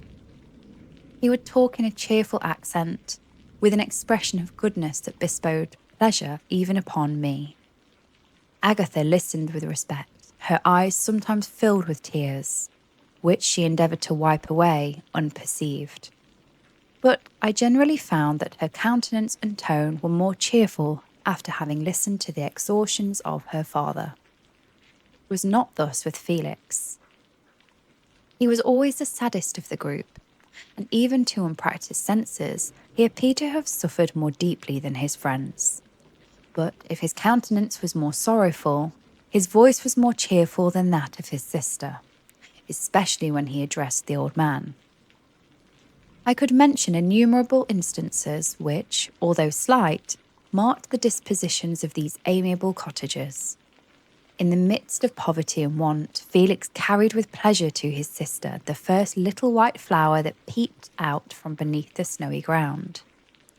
Early in the morning, before she had risen, he cleared away the snow that obstructed her path to the milk house, drew water from the well, and brought the wood from the outhouse, where, to his perpetual astonishment, he found his store always replenished by an invisible hand. In the day, I believe, he worked sometimes for a neighbouring farmer, because he often went forth and did not return until dinner, yet brought no wood with him. At other times he worked in the garden, but there was little to do in the frosty season. He read to the old man and Agatha. This reading has puzzled me extremely at first, but by degrees I discovered that he uttered many of the same sounds when he read as when he talked. I conjectured, therefore, that he found on the paper signs for speech which he understood, and I ardently longed to comprehend these also. But how was that possible when I did not even understand the sounds for which they stood as signs? I improved, however, sensibly in this science, but not sufficiently to follow up any kind of conversation. Although I applied my whole mind to the endeavour, for I easily perceived that, although I eagerly longed to discover myself to the cottagers, I ought not to make the attempt until I had first become master of their language, which knowledge might enable me to make them overlook the deformity of my figure. For with this, also the contrast perpetually presented to my eyes had made me acquainted. I admired the perfect forms of my cottagers, their grace, beauty, and delicate complexions, but how was I terrified when I viewed myself in a transparent pool. At first I stared back, unable to believe that it was indeed I who reflected in the mirror. And when I became fully convinced that I was in reality the monster that I am, I was filled with the bitterest sensations of despondence and mortification. Alas, I did not yet entirely know the fatal effects of this miserable deformity. As the sun became warmer and the light of day longer, the snow vanished, and I beheld the bare trees and the black earth. From this time, Felix was more employed, and the heart-moving indications of impending famine disappeared. Their food, as I afterwards found, was coarse, but it was wholesome, and they procured a sufficiency of it.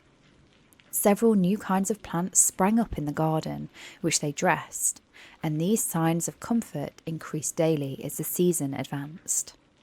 The old man, leaning on his son, walked each day at noon, when it did not rain, as I found it was called when the heavens poured forth its waters.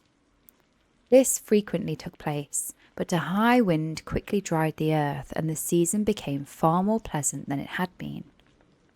My mode of life in my hovel was uniform. During the morning, I attended the motions of the cottagers, and when they were dispersed in various occupations, I slept. The remainder of the day was spent observing my friends.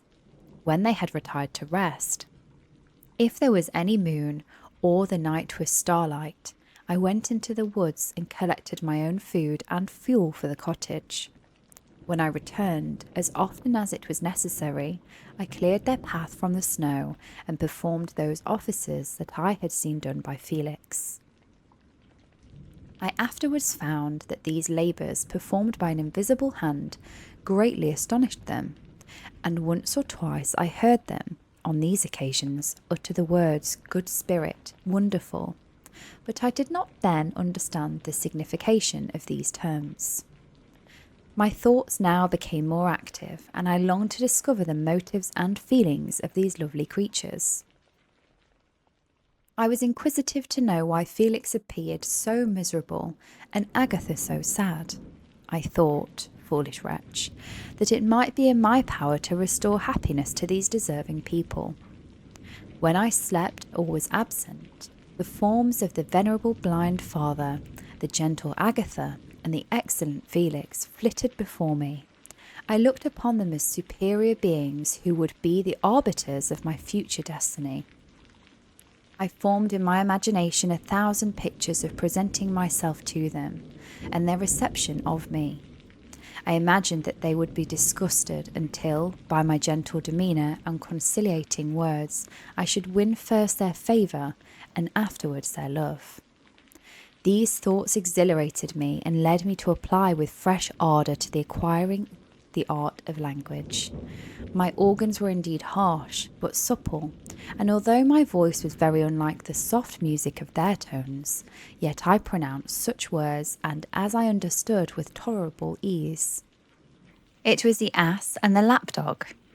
Yet surely the gentle ass, whose intentions were affectionate, although his manners were rude, deserved better treatment than blows and execration.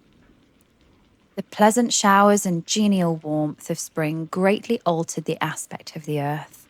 Men who before this change seemed to have been hid in caves, dispersed themselves and were employed in various arts of cultivation. The birds sang in more cheerful notes, and the leaves began to bud forth on the trees. Happy, happy earth, fit habitation for gods, which, so short a time before, was bleak, damp, and unwholesome. My spirits were elevated by the enchanting appearance of nature. The past was blotted from my memory, the present was tranquil, and the future gilded by bright rays of hope and anticipations of joy. Frankenstein, or The Modern Prometheus, by Mary Wollstonecraft Godwin Shelley. Chapter 13. I now hasten to the more moving part of my story. I shall relate events that impressed me with feelings which, from what I had been, have made me what I am. Spring advanced rapidly, the weather became fine and the skies cloudless. It surprised me that what before was desert and gloomy should now bloom with the most beautiful flowers and verdure. My senses were gratified and refreshed by 1,000 scents of delight and 1,000 sights of beauty. It was on one of these days, when my cottagers periodically rested from labour. The old man played on his guitar, and the children listened to him, that I observed the countenance of Felix was melancholy beyond expression. He sighed frequently, and once his father paused in his music, and I conjectured by his manner that he inquired the cause of his son's sorrow. Felix replied in a cheerful accent, and the old man was recommencing his music when someone tapped at the door. It was a lady on horseback, accompanied by a countryman as a guide. The lady was dressed in a dark suit and covered with a thick black veil. Agatha asked a question, to which the stranger only replied by pronouncing, in a sweet accent, the name of Felix. Her voice was musical, but unlike that of either of my friends. On hearing this word, Felix came up hastily to the lady, who, when she saw him, threw up her veil, and I beheld a countenance of angelic beauty and expression. Her hair of a shining raven black and curiously braided, her eyes were dark, but gentle, although animated. Her features of a regular proportion and her complexion wondrously fair, each cheek tinged with a lovely pink. Felix seemed ravished with delight when he saw her. Every trait of sorrow vanished from his face, and it instantly expressed a degree of ecstatic joy, of which I could hardly have believed it capable. His eyes sparkled as his cheek flushed with pleasure, and at that moment I thought him as beautiful as the stranger. She appeared affected by different feelings. Wiping a few tears from her lovely eyes, she held out her hand to Felix, who kissed it rapturously and called her, as well as I could distinguish, his sweet Arabian. She did not appear to understand him, but smiled. He assisted her to dismount and, dismissing her guide, conducted her into the cottage. Some conversation took place between him and his father, and the young stranger knelt at the old man's feet and would have kissed his hand, but he raised her and embraced her affectionately. I soon perceived that although the stranger uttered articulate sounds and appeared to have a language of her own, she was neither understood by, nor herself understood, the cottagers. They made signs which I did not comprehend, but I saw that her presence diffused gladness throughout the cottage, dispelling their sorrow as the sun dissipates the morning mists. Felix seemed particularly happy, with smiles of delight, and welcomed his Arabian. Agatha, the ever-gentle Agatha, kissed the hands of the lovely stranger, and pointing to her brother, made signs which appeared to me to mean that he had been sorrowful until she came. Some hours passed thus, while they, by their countenances, expressed joy, the cause of which I did not comprehend. Presently, I found by the frequent recurrence of some sound which the stranger repeated after them, that she was endeavouring to learn their language, and the idea instantly occurred to me that I should make use of the same instructions to the same end. The stranger learned about 20 words at the first lesson. Most of them, indeed, were those which I had before understood, but I profited by the others. As night came on, Agatha and the Arabian retired early. When they separated, Felix kissed the hand of the stranger and said, "Good night, sweet Sapphi." He sat up much longer, conversing with his father, and by the frequent repetition of her name, I conjectured that their lovely guest was the subject of their conversation. I ardently desired to understand them, and bent every faculty towards that purpose, but I found it utterly impossible. The next morning, Felix went out to his work, and after the usual occupations of Agatha were finished, the Arabian sat at the feet of the old man, and taking his guitar, played some airs so entrancingly beautiful that they were at once drew tears of sorrow and delight from my eyes. She sang, and her voice flowed in a rich cadence, swelling or dying away like a nightingale of the woods. When she had finished, she gave the guitar to Agatha, who at first declined it. She played a simple air, and like her voice that accompanied it in sweet accents. But, unlike the wondrous strain of the stranger, the old man appeared enraptured and said some words which Agatha endeavoured to explain to Sapphi, and by which he appeared to wish to express that she bestowed on him the greatest delight by her music. The days now passed as peaceably as before, with the sole alteration that joy had taken place of sadness in the countenances of my friends. Sapphi was always gay and happy. She and I improved rapidly in the knowledge of language, so that in 2 months I began to comprehend most of the words uttered by my protectors.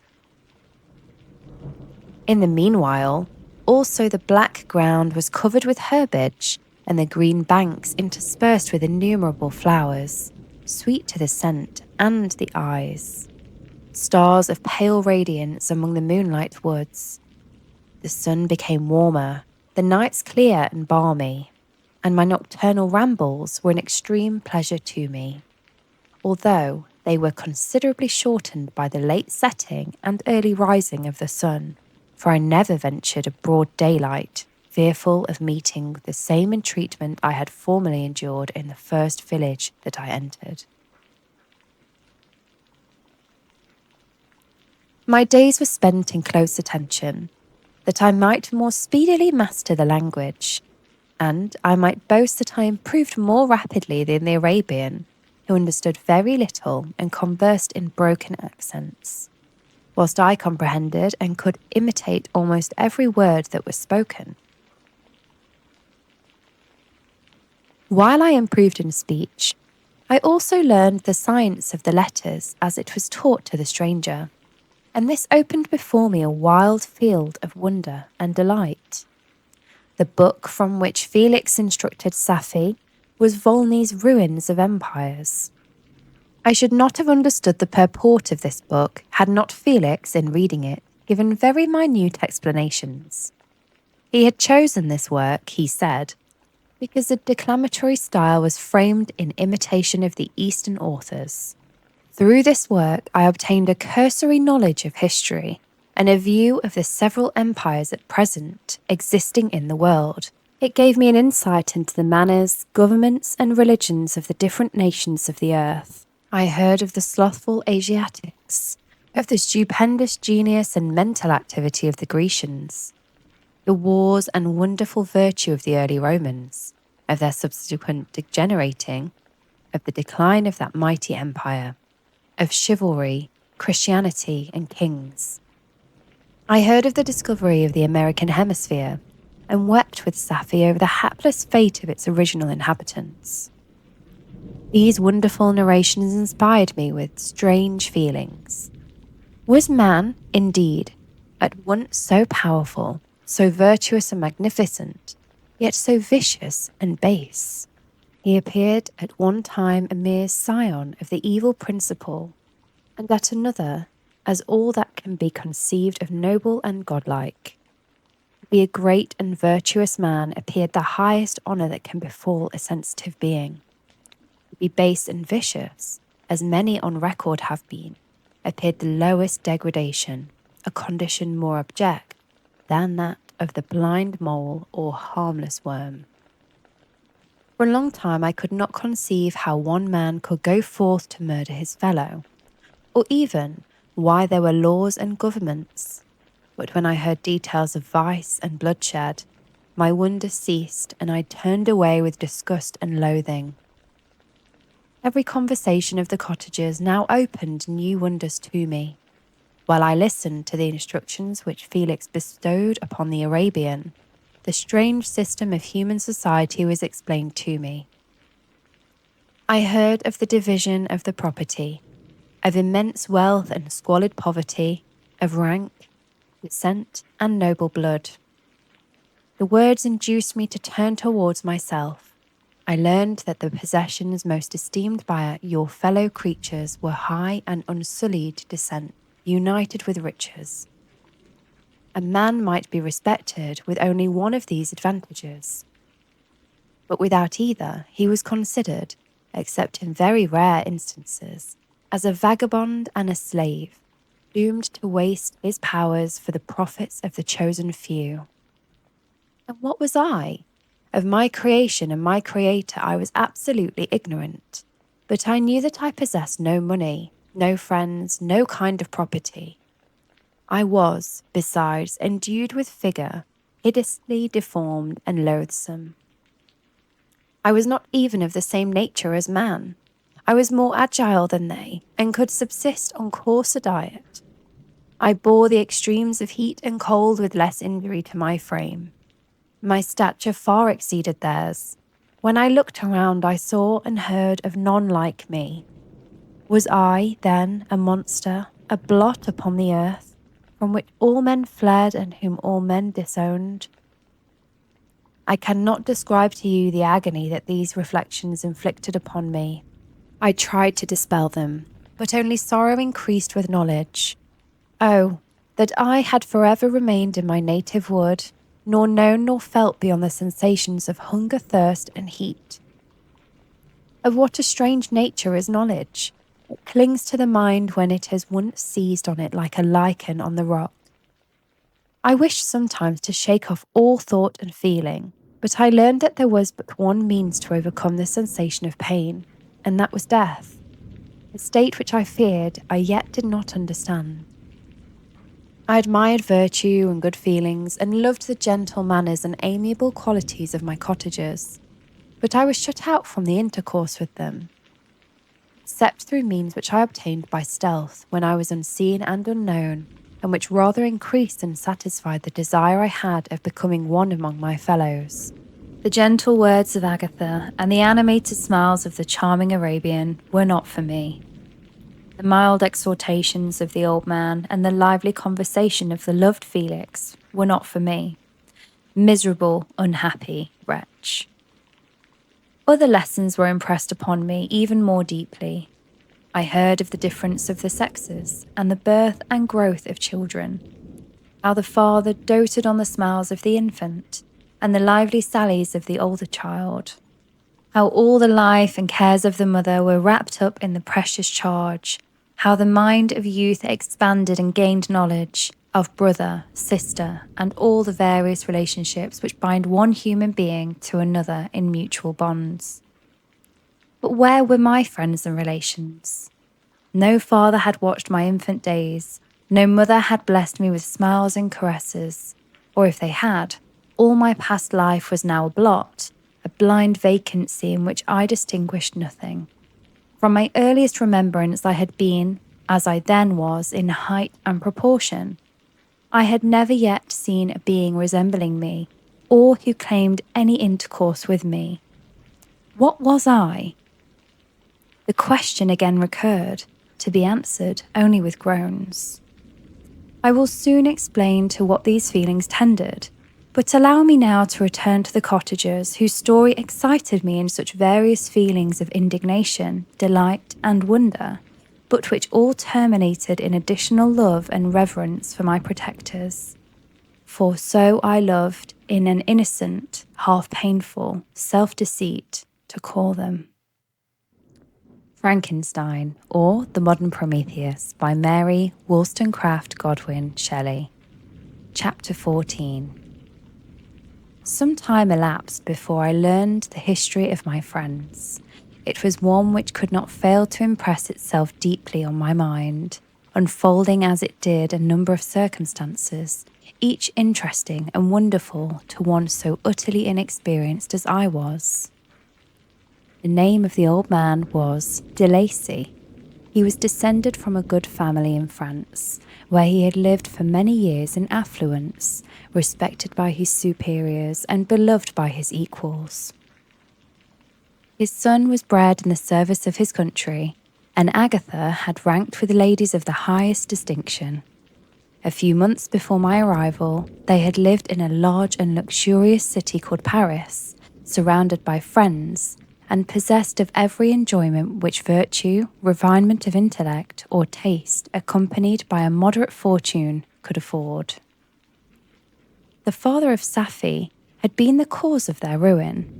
He was a Turkish merchant, and had inhabited Paris for many years, when, for some reason which I could not learn, he became obnoxious to the government. He was seized and cast into prison that very day that Safie arrived from Constantinople to join him. He was tried and condemned to death. The injustice of his sentence was very flagrant. All Paris was indignant, and it was judged that his religion and wealth, rather than the crime alleged against him, had been the cause of his condemnation. Felix had accidentally been present at the trial. His horror and indignation were uncontrollable when he heard the decision of the court. He made, at that moment, a solemn vow to deliver him, and then looked around for the means. After many fruitless attempts to gain admittance to the prison, he found a strongly grated window in an unguarded part of the building, which lighted the dungeon of the unfortunate Mohammedan, who, loaded with chains, waited in despair the execution of the barbarous sentence. Felix visited the grate at night and made known to the prisoner his intentions in his favour. The Turk, amazed and delighted, endeavoured to kindle the zeal of his deliverer by promises of reward and wealth.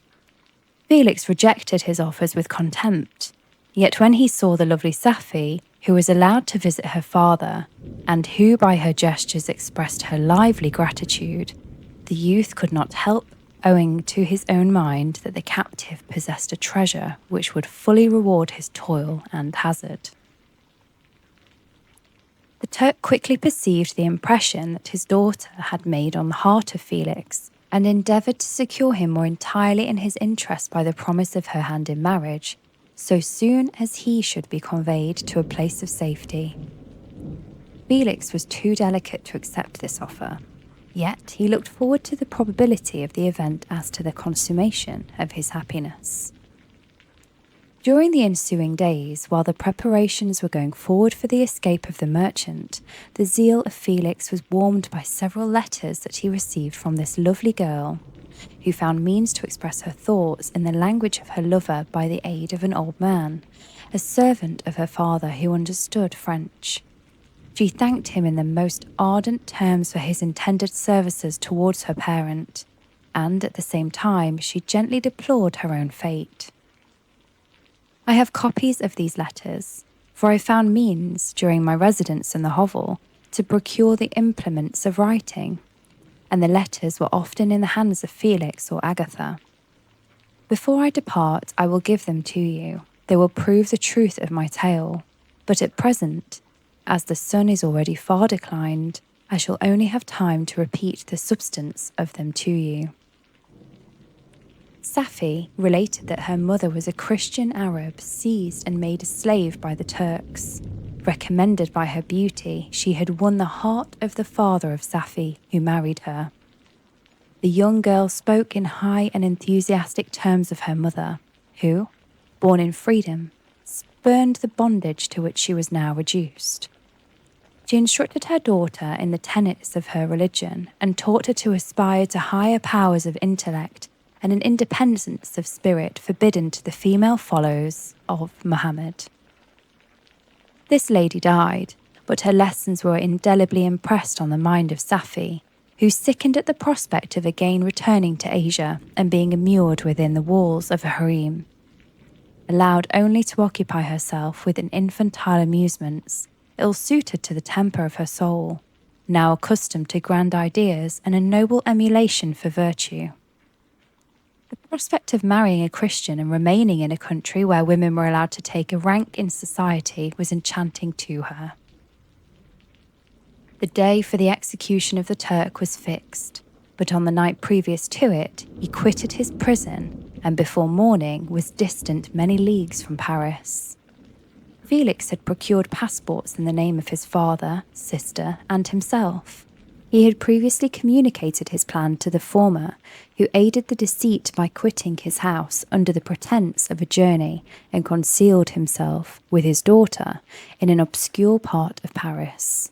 Felix conducted the fugitives through France to Lyon and across Mount Cenis to Leghorn, where the merchant had decided to wait a favourable opportunity of passing into some part of the Turkish dominions. Safi resolved to remain with her father until the moment of his departure, before which time the Turk renewed his promise that she should be united to his deliverer, and Felix remained with them in expectation of that event. And in the meantime he enjoyed the society of the Arabian, who exhibited towards him the simplest and tenderest affection. They conversed with one another through the means of an interpreter, and sometimes with the interpretation of looks, and Safi sang to him the divine airs of her native country. The Turk allowed this intimacy to take place and encouraged the hopes of youthful lovers, while in his heart he had formed far other plans. He loathed the idea that his daughter should be united to a Christian, but he feared the resentment of Felix if he should appear lukewarm, for he knew that he was still in the power of his deliverer if he should choose to betray him to the Italian state, which they inhabited. He revolved 1,000 plans by which he should be enabled to prolong the deceit until it might no longer be necessary, and secretly take his daughter with him when he departed. His plans were facilitated by the news which arrived from Paris. The government of France were greatly enraged at the escape of their victim and spared no pains to detect and punish his deliverer. The plot of Felix was quickly discovered, and De Lacy and Agatha were thrown into prison. The news reached Felix and roused him from his dream of pleasure. His blind and aged father and his gentle sister lay in an Isom dungeon, while he enjoyed the free air and the society of her whom he loved. This idea was torture to him. He quickly arranged with the Turk that if the latter should find a favourable opportunity for escape before Felix could return to Italy, Safi should remain as a boarder at a convent in Leghorn. And then, Quitting the lovely Arabian, he hastened to Paris and delivered himself up to the vengeance of the law, hoping to free de Lacy and Agatha by this proceeding. He did not succeed. They remained confined for 5 months before the trial took place, the result of which deprived them of their fortune and condemned them to perpetual exile from their native country. They found a miserable asylum in the cottage in Germany, where I discovered them. Felix soon learned that the treacherous Turk, for whom he and his family endured such unheard of oppression, on discovering that his deliverer was thus reduced to poverty and ruin, became a traitor to good feeling and honour, and had quitted Italy with his daughter, insultingly sending Felix a pittance of money to aid him, as he said, in some plan of future maintenance. Such were the events that preyed on the heart of Felix and rendered him, when I first saw him, the most miserable of his family. He could have endured poverty, and while this distress had been the meed of his virtue, he gloried in it.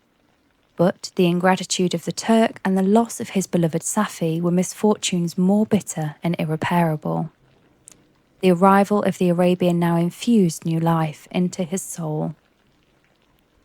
When the news reached Leghorn that Felix had deprived of his wealth and rank, the merchant commanded his daughter to think no more of her lover, but to prepare to return to her native country. The generous nature of Safi was outraged by this command. She attempted to expulsate with her father, but he left her angrily, reiterating his tyrannical mandate. A few days after, the Turk entered his daughter's apartment and told her hastily that he had reason to believe that his residence at Leghorn had been divulged and that he should speedily be delivered up to the French government. He had consequently hired a vessel to convey him to Constantinople, for which city he should sail in a few hours.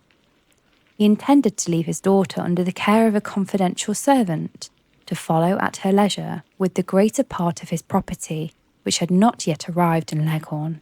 When alone, Safi resolved in her own mind the plan of conduct that it would become her to pursue in this emergency. A residence in Turkey was abhorrent to her. Her religion and her feelings were alike averse to it. By some papers of her father which fell into her hands, she heard of the exile of her lover and learnt the name of the spot where he then resided. She hesitated some time, but at length she formed her determination. Taking with her some jewels that belonged to her and a sum of money, she quitted Italy with an attendant, a native of Leghorn, but who understood the common language of Turkey, and departed for Germany. She arrived in safety at a town about 20 leagues from the cottage of de Lacy, when her attendant fell dangerously ill. Safi nursed her with the most devoted affection, but the poor girl died, and the Arabian was left alone, unacquainted with the language of the country and utterly ignorant of the customs of the world. She fell, however, into good hands. The Italian had mentioned the name of the spot which they were bound, and after her death the woman of the house in which they had lived took care that Safi should arrive in safety at the cottage of her lover. Frankenstein, or The Modern Prometheus, by Mary Wollstonecraft Godwin Shelley. Chapter 15. Such was the history of my beloved cottagers. It impressed me deeply. I learned, from the views of social life which it developed, to admire their virtues and to depreciate the vices of mankind. As yet I looked upon a crime as distant evil. Benevolence and generosity were ever present before me, inciting within me a desire to become an actor in the busy scene where so admirable qualities were called forth and displayed. But in giving an account of the progress of my intellect, I must not omit a circumstance which occurred in the beginning of the month of August of the same year.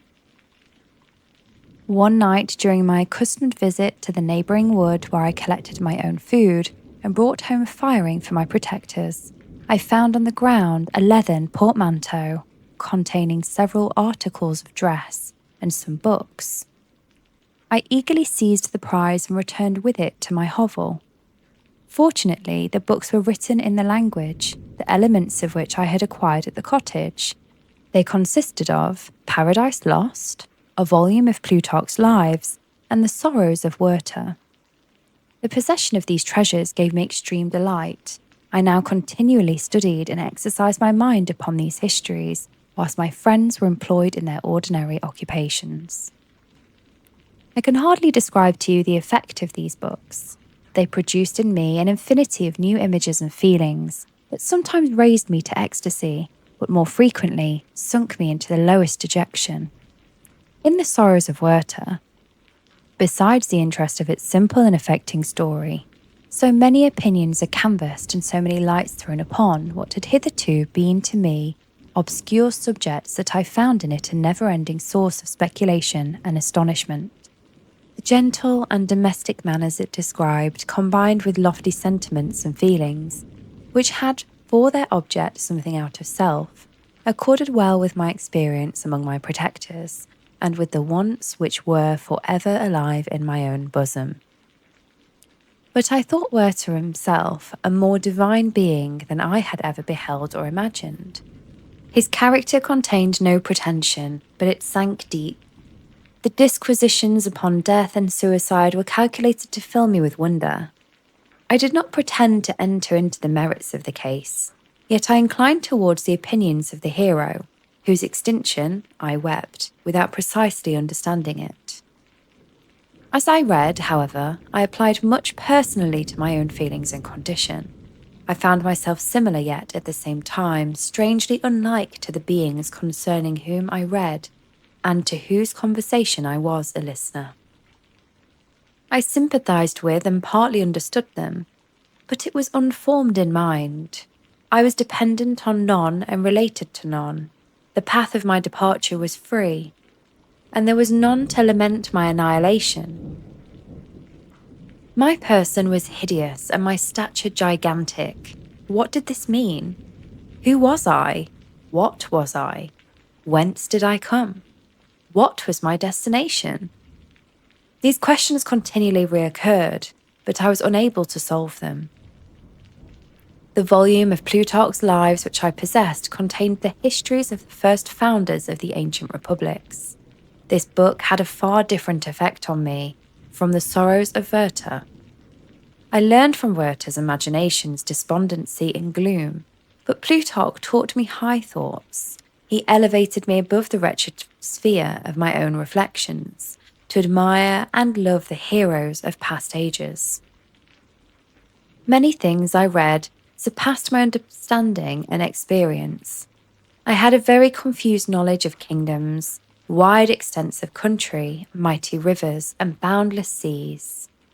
But I was perfectly unacquainted with towns and large assemblages of men. The cottage of my protectors had been the only school in which I had studied human nature, but this book developed new and mightier scenes of action.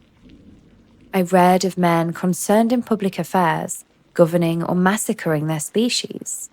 I felt the greatest ardour for virtue rise within me, and abhorrence for vice, as far as I understood the signification of these terms, relative as they were, as I applied them, to pleasure and pain alone.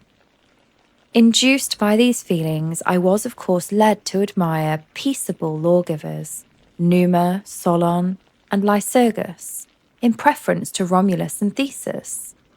The patriarchal lives of my protectors caused these impressions to take firm hold on my mind. Perhaps, if my first introduction to humanity had been made by a young soldier, burning for glory and slaughter, I should have been imbued with different sensations. But Paradise Lost excited different and far deeper emotions. I read it as I had read the other volumes which had fallen into my hands, as a true history. It moved every feeling of wonder and awe that the picture of omnipotent God warring with his creatures was capable of exciting. I often referred to the several situations, as their similarity struck me to my own. Like Adam, I was apparently united by no link to any other being in existence, but his state was far different from mine in every other respect. He had come forth from the hands of God a perfect creature, happy and prosperous, guarded by the especial care of his creator. He was allowed to converse with and acquire knowledge from beings of a superior nature. But I was wretched, helpless, and alone. Many times I considered Satan as the fitter emblem of my condition, for often, like him, when I viewed the bliss of my protectors, the bitter gall of envy rose within me. Another circumstance strengthened and confirmed these feelings. Soon after my arrival in the hovel, I discovered some papers in the pocket of the dress which I had taken from your laboratory. At first I had neglected them, but now that I was able to decipher the characters in which they were written, I began to study them with diligence. It was your journal of the 4 months that preceded my creation. You minutely described in these papers every step you took in the progress of your work. This history was mingled with accounts of domestic occurrences. You doubtless recollect these papers. Here they are. Everything is related in them which bears reference to my cursed origin. The whole detail of that series of disgusting circumstances which produced it is set in view. The minutest description of my odious and loathsome person is given, in language which painted your own horrors and rendered mine indelible. I sickened as I read. "Hateful day when I received life," I exclaimed in agony. "Accursed creator!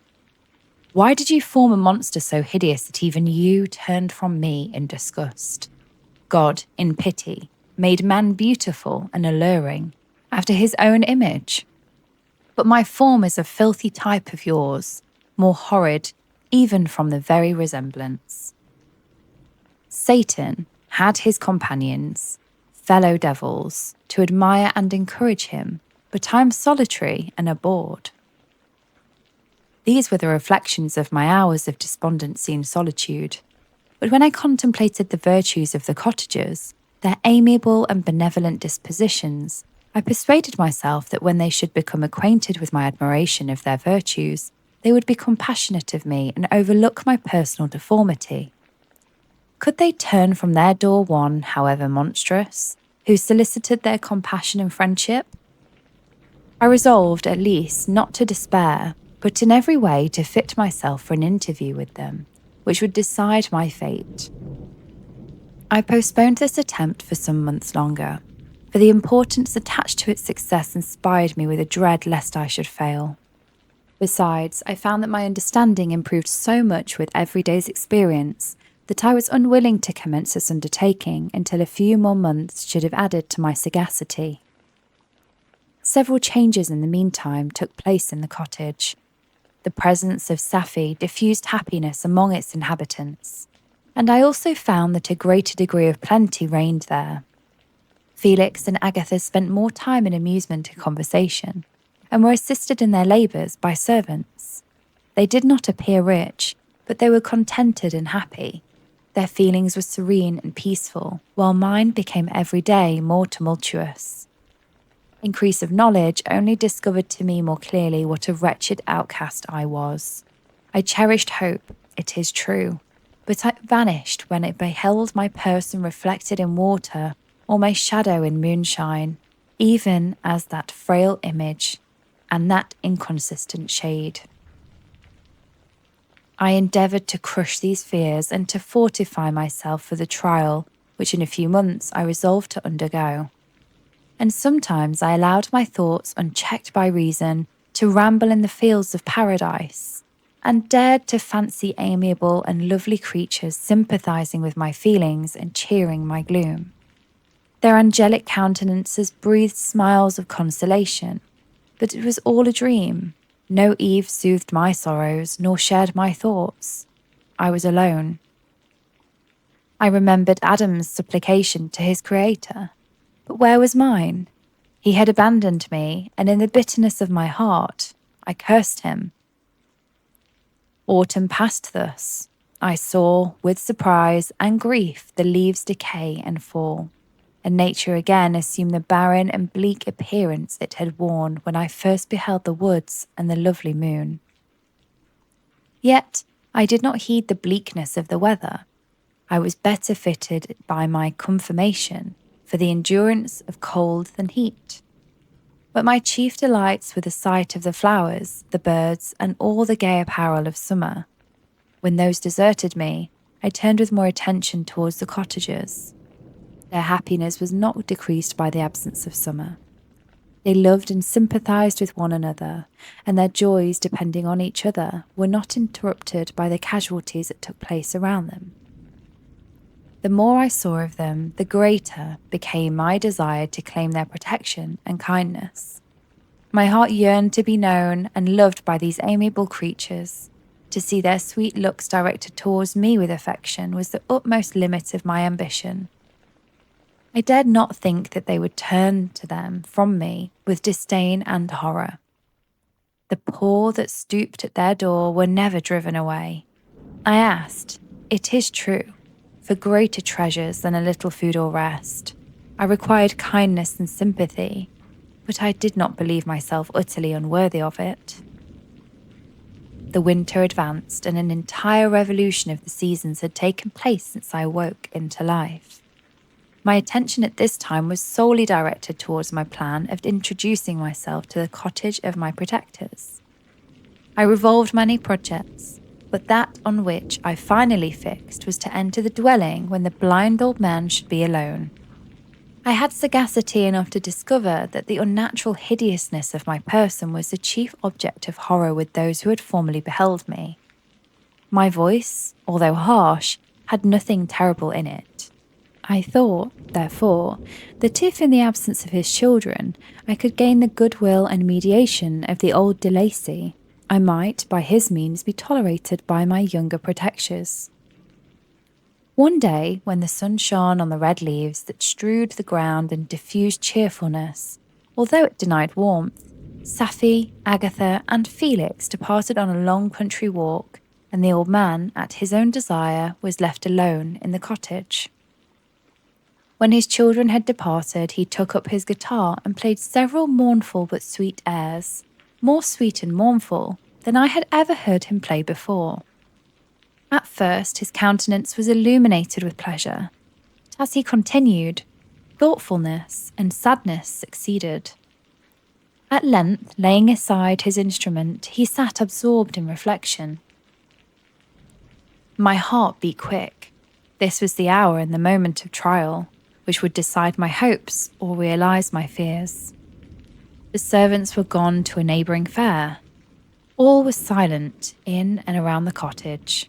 It was an excellent opportunity, yet, when I proceeded to execute my plan, my limbs failed me and I sank to the ground. Again I rose, and exerting all the firmness of which I was master, removed the planks which I had placed before my hovel to conceal my retreat. The fresh air revived me, and with renewed determination, I approached the door of their cottage. I knocked. "Who is there?" said the old man. "Come in." I entered. "Pardon this intrusion," said I. "I am a traveller in want of a little rest. You would greatly oblige me if you would allow me to remain a few minutes before the fire." "Enter," said de Lacy, "and I will try in what manner I can do to relieve you your wants. But, unfortunately, my children are from home, and as I am blind, I am afraid I shall find it difficult to procure food for you." "Do not trouble yourself, my kind host. I have food. It is warmth and rest only that I need." I sat down, and a silence ensued. I knew that every minute was precious to me, yet I remained irresolute in what manner to commence the interview, when the old man addressed me. "By your language, stranger, I suppose you are my countryman. Are you French?" "No, but I was educated by a French family, and understand that language only. I am now going to claim the protection of some friends, whom I sincerely love, and of whose favour I have some hopes." "Are they Germans?" "No, they are French. But let us change the subject. I am an unfortunate and deserted creature, and I look around and have no relation or friend upon earth. These amiable people to whom I go have never seen me and know little of me. I am full of fears, for if I fail there, I am an outcast in the world forever. Do not despair. To be friendless is indeed unfortunate, but the hearts of men, when unprejudiced by any obvious self-interest, are full of brotherly love and charity. Rely, therefore, on your hopes, and if these friends are good and amiable, do not despair. They are kind, they are the most excellent creatures in the world, but, unfortunately, they are prejudiced against me. I have good dispositions, my life has been hitherto harmless and in some degree beneficial. But a fatal prejudice clouds their eyes, and where they ought to see a feeling and kind friend, they behold only a detestable monster. That is indeed unfortunate, but if you are really blameless, cannot you undeceive them? I am about to undertake that task, and it is on that account that I feel so many overwhelming terrors. I tenderly love these friends. I have, unknown to them, been for many months in the habits of daily kindness towards them. But that they believe that I wish to injure them, and it is that prejudice which I wish to overcome. Where do these friends reside? Near this spot. The old man paused and then continued. If you will unreservedly confide to me the particulars of your tale, I perhaps may be of use in undeceiving them. I am blind, and cannot judge of your countenance, but there is something in your words which persuades me that you are sincere. I am poor and an exile, but it will afford me true pleasure to be in any way serviceable to a human creature. Excellent man, I thank you and accept your generous offer. You raise me from the dust by this kindness, and I trust that, by your aid, I shall not be driven from the society and sympathy of your fellow creatures. Heaven forbid, even if you were really criminal, for that can only drive you to desperation, and not instigate you to virtue. I also am unfortunate. I and my family have been condemned, although innocent. Judge, therefore, if you do not feel for your misfortunes. How can I thank you, my best and only benefactor? From your lips first have I heard the voice of kindness directed towards me. I shall be forever grateful, and your present humanity assures me of success with those friends whom I am on the point of meeting.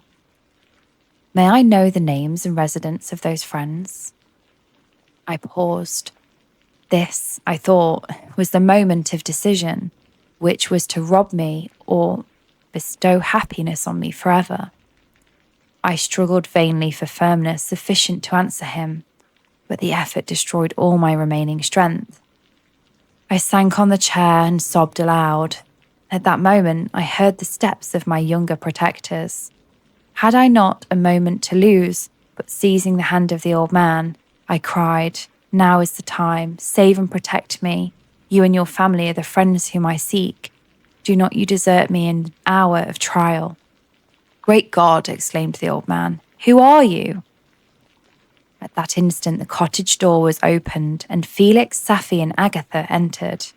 Who can describe their horror and consternation on beholding me?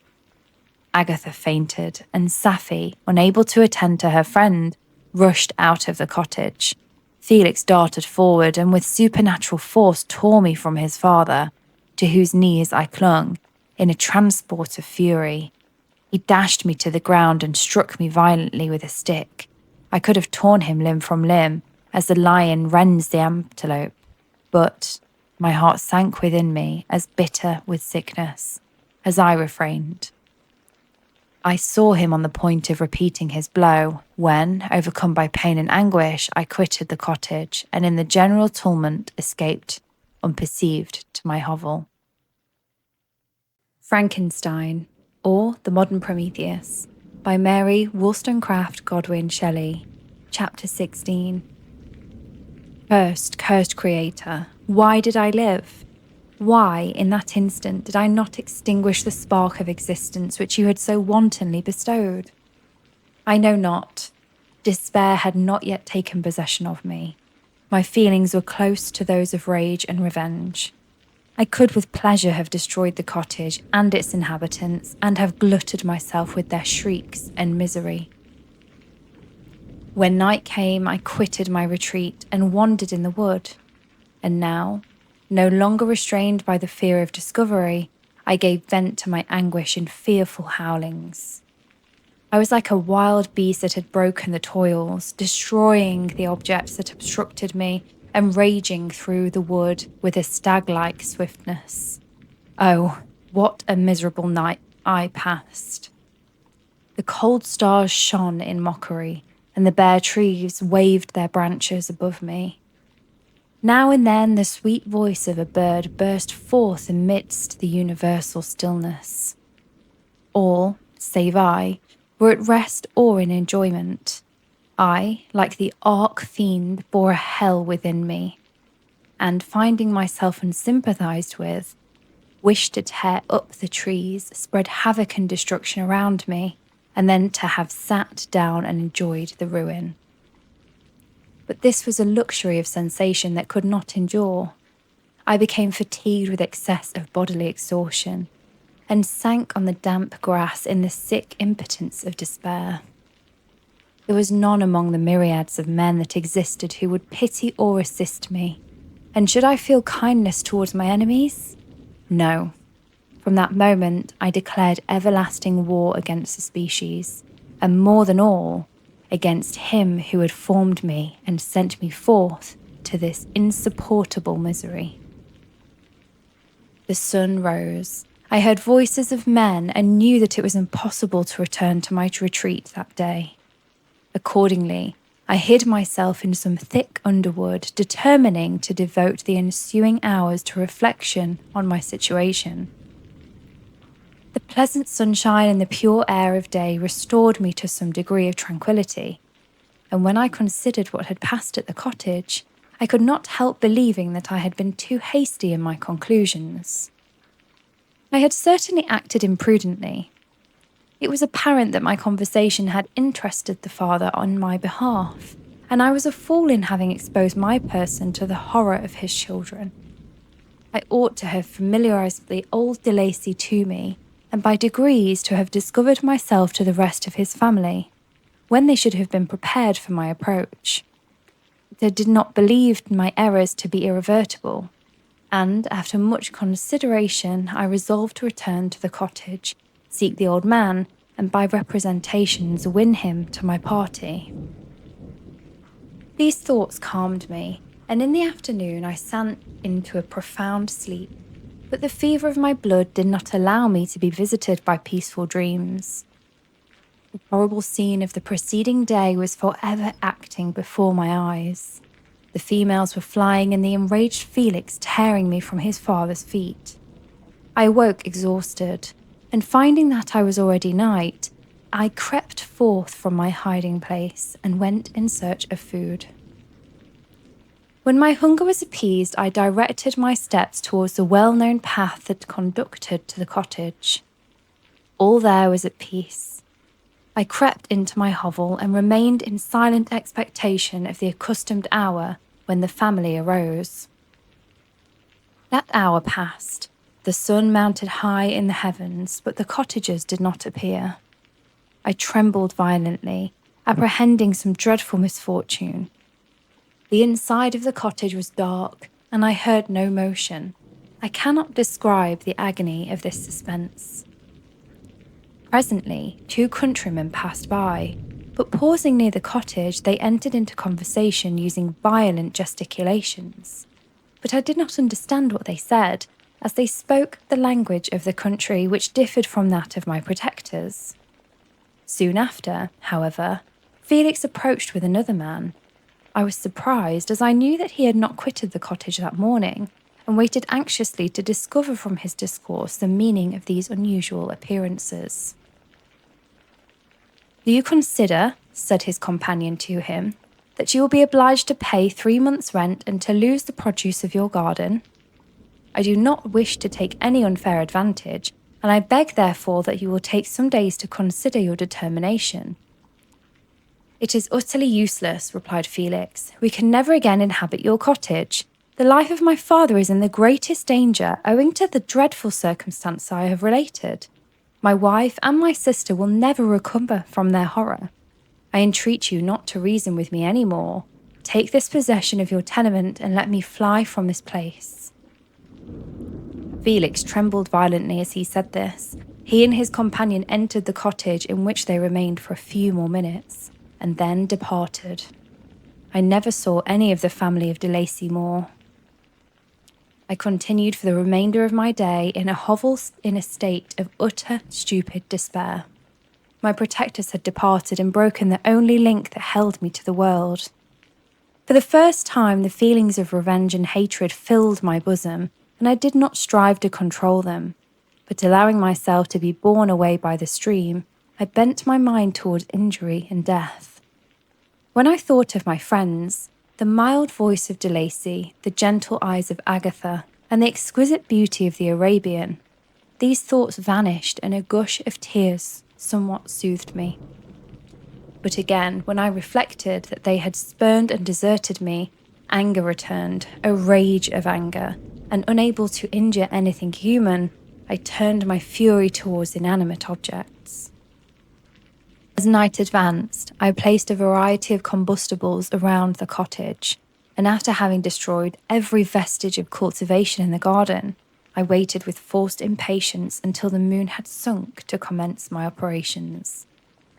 As the night advanced, a fierce wind arose from the woods and quickly dispersed the clouds that had loitered in the heavens. The blast tore along like a mighty avalanche and produced a kind of insanity in my spirits that burst out all bounds of reason and reflection. I lighted the dry branch of a tree and danced with fury around the devoted cottage, my eyes still fixed on the western horizon, the edge of which the moon nearly touched. A part of its orb was at length hid, and I waved my brand. It sank, and with a loud scream I fired the straw and heath and bushes which I had collected. The wind fanned the fire, and the cottage was quickly enveloped by the flames, which clung to it and licked it with their forked and destroying tongues. As soon as I was convinced that no assistance could save any part of the habitation, I quitted the scene and sought for refuge in the woods. And now, with the world before me, whither should I bend my steps? I resolved to fly far from the scene of my misfortunes. But to me, hated and despised, every country must be equally horrible. At length the thought of you crossed my mind. I learned from your papers that you were my father, my creator, and to whom I could apply with more fitness than to him who had given me life. Among the lessons that Felix had bestowed upon Safie, geography had not been omitted. I had learned from these relative situations of the different countries of the earth. You had mentioned Geneva as the name of your native town, and towards this place I resolved to proceed. But how was I to direct myself? I knew that I must travel in a southwesterly direction to reach my destination, but the sun was my only guide. I did not know the names of the towns that I was to pass through, nor could I ask information from a single human being. But I did not despair. From you only could I hope for succour, although towards you I felt no sentiment but that of hatred, unfeeling, heartless creator. You had endowed me with perceptions and passions, and then cast me abroad, an object for the scorn and horror of mankind. But on you only had I claim for any pity for redress. And from you I determined to seek that justice which I vainly attempted to gain from any other human being that wore the human form. My travels were long, and the sufferings I endured intense. It was late in autumn when I quitted the district where I had so long resided. I travelled only at night, fearful of encountering the visage of a human being. Nature decayed around me, and the sun became heatless. Rain and snow poured around me. Mighty rivers were frozen. The surface of the earth was hard and chill and bare, and I found no shelter. O earth! How often did I imprecate curses on the curse of my being? The mildness of my nature had fled. and all within me was turned to gall and bitterness. The nearer I approached to your habitation, the more deeply did I feel the spirit of revenge enkindled in my heart. Snow fell and the waters were hardened, but I rested not. A few incidents now and then directed me, and I possessed a map of the country, but I often wandered wide from my path. The agony of my feelings allowed me no respite. No incident occurred from which my rage and misery could not extract its food. But a circumstance that happened when I arrived on the confines of Switzerland, when the sun had recovered its warmth and the earth again began to look green, confirmed in an especial manner the bitterness and horror of my feelings. I generally rested during the day and travelled only when I was secured by night from the view of man. One morning, however, finding that my path lay through a deep wood, I ventured to continue my journey after the sun had risen. The day, which was one of the first of spring, cheered even me by the loveliness of its sunshine and the balminess of the air. I felt emotions of gentleness and pleasure, that had long appeared dead, revive within me. Half surprised by the novelty of these sensations, I allowed myself to be borne away by them, and forgetting my solitude and deformity, dared to be happy.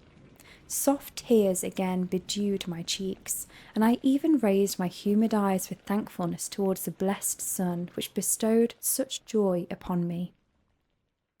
I continued to wind among the paths of the wood until I came to its boundary, which was skirted by a deep and rapid river, into which many of the trees bent their branches, now budding with the fresh spring. Here I paused, not exactly knowing what path to pursue, when I heard the sound of voices that induced me to conceal myself under the shade of cypress. I was scarcely hid when a young girl came running towards the spot which I was concealed, laughing as if she ran from someone in sport. She continued her course along the precipitous sides of the river, when suddenly her foot slipped and she fell into the rapid stream. I rushed from my hiding place and with extreme labour from the force of the current saved her and dragged her to shore.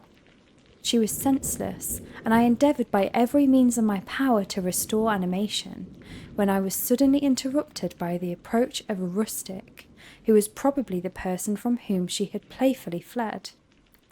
On seeing me, he darted towards me, and tearing the girl from my arms, hastened toward the deeper parts of the wood. I followed speedily. I hardly knew why, but when the man saw me draw near, he aimed a gun, which he carried at my body, and fired.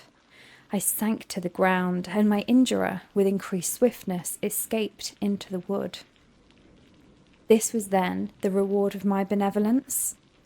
I had saved a human being from destruction, and as a recompense, I now writhed under the miserable pain of a wound which shattered the flesh and bone. The feelings of kindness and gentleness which I had entertained but a few moments before gave place to hellish rage and gnashing of teeth. Inflamed by pain, I vowed eternal hatred and vengeance to all mankind. But the agony of my wound overcame me. My pulses paused, and I fainted. For some weeks I led a miserable life in the woods, endeavouring to cure the wound which I had received. The ball had entered my shoulder, and I knew not whether it had remained there or passed through. At any rate, I had no means of extracting it. My sufferings were augmented also by the oppressive sense of the injustice and ingratitude of their infliction. My daily vows rose for revenge, a deep and deadly revenge, such as would alone compensate for the outrages and anguish I had endured.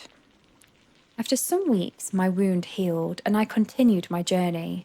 The labours I endured were no longer to be alleviated by the bright sun or the gentle breezes of spring. All joy was but a mockery which insulted my desolate state and made me feel more painfully that I was not made for the enjoyment of pleasure. But my toils now grew near a close, and in 2 months from this time I reached the environs of Geneva. It was evening when I arrived, and I retired to a hiding place among the fields that surround it to meditate in what manner I should apply to you. I was oppressed by fatigue and hunger, and far too unhappy to enjoy the gentle breezes of evening or the prospect of sun setting behind the stupendous mountains of Jura. At this time, a slight sleep relieved me from the pain of reflection, which was disturbed by the approach of a beautiful child who came running into the recess I had chosen, with all the sportiveness of infancy. Suddenly, as I gazed on him, an idea seized me that this little creature was unprejudiced and had lived too short a time to have imbibed a horror of deformity. If, therefore, I could seize him and educate him as to my companion and friend, I should not be so desolate in this peopled earth. Urged by this impulse, I seized on the boy as he passed and drew him towards me. As soon as he beheld my form, he placed his hands before his eyes and uttered a shrill scream. I drew his hand forcibly from his face and said, "Child, what is the meaning of this? I do not intend to hurt you. Listen to me." He struggled violently. "Let me go," he cried. "Monster! Ugly wretch! You wish to eat me and tear me to pieces. You are an ogre. Let me go, or I will tell my papa." "Boy, you will never see your father again. You must come with me." "Hideous monster, let me go. My papa is a syndic. He is M. Frankenstein. He will punish you. You dare not keep me." "Frankenstein? You belong then to my enemy, to him towards whom I have sworn eternal revenge. You shall be my first victim." The child still struggled and loaded me with epithets, which carried despair to my heart. I grasped his throat to silence him, and in a moment he lay dead at my feet. I gazed on my victim, and my heart swelled with exultation and hellish triumph. Clapping my hands, I exclaimed, "I too can create desolation. My enemy is not invulnerable. This death will carry despair to him, and 1,000 other miseries shall torment and destroy him." As I fixed my eyes on the child, I saw something glittering on his breast. I took it. It was a portrait of the most lovely woman. In spite of my malignity, it softened and attracted me. For a few moments I gazed with delight on her dark eyes, fringed by deep lashes, and her lovely lips, but presently my rage returned. I remembered that I was forever deprived of the delights of that such beautiful creatures could bestow, and that she whose resemblance I contemplated would, in regarding me, have changed that air of divine benignity to one of expressive disgust and affright. Can you wonder that such thoughts transported me with rage? I only wondered that moment, instead of venting my sensations in exclamations and agony, I did not rush among mankind and perish in the attempt to destroy them. While I was overcome by these feelings, I left the spot where I had committed the murder, and seeking a more secluded hiding place, I entered a barn which had appeared to me to be empty. A woman was sleeping on some straw. She was young, not indeed so beautiful as whose portrait I held, but of an agreeable aspect and blooming in the loveliness of youth and health. Here, I thought, is one of those whose joy-imparting smiles are bestowed on all but me. And then I bent over her and whispered, "Awake, fairest, thy lover is near. He who would give his life but to obtain one look of affection from thine eyes. My beloved, awake." The sleeper stirred. A thrill of terror ran through me. Should she indeed awake and see me, and curse me, and denounce the murderer? Thus would she assuredly act if her darkened eyes opened and she beheld me. The thought was madness. It stirred the fiend within me. Not I, but she shall suffer.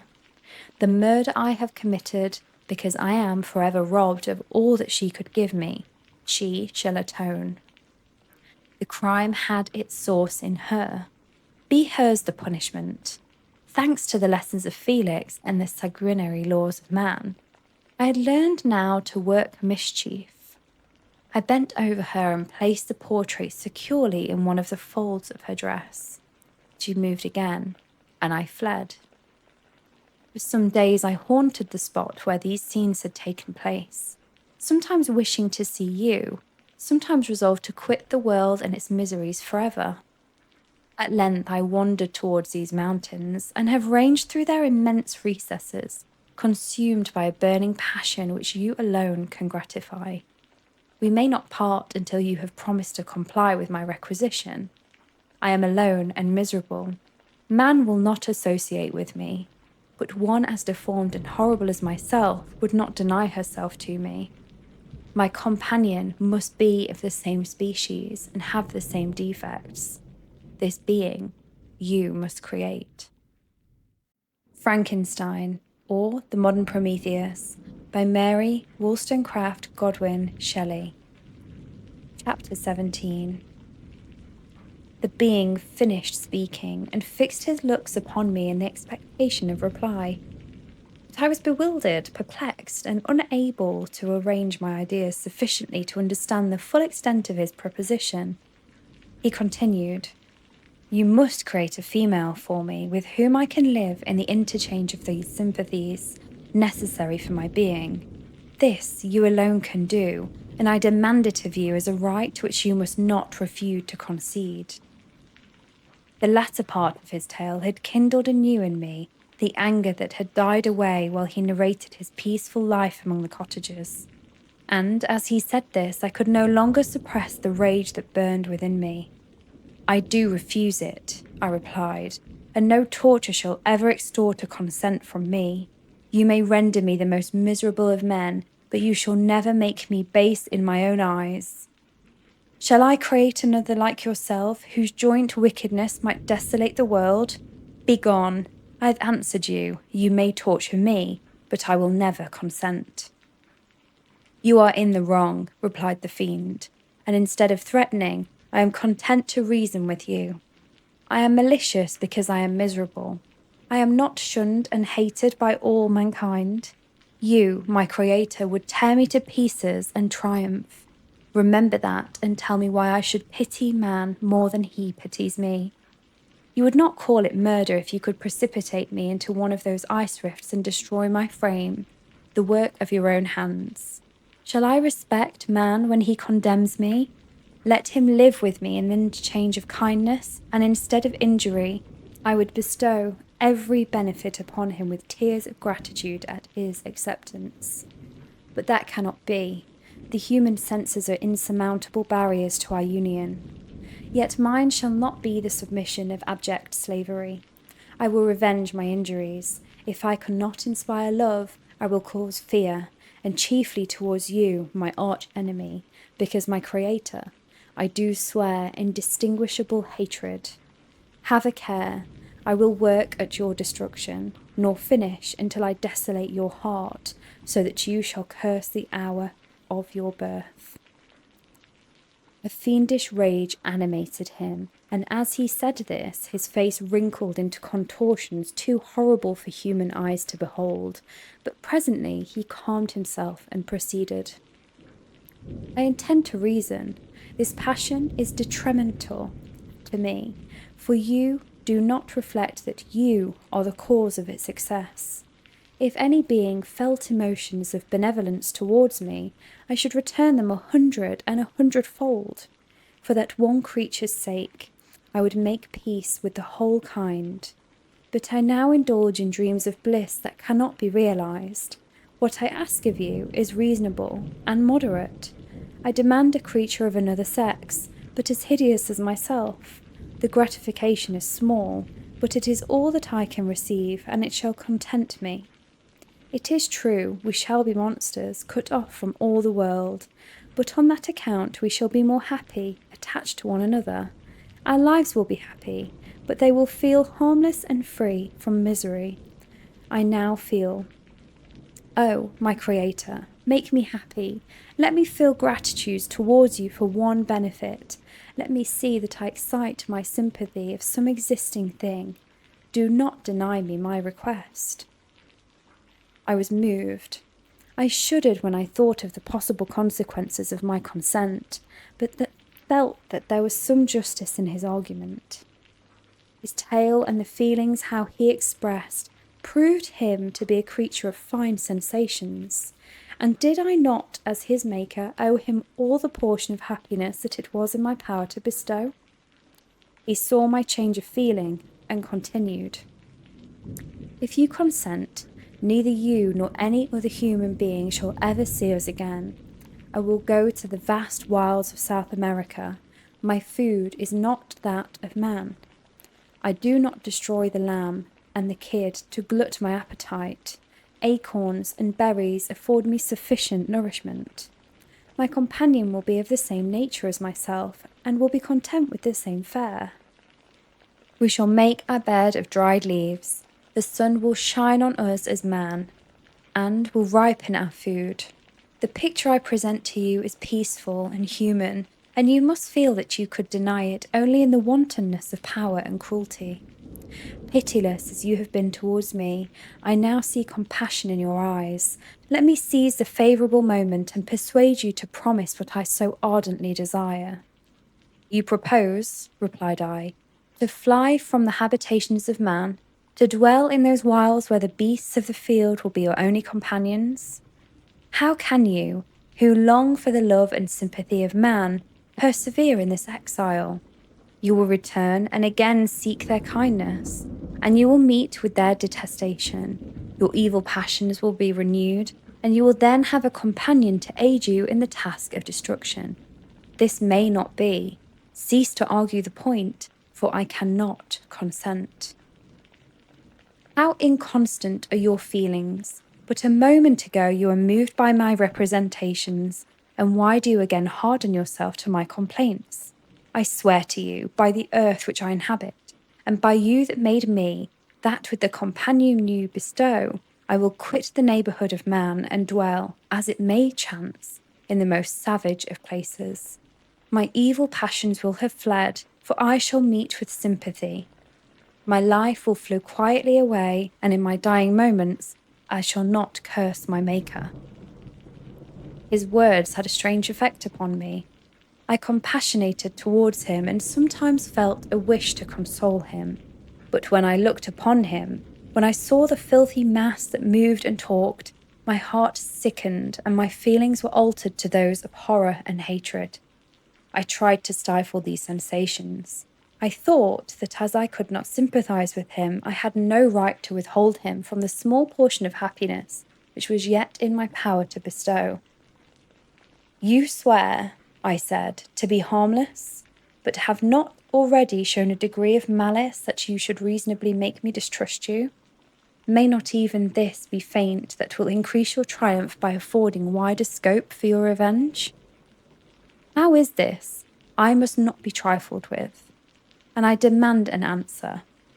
If I have no ties and no affections, hatred and vice must be my portion. The love of another will destroy the cause of my crimes, and I shall become a thing of whose existence everyone will be ignorant. My vices are the children of a forced solitude that I abhor, and my virtues will necessarily arise when I live in communion with an equal. I shall feel the affections of a sensitive being and become linked to the chain of existence and events from which I am now excluded." I paused some time to reflect on all he had related and the various arguments which he had employed. I thought of the promise of virtues which he had displayed on the opening of his existence, and the subsequent blight of all kindly feeling by the loathing and scorn which his protectors had manifested towards him. His power and threats were not omitted in my calculations. A creature who could exist in ice caves of glaciers and hide himself from the pursuit among the ridges of inaccessible precipices was a being possessing faculties it would be vain to cope with. After a long pause of reflection, I concluded that the justice, due both to him and my fellow creatures, demanded of me that I should comply with his request. Turning to him, therefore, I said, "I consent to your demand, on your solemn oath to quit Europe forever, and every other place in the neighbourhood of man, as soon as I shall deliver your hands a female who will accompany you in your exile." "I swear," he cried, "by the sun and by the blue sky of heaven and by the fire of love that burns my heart, that if you grant my prayer, while they exist, you shall never behold me again. Depart to your home and commence your labours. I shall watch their progress with unutterable anxiety, and fear not, but that when you are ready, I shall appear." Saying this, he suddenly quitted me, fearful, perhaps, of any change in my sentiments. I saw him descend the mountain with greater speed than the flight of an eagle, and quickly lost among the undulations of the sea of ice. His tale had occupied the whole day, and the sun was upon the verge of the horizon when he departed. I knew that I ought to hasten my descent towards the valley, as soon as I should be encompassed in darkness. My heart was heavy, and my steps slow. The labour of winding among the little paths of the mountain and fixing my feet firmly as I advanced perplexed me, occupied as I was by the emotions which the occurrences of the day had produced. Night was far advanced when I came to the halfway resting place and seated myself beside the fountain. The stars shone at intervals as the clouds passed from over them. The dark pines rose before me, and every here and there a broken tree lay on the ground. It was a scene of wonderful solemnity, and stirred strange thoughts within me. I wept bitterly, and clasping my hands in agony, I exclaimed, "Oh, stars and clouds and winds, ye are about to mock me. If ye really pity me, crush sensation and memory. Let me become as naught. But if not, depart, depart, and leave me in darkness." These were wild and miserable thoughts, but I cannot describe to you how the eternal twinkling of the stars weighed upon me, and how I listened to every blast of wind as if it were a dull, ugly siroc on its way to consume me. Morning dawned before I arrived at the village of Chamonix. I took no rest, but returned immediately to Geneva. Even in my own heart, I could give no expression to my sensations. They weighed on me with mountains of weight, and their excess destroyed my agony beneath them. Thus I returned home, and entering the house, presented myself to the family. My haggard and wild appearance awoke intense alarm, but I answered no question. Scarcely did I speak. I felt as if I were placed under a ban, as if I had no right to claim their sympathies, as if never more might I enjoy companionship with them. Yet even thus I loved them to adoration, and to save them, I resolved to dedicate myself to the most abhorred task. The prospect of such an occupation made every other circumstance of existence pass before me like a dream, and that thought only had to me the reality of life. Frankenstein, or The Modern Prometheus, by Mary Wollstonecraft Godwin Shelley. Chapter 18. Day after day, week after week, passed away on my return to Geneva, and I could not collect the courage to recommence my work. I feared the vengeance of the disappointed fiend, yet I was unable to overcome my repugnance to the task which was enjoined me. I found that I could not compose a female without again devoting several months to profound study and laborious disquisition. I had heard of some discoveries having been made by an English philosopher, the knowledge of which was material to my success, and I sometimes thought of obtaining my father's consent to visit England for this purpose. But I clung to every pretence of delay, and shrank from taking the first step in an undertaking whose immediate necessity began to appear less absolute to me. A change indeed had taken place in me. My health, which had hitherto declined, was now much restored, and my spirits, when unchecked by the memory of my unhappy promise, rose proportionably. My father saw this change with pleasure, and he turned his thoughts towards the best method of eradicating the remains of my melancholy, which every now and then would return by fits, and with devouring blackness overcast the approaching sunshine. At these moments, I took refuge in the most perfect solitude. I passed whole days on the lake alone in a little paddle boat, watching the clouds and listening to the rippling of the waves, silent and listless. But the fresh air and bright sun seldom failed to restore me to some degree of composure, and on my return I met the salutations of my friends with a readier smile and a more cheerful heart. It was after my return from one of these rambles that my father, calling me aside, thus addressed me. "I am happy to remark, my dear son, that you have resumed your former pleasures and seem to be returning to yourself. And yet you are still unhappy, and still avoid our society. For some time I was lost in conjecture as to the cause of this, but yesterday an idea struck me, and, if it is well founded, I conjure you to avow it. Reserve on such a point would not be only useless, but draw down treble misery on us all."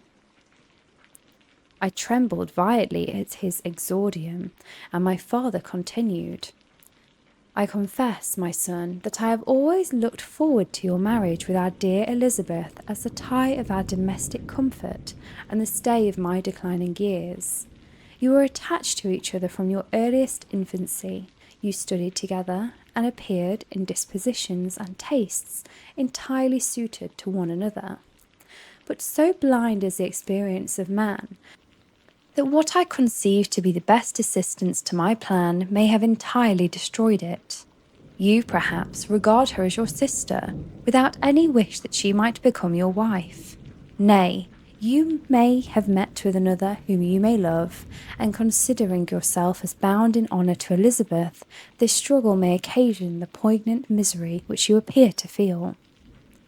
My dear father, reassure yourself. I love my cousin tenderly and sincerely. I never saw any woman who excited, as Elizabeth does, my warmest admiration and affection. My future hopes and prospects are entirely bound up in the expectation of our union. The expression of your sentiments of this subject, my dear Victor, gives me more pleasure than I have for some time experienced. If you feel thus, we should assuredly be happy, however present events may cast a gloom over us. But it is this gloom which appears to have taken so strong a hold in your mind that I wish to dissipate. Tell me, therefore, whether you object to an immediate solemnization of the marriage. We have been unfortunate, and in recent events have drawn us from that everyday tranquillity befitting my years and infirmities. You are younger, yet I do not suppose, possessed as you are of a competent fortune, that an early marriage would at all interfere with any future plans of honour and utility that you may have formed. Do not suppose, however, that I wish to dictate happiness to you, or that a delay on your part would cause me any serious uneasiness. Interpret my words with candour and answer me, I conjecture you, with confidence and sincerity." I listened to my father in silence and remained for some time incapable of offering any reply. I revolved rapidly in my mind a multitude of thoughts and endeavoured to arrive at some conclusion. Alas! To me, the idea of an immediate union with Elizabeth was one of horror and dismay. I was not bound by a solemn promise which I had not yet fulfilled and dared not to break. Or if I did, what manifold miseries might not impend over me and my devoted family? Could I enter into a festival with this deadly weight yet hanging around my neck and bowing me to the ground? I must perform my engagement and let the monster depart with his mate before I allowed myself to enjoy the delight of a union from which I expected peace. I remembered also the necessity imposed upon me of either journeying to England or entering into a long correspondence with those philosophers of that country, whose knowledge and discoveries were of indispensable use to me in my present undertaking. The latter method of obtaining the desired intelligence was dilatory and unsatisfactory. Besides, I had insurmountable aversion to the idea of engaging myself in loathsome task in my father's house, while habits of familiar intercourse with those I loved. I knew that 1,000 fearful accidents might occur, the slightest of which would disclose a tale of thrill to all connected with me with horror. I was aware also that I should often lose all self-command, all capacity of hiding the harrowing sensations that would possess me during the progress of my unearthly occupation. I must absent myself from all who I loved while thus employed. Once commenced, it would quickly be achieved, and I might be restored to my family in peace and happiness. My promise fulfilled, the monster would depart forever, or so my fond fancy imagined. Some accident might meanwhile occur to destroy him and put an end to my slavery forever.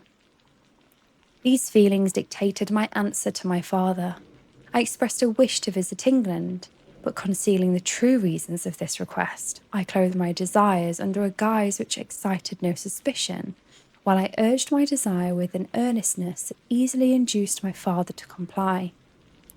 After so long a period of absorbing melancholy that resembled madness in its intensity and effects, he was glad to find that I was capable of taking pleasure in the idea of such a journey, and he hoped that change of scene and varied amusement would, before my return, have restored me entirely to myself. The duration of my absence was left to my own choice. A few months, or at most a year, was the period contemplated. One paternal kind precaution he had taken to ensure my having a companion. Without previously communicating me, he had, in concert with Elizabeth, arranged that Clerval should join me at Strasbourg. This interfered with the solitude I coveted for the prosecution of my task. Yet, at the commencement of my journey, the presence of my friend could in no way be an impediment, and truly I rejoiced that thus I should be saved many hours of lonely, maddening reflection. Nay, Henry might stand between me and the intrusion of my foe. If I were alone, would he not at times force his abhorred presence on me to remind me of my task or to contemplate its progress? To England, therefore, I was bound, and it was understood that my union with Elizabeth should take place immediately on my return. My father's age rendered him extremely averse to delay. For myself, there was one reward. I promised myself from my detested toils, one consolation for my unparalleled sufferings. It was the prospect of that day when, enfranchised from my miserable slavery, I might claim Elizabeth and forget the past in my union with her. I now made arrangements for my journey, but one feeling haunted me which filled me with fear and agitation. During my absence, I should leave my friends unconscious of the existence of their enemy and unprotected from his attacks, exasperated as he might be by my departure. But he had promised to follow me wherever I might go, and would he not accompany me to England? This imagination was dreadful in itself, but soothing inasmuch as it supposed the safety of my friends. I was agonized with the idea of the possibility that the reverse of this might happen, but through the whole period during which I was the slave of my creature, I allowed myself to be governed by the impulses in the moment, and my present sensation strongly intimated that the fiend would follow me and exempt my family from the danger of his machinations. It was in the latter end of September that I again quitted my native country. My journey had been my own suggestion, and Elizabeth therefore acquiesced. But she was filled with disquiet at the idea of my suffering, away from her, the inroads of misery and grief. It had been her care which provided me a companion in Clerval, and yet a man is blind to 1,000 minute circumstances which call forth a woman's sedulous attention. She longed to bid me hasten my return. 1,000 conflicting emotions rendered her mute as she bade me a tearful, silent farewell. I threw myself into the carriage that was to convey me away, hardly knowing whither I was going, and careless of what was passing around. I remembered only, and it was with bitter anguish that I reflected on it, to order that my chemical instrument should be packed to go with me. Filled with dreary imaginations, I passed through many beautiful and majestic scenes, but my eyes were fixed and unobserving. I could only think of the bourne of my travels and the work which was to occupy me whilst they endured. after some days spent in listless indolence, during which I traversed many leagues, I arrived at Strasbourg, where I waited 2 days for Clerval. He came. Alas, how great was the contrast between us! He was alive to every new scene, joyful when he saw the beauties of the setting sun, and more happy when he beheld it rise and recommence a new day. He pointed out to me shifting colours of the landscape and the appearances of the sky. "This is what it is to live," he cried. "Now I enjoy existence. But you, my dear Frankenstein, wherefore are you desponding and sorrowful?" In truth, I was occupied by gloomy thoughts and neither saw the descent of the evening star nor the golden sunrise reflected in the Rhine. And you, my friend, would be far more amused with the journal of Clerval, who observed the scenery with an eye of feeling and delight, than in listening to my reflections. I, a miserable wretch, haunted by a curse that shut up every avenue to enjoyment. We had agreed to descend the Rhine in a boat from Strasbourg to Rotterdam, whence we might take shipping for London. During this voyage we passed many willowy islands and saw several beautiful towns. We stayed a day at Mannheim and, on the 5th from our departure from Strasbourg, arrived at Mainz. The course of the Rhine below Mainz becomes much more picturesque. The river descends rapidly and winds between hills, not high but steep, and of beautiful forms. We saw many ruined castles standing on the edges of precipices, surrounded by black woods, high and inaccessible. This part of the Rhine, indeed, presents a singularly variegated landscape. In one spot you view rugged hills, ruined castles overlooking tremendous precipices, with the dark Rhine rushing beneath, and on the sudden turn of a promontory, flourishing vineyards with green sloping banks, and a meandering river, and populous towns occupy the scene. We travelled at the time of the vintage and heard the song of the labourers as we glided down the stream. Even I, depressed in mind, and my spirits continually agitated by gloomy feelings, even I was pleased. I lay at the bottom of the boat, and as I gazed on the cloudless blue sky, I seemed to drink in a tranquillity to which I had long been a stranger. And if these were my sensations, who can describe those of Henry? He felt as if he had been transported to fairyland, and enjoyed a happiness seldom tasted by man.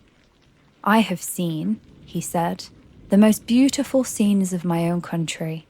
I have visited the lakes of Lucerne and Uri, where the snowy mountains descend almost perpendicularly to the water, casting black and impenetrable shades which could cause a gloomy and mournful appearance were it not for the most verdant islands that relieve the eye by their gay appearance. I have seen this lake agitated by a tempest, when the wind tore up whirlwinds of water and gave you an idea of what the waterspout must be on the great ocean.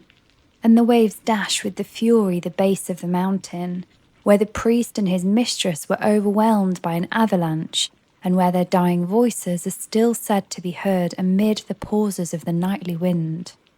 I have seen the mountains of La Valais and the Pays de Vaud, but this country, Victor, pleases me more than all those wonders.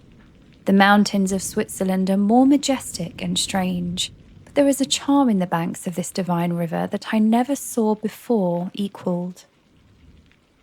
Look at that castle which overhangs yon precipice, and that also on the island, almost concealed among the foliage of those lovely trees. And now that group of labourers coming from among their vines, and that village half hid in the recess of the mountain. Oh, surely the spirit that inhabits and guards this place has a soul more in harmony with man than those who pile the glacier or retire to the inaccessible peaks of the mountains of our own country. Clerval, beloved friend, even now it delights me to record your words and dwell on the praise of which you are so eminently deserving. He was a being formed in the very poetry of nature. His wild and enthusiastic imagination, was chastened by the sensibility of his heart. His soul overflowed with the ardent affections, and his friendship was of that devoted and wondrous nature that the worldly-minded teach us to look for in only the imagination. But even human sympathies were not sufficient to satisfy his eager mind. The scenery of external nature, which others regard only with admiration, he loved with ardour. The sounding cataract haunted him like a passion, the tall rock, the mountain and the deep gloomy wood. Their colours and their forms were then to him an appetite, a feeling and a love that had no need of a remoter charm, by thought supplied or any interest unborrowed from the eye. Wordsworth's Tintern Abbey. And where does he now exist? Is this gentle and lovely being lost forever? Has this mind so replete with ideas, imaginations fanciful and magnificent, which formed a world whose existence depended on the life of its creator, has this mind perished? Does it now only exist in my memory? No, it is not thus. Your form, so divinely wrought and beaming with its beauty, has decayed, but your spirit still visits and consoles your unhappy friend. Pardon this gush of sorrow. These ineffectual words are but a slight tribute to the unexampled worth of Henry, but they soothe my heart, overflowing with the anguish which his remembrance creates. I will proceed with my tale. Beyond Cologne, we descended to the plains of Holland, and we resolved to post the remainder of our way, for wind was contrary and the stream of the river was too gentle to aid us. The journey here lost the interest arising from beautiful scenery, but we arrived in a few days at Rotterdam, whence we proceeded by sea to England. It was on a clear morning in the latter of the days of December that I first saw the white cliffs of Britain. The banks of the Thames presented a new scene.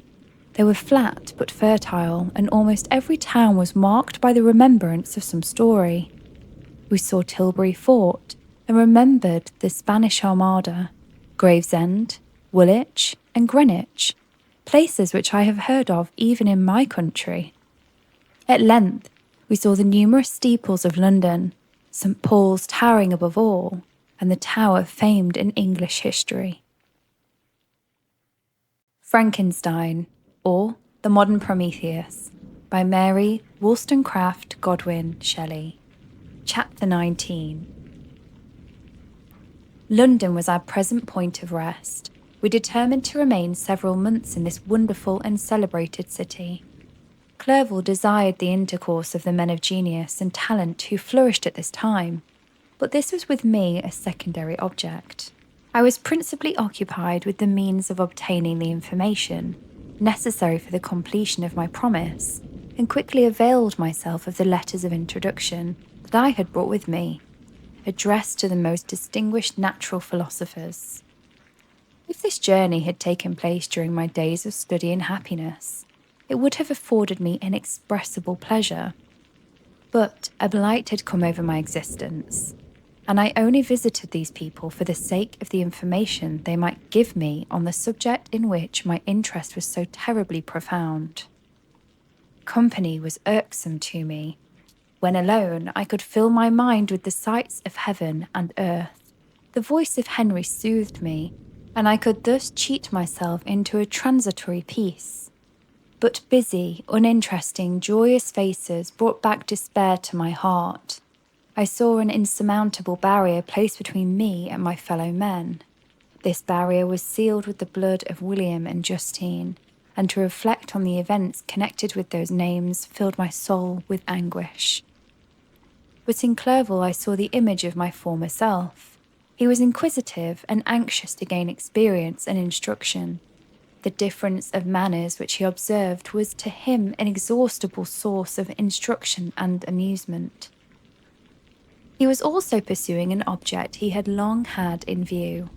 His design was to visit India, in the belief that he had in his knowledge of its various languages, and in the views he had taken of its society, the means of materially assisting the progress of European colonization and trade. In Britain, only could he further the execution of his plan. He was forever busy, and the only check to his enjoyments was my sorrowful and dejected mind. I tried to conceal this as much as possible, that I might not debar him from the pleasures natural to one who is entering on a new scene of life, undisturbed by any care or bitter recollection. I often refused to accompany him, alleging another engagement, that I might remain alone. I now also began to collect the materials necessary for my new creation, and this was to me like the torture of single drops of water continually falling on the head. Every thought that was devoted to it was an extreme anguish, and every word that I spoke an allusion to it caused my lips to quiver and my heart to palpitate. After some passing months in London, we had received a letter from a person in Scotland who had formerly been our visitor at Geneva. He mentioned the beauties of his native country, and asked us if those were not sufficient allurements to induce us to prolong our journey as far north as Perth, where he resided. Clerval eagerly desired to accept this invitation, and I, although I abhorred society, wished to view again mountains and streams and all the wondrous works with which nature adorns her chosen dwelling places. We had arrived in England at the beginning of October, and it was now February. We accordingly determined to commence our journey towards the north at the expiration of another month. In this expedition we did not intend to follow the great road to Edinburgh, but to visit Windsor, Oxford, Matlock, and the Cumberland Lakes, resolving to arrive at the completion of this tour about the end of July. I packed up my chemical instruments and the materials I had collected, resolving to finish my labours in some obscure nook in the northern highlands of Scotland. We quitted London on the 27th of March and remained a few days at Windsor, rambling in its beautiful forest. This was a new scene to us mountaineers. The majestic oaks, the quantity of game, and the herds of stately deer were all novelties to us. From thence we proceeded to Oxford. As we entered this city, our minds were filled with the remembrance of the events that had been transacted there more than a century and a half before. It was here that Charles I had collected his forces. This city had remained faithful to him, after the whole nation had forsaken his cause to join the standard of Parliament and liberty. The memory of that unfortunate king and his companions, the amiable Falkland, the insolent Goring, his queen and son, gave a peculiar interest to every part of the city, which they might be supposed to have inhabited. The spirit of elder days found a dwelling here, and we delighted to trace its footsteps. If these feelings had not found an imaginary gratification, the appearance of the city had yet in itself sufficient beauty to obtain our admiration. The colleges are ancient and picturesque, the streets are almost magnificent, and the lovely Isis, which flows beside it through meadows of exquisite verdure, is spread forth into a placid expanse of waters, which reflects its majestic assemblage of towers and spires and domes, embosomed among aged trees. I enjoyed this scene, and yet my enjoyment was embittered both by the memory of the past and the anticipation of the future. I was formed for peaceful happiness. During my youthful days, discontent never visited my mind, and if I was ever overcome by ennui, the sight of what is beautiful in nature, or the study of what is excellent and sublime in the productions of man, could always interest my heart and communicate elasticity to my spirits. But I am a blasted tree. The bolt has entered my soul, and I felt then that I should survive to exhibit what I shall soon cease to be, a miserable spectacle of wrecked humanity, pitiable to others and intolerable to myself. We passed a considerable period at Oxford, rambling among its environs and endeavouring to identify every spot which might relate to the most animating epoch of English history. Our little voyages of discovery were often prolonged by the successive objects that presented themselves. We visited the tomb of the illustrious Hampden and the field on which that patriot fell. For a moment my soul was elevated from its debasing and miserable fears to contemplate the divine ideas of liberty and self-sacrifice of which these sites were the monuments and the remembrances. For an instant I dared to shake off my chains and look around me with a free and lofty spirit, but the iron had eaten into my flesh and I sank again, trembling and hopeless, into my miserable self. We left Oxford with regret and proceeded to Matlock, which was our next place of rest. The country in the neighbourhood of this village resembled to a greater degree the scenery of Switzerland. But everything is on a lower scale, and the green hills want the crown of distant white Alps, which always attend on the piney mountains of my native country. We visited the wondrous cave and the little cabinets of natural history, where the curiosities are disposed in the same manner as in the collections at Servox and Chamonix. The latter name made me tremble when I pronounced it by Henry, and I hastened to quit Matlock, with which that terrible scene was thus associated. From Derby, still journeying northwards, we passed 2 months in Cumberland and Westmoreland. I could now almost fancy myself among the Swiss mountains. The little patches of snow which yet lingered on the northern sides of the mountains, the lakes, and the dashing of the rocky streams were all familiar and dear sights to me. Here also we made some acquaintances who almost contrived to cheat me into happiness. The delight of Clerval was proportionately greater than mine. His mind expanded in the company of men of talent, and he found in his own nature greater capacities and resources than he could have imagined himself to have possessed, while he associated with his inferiors. I could pass my life here, he said to me, and among these mountains I should scarcely regret Switzerland and the Rhine. But he found that a traveller's life is one that includes much pain amidst its enjoyments. His feelings are forever on the stretch, and when he begins to sink into repose, he finds himself obliged to quit that on which he rests in pleasure for something new, which again engages his attention, and which also he forsakes for other novelties. We had scarcely visited the various lakes of Cumberland and Westmoreland and conceived an affection for some of the inhabitants, when the period of our appointment with the Scotch friend approached. And when we left them to travel on, for my own part, I was not sorry. I had now neglected my promise for some time, and I feared the effects of the demon's disappointment. He might remain in Switzerland and wreak his vengeance on my relatives. This idea pursued me and tormented me at every moment from which I might otherwise have snatched repose and peace. I waited for my letters with feverish impatience. If they were delayed, I was miserable and overcome by 1,000 fears, and when they arrived, and I saw the superscription of Elizabeth or my father, I hardly dared to read and ascertain my fate. Sometimes I thought that the fiend followed me and might expedite my remiss by murdering my companion.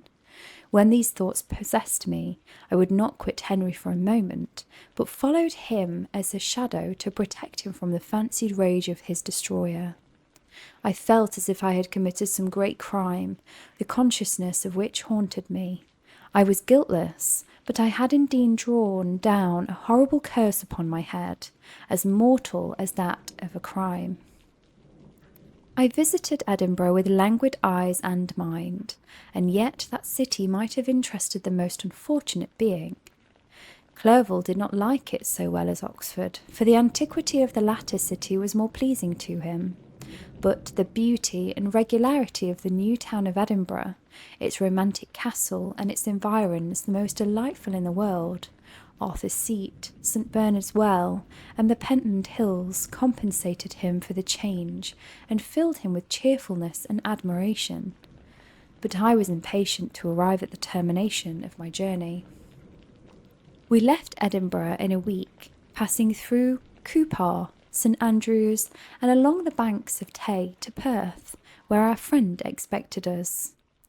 But I was no mood to laugh or talk with strangers or enter into their feelings or plans with the good humour expected from a guest, and accordingly I told Clerval that I wished to make the tour of Scotland alone. "Do you?" said I. "Enjoy yourself, and let this be our rendezvous. I may be absent a month or two, but do not interfere with my motions, I entreat you, to leave me in peace and solitude for a short time, and when I return, I hope it will be with a lighter heart, more congenial to your own temper." Henry wished to dissuade me, but seeing me bent on this plan, ceased to remonstrate. He entreated me to write often. "I had rather be with you," he said, "in your solitary rambles, than with these Scotch people whom I do not know. Hasten, then, my dear friend, to return, that I may again feel myself somewhat at home, which I cannot do in your absence." Having parted from my friend, I determined to visit some remote spot of Scotland and finish my work in solitude.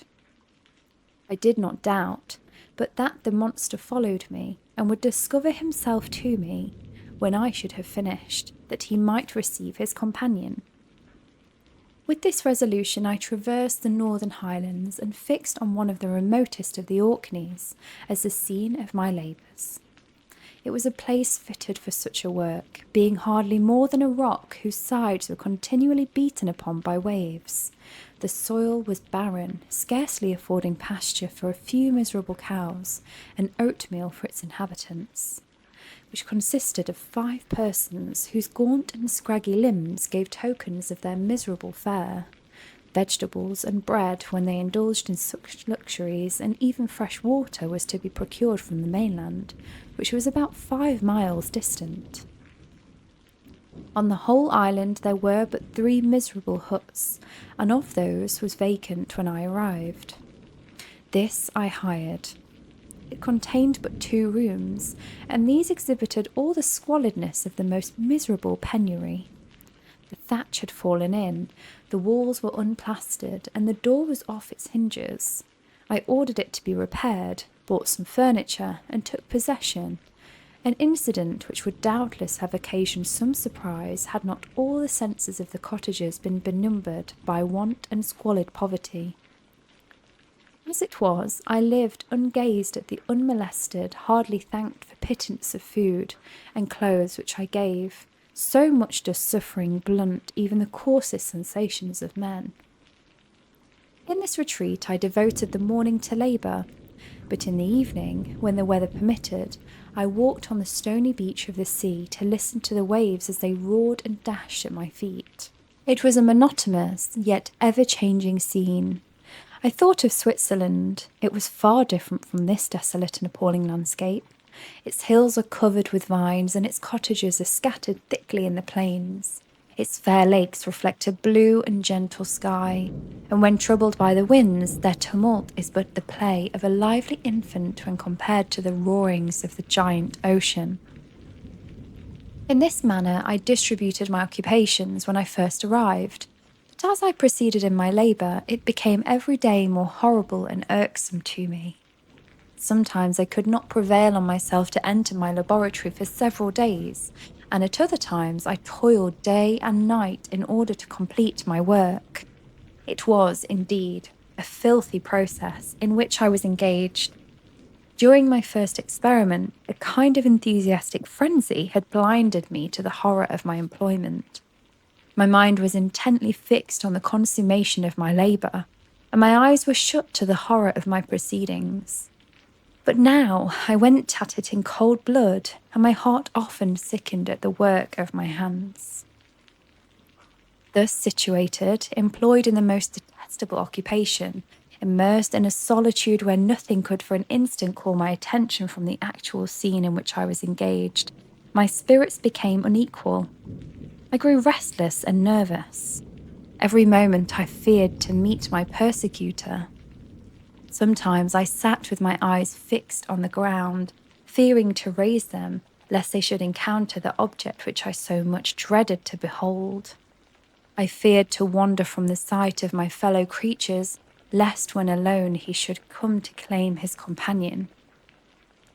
In the meantime I worked on, and my labour was already considerably advanced. I looked towards its completion with a tremulous and eager hope, which I dared not trust myself to question, but which was intermixed with obscure forebodings of evil that made my heart sicken in my bosom. Frankenstein, or The Modern Prometheus, by Mary Wollstonecraft Godwin Shelley. Chapter 20. I sat one evening in my laboratory. The sun had set and the moon was just rising from the sea. I had not sufficient light for my employment, and I remained idle, in a pause of consideration of whether I should leave my labour for the night, or hasten its conclusion by an unremitting attention to it. As I sat, a train of reflection occurred to me, which led me to consider the effects of what I was now doing. 3 years before, I was engaged in the same manner and had created a fiend whose unparalleled barbarity had desolated my heart and filled it forever with the bitterest remorse. I was now about to form another being of whose dispositions I was like. She might become 10,000 times more malignant than her mate and delight for its own sake in murder and wretchedness. He had sworn to quit the neighbourhood of man and hide himself in deserts, but she had not, and she, who was in all probability about to become a thinking and reasoning animal, might refuse to comply with a compact made before her creation. They might even hate each other. The creature who already lived loathed his own deformity, and might he not conceive a greater abhorrence for it when it became before his eyes in the female form? She might also turn with disgust from him to the superior beauty of man. She might quit him, and he be alone again, exasperated by the fresh provocation of being deserted by one of his own species. Even if they were to leave Europe and inhabit the deserts of the New World, yet one of the first results of those sympathies for which the demon thirsted would be children, and a race of devils would be propagated upon the earth who might make the very existence of the species of man a condition precarious and full of terror. Had I right, for my own benefit, to inflict this curse upon everlasting generations? I had before been moved by the sophisms of the being I had created. I had been struck senseless by his fiendish threats, but for now, for the first time, the wickedness of my promise burst upon me. I shuddered to think that future ages might curse me as their pest, whose selfishness had not hesitated to buy its own peace at the price, perhaps, of the existence of the whole human race. I trembled and my heart failed within me, when, on looking up, I saw by the light of the moon the demon at the casement. A ghastly grin wrinkled his lips as he gazed on me, where I sat fulfilling the task which he had allotted to me. Yes, he had followed me in my travels. He had loitered in forests, hid himself in caves, or taken refuge in the wide and desert heaths. He now came to mark my progress and claim the fulfilment of my promise. As I looked on him, his countenance expressed the utmost extent of malice and treachery. I thought with a sensation of madness on my promise of creating another like to him, and trembling with passion, tore to pieces the thing on which I was engaged. The wretch saw me destroy the creature on whose future existence he depended for his happiness, and with a howl of devilish despair and revenge, withdrew. I left the room, and locking the door, made a solemn vow in my own heart to never resume my labours. And then, with trembling steps, I sought my own apartment. I was alone. None were near me to dissipate the gloom and relieve me from the sickening oppression of the most terrible reveries. Several hours passed, and I remained near my window gazing on the sea. It was almost motionless, for the winds were hushed, and the nature reposed under the eye of the quiet moon. A few fishing vessels alone specked the water, and now and then the gentle breeze wafted the sound of voices as the fishermen called to one another. I felt the silence, although I was hardly conscious of its extreme profundity, until my ear was suddenly arrested by the paddling of oars near the shore, and a person landed close to my house. In a few minutes after, I heard the creaking of my door, as if someone endeavoured to open it softly. I trembled from head to foot. I felt a presentiment of who it was, and wished to rouse one of the peasants who dwelt in the cottage not far from mine, but I was overcome by the sensation of helplessness, so often felt in frightful dreams, when you in vain endeavour to fly from impeding danger, and was rooted to the spot. Presently, I heard the sound of footsteps along the passage. The door opened, and the wretch whom I had dreaded appeared. Shutting the door, he approached me and said in a smothered voice, "You have destroyed the work which you began. What is it you intend? Do you dare to break your promise? I have endured toil and misery. I left Switzerland with you. I crept along the shores of the Rhine, among its willow islands and over the summits of its hills. I have dwelt many months in the heaths of England and among the deserts of Scotland. I have endured incalculable fatigue and cold and hunger. Do you dare destroy my hopes? Begone! I do break my promise. Never will I create another like yourself, equal in deformity and wickedness. Slave, I before reasoned with you, but you have proved yourself unworthy of my condescension. Remember that I have power. You believe yourself miserable, but I can make you so wretched that the light of day will be hateful to you. You are my creator, but I am your master. Obey. The hour of my irresolution is past, and the period of your power is arrived. Your threats cannot move me to do an act of wickedness, but they confirm me in determination of not creating you a companion in vice. Shall I, in cold blood, set loose upon the earth a demon whose delight is in death and wretchedness? Begone! I am firm, and your words will only exasperate my rage. The monster saw determination in my face and gnashed his teeth in the impotence of anger. Shall each man, cried he, find a wife for his bosom, and shall each beast have his mate, and I be alone?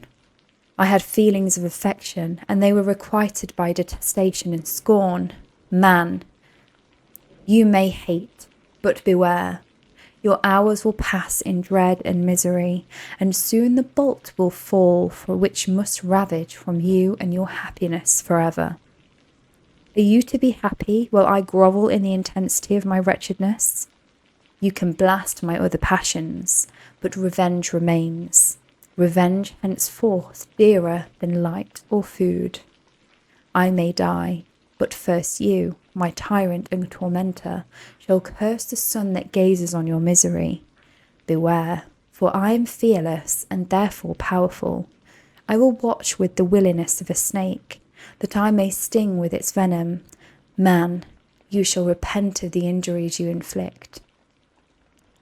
Devil, cease, and do not poison the air with these sounds of malice. I have declared my resolution to you, and I am no coward to bend beneath words. Leave me. I am inexorable. It is well, I go, but remember, I shall be with you on your wedding night. I started forward and exclaimed, Villain, before you sign my death warrant, be sure that you are yourself safe. I would have seized him, but he eluded me and quitted the house with precipitation. In a few moments I saw him in his boat, which shot across the waters with an arrowy swiftness and was soon lost amidst the waves. All was again silent, but his words rang in my ears. I burned with rage to pursue the murderer of my peace and precipitate him into the ocean.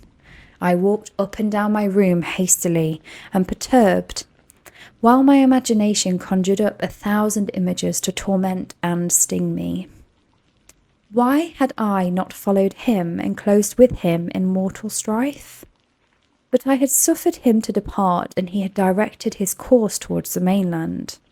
I shuddered to think who might be the next victim sacrificed to his insatiate revenge.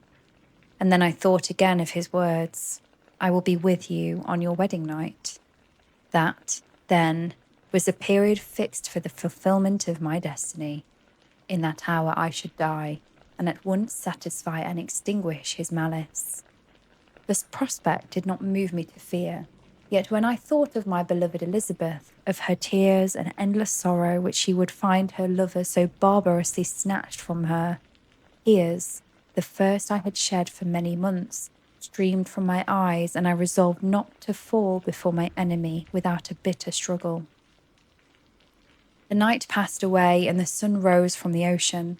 My feelings became calmer, if it may be called calmness when the violence of rage sinks into the depths of despair. I left the house, the horrid scene of the last night's contention, and walked on the beach of the sea, which I almost regarded as an insuperable barrier between me and my fellow creatures. Nay, a wish that should prove the fact stole across me. I desired that I might pass my life on that barren rock, wearily, it is true, but uninterrupted by any sudden shock of misery. If I returned, it was to be sacrificed, or to see those whom I most loved die under the grasp of a demon who I had myself created. I walked about the isle like a restless spectre, separated from all it loved and miserable in separation. When it became noon and the sun rose higher, I lay down on the grass and was overpowered by a deep sleep. I had been awake the whole of the preceding night, and my nerves were agitated, and my eyes inflamed by watching and misery. The sleep into which I now sank refreshed me, and when I awoke, I again felt as if I belonged to a race of human beings like myself, and I began to reflect upon what had passed with greater composure. Yet still the words of the fiend rang in my ears like a death knell. They appeared like a dream, yet distinct and oppressive as reality. The sun had far descended, and I still sat on the shore, satisfying my appetite, which had become ravenous with an oaten cake, when I saw a fishing boat land close to me, and one of the men brought me a packet. It contained letters from Geneva, and one from Clerval, entreating me to join him. He said that he was wearing away his time fruitlessly where he was, that letters from the friends he had formed in London desired his return to complete the negotiation they had entered into for his Indian enterprise. He could not any longer delay his departure, but as his journey to London might be followed, even sooner than he now conjectured, by his longer voyage, he entreated me to bestow as much of my society on him as I could spare. He besought me, therefore, to leave my solitary isle and to meet him at Perth, that we might proceed southwards together. This letter, in a degree, recalled me to life, and I determined to quit my island at the expiration of 2 days. Yet, before I departed, there was a task to perform on which I shuddered to reflect. I must pack up my chemical instruments, and for that purpose I must enter the room which had been the scene of my odious work, and I must handle those utensils, the sight of which was sickening to me. The next morning, at daybreak, I summoned sufficient courage and unlocked the door of my laboratory. The remains of the half-finished creature whom I had destroyed lay scattered on the floor, and I almost felt as if I had mangled the living flesh of a human being. I paused myself to collect myself, and then I entered the chamber. With trembling hand I conveyed the instruments out of the room, but I reflected that I ought not to leave the relics of my work to excite the horror and suspicion of the peasants, and I accordingly put them into a basket, with great quantity of stones, and laying them up, determined to throw them into the sea that very night. And in the meantime I sat upon the beach, employed in cleaning and arranging my chemical apparatus. Nothing could be more complete than the alteration that had taken place in my feelings since the night of the appearance of the demon. I had before regarded my promise with a gloomy despair, as a thing that, with whatever consequences, must be fulfilled. But I now felt as if a film had been taken from before my eyes, and that I, for the first time, saw clearly. The idea of renewing my labours did not for one instant occur to me. The threat I had heard weighed on my thoughts, but I did not reflect that a voluntary act of mine could avert it. I had resolved in my own mind that to create another like the fiend I had first made would be an act of the basest and most atrocious selfishness, and I had banished from my mind every thought that could lead to a different conclusion. Between 2 and 3 in the morning, the moon rose, and I then, putting my basket aboard the little skiff, sailed out about 4 miles from the shore. The scene was perfectly solitary. A few boats were returning towards land, but I sailed away from them. I felt as if I was about to the commission of a dreadful crime, and avoided with shuddering anxiety any encounter with my fellow creatures. At one time, the moon, which had before been clear, was suddenly overspread by a thick cloud, and I took advantage of the moment of darkness and cast my basket into the sea. I listened to the gurgling sound as it sank, and then sailed away from the spot. The sky became clouded, but the air was pure, although chilled by the northeast breeze that was then rising. But it refreshed me and filled me with such agreeable sensations that I resolved to prolong my stay on the water, and fixing the rudder in a direct position, stretched myself at the bottom of the boat. Clouds hid the moon. Everything was obscure, and I heard only the sound of the boat at its keel cut through the waves. The murmur lulled me, and in a short time I slept soundly. I do not know how long I remained in this situation, but when I awoke, I found that the sun had already mounted considerably. The wind was high, and the waves continually threatened the safety of my little skiff. I found that the wind was northeast and must have driven me far from the coast from which I had embarked. I endeavoured to change my course, but quickly found that if I again made the attempt, the boat would instantly be filled with water. Thus, situated, my only resource was to drive before the wind. I confess that I felt a few sensations of terror. I had no compass with me, and was so slenderly acquainted with the geography of this part of the world that the sun was of little benefit to me. I might be driven into the wide Atlantic and feel all the tortures of starvation, or be swallowed up in the immeasurable waters that roared and buffeted around me. I had already been out many hours and felt the torment of a burning thirst, a prelude to my other sufferings. I looked on the heavens, which were covered by clouds that flew before the wind, only to be replaced by others. I looked up in the sea. It was to be my grave. "Fiend," I exclaimed, "your task is already fulfilled." I thought of Elizabeth, of my father, and of Clerval, all left behind, on whom the monster might satisfy his sanguinary and merciless passions. This idea plunged me into a reverie so despairing and frightful that even now, when the scene is on the point of closing before me forever, I shudder to reflect on it. Some hours passed thus, but by degrees, as the sun declined towards the horizon, the wind died away into a gentle breeze, and the sea became free from breakers. But these gave place to a heavy swell. I felt sick and hardly able to hold the rudder, when suddenly I saw a line of high land towards the south. Spent as I was by fatigue and the dreadful suspense I endured for several hours, this sudden certainty of life rushed like a flood of warm joy to my heart, and tears gushed from my eyes.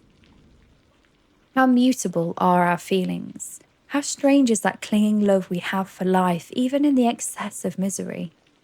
I constructed another sail with a part of my dress, and eagerly steered my course towards land.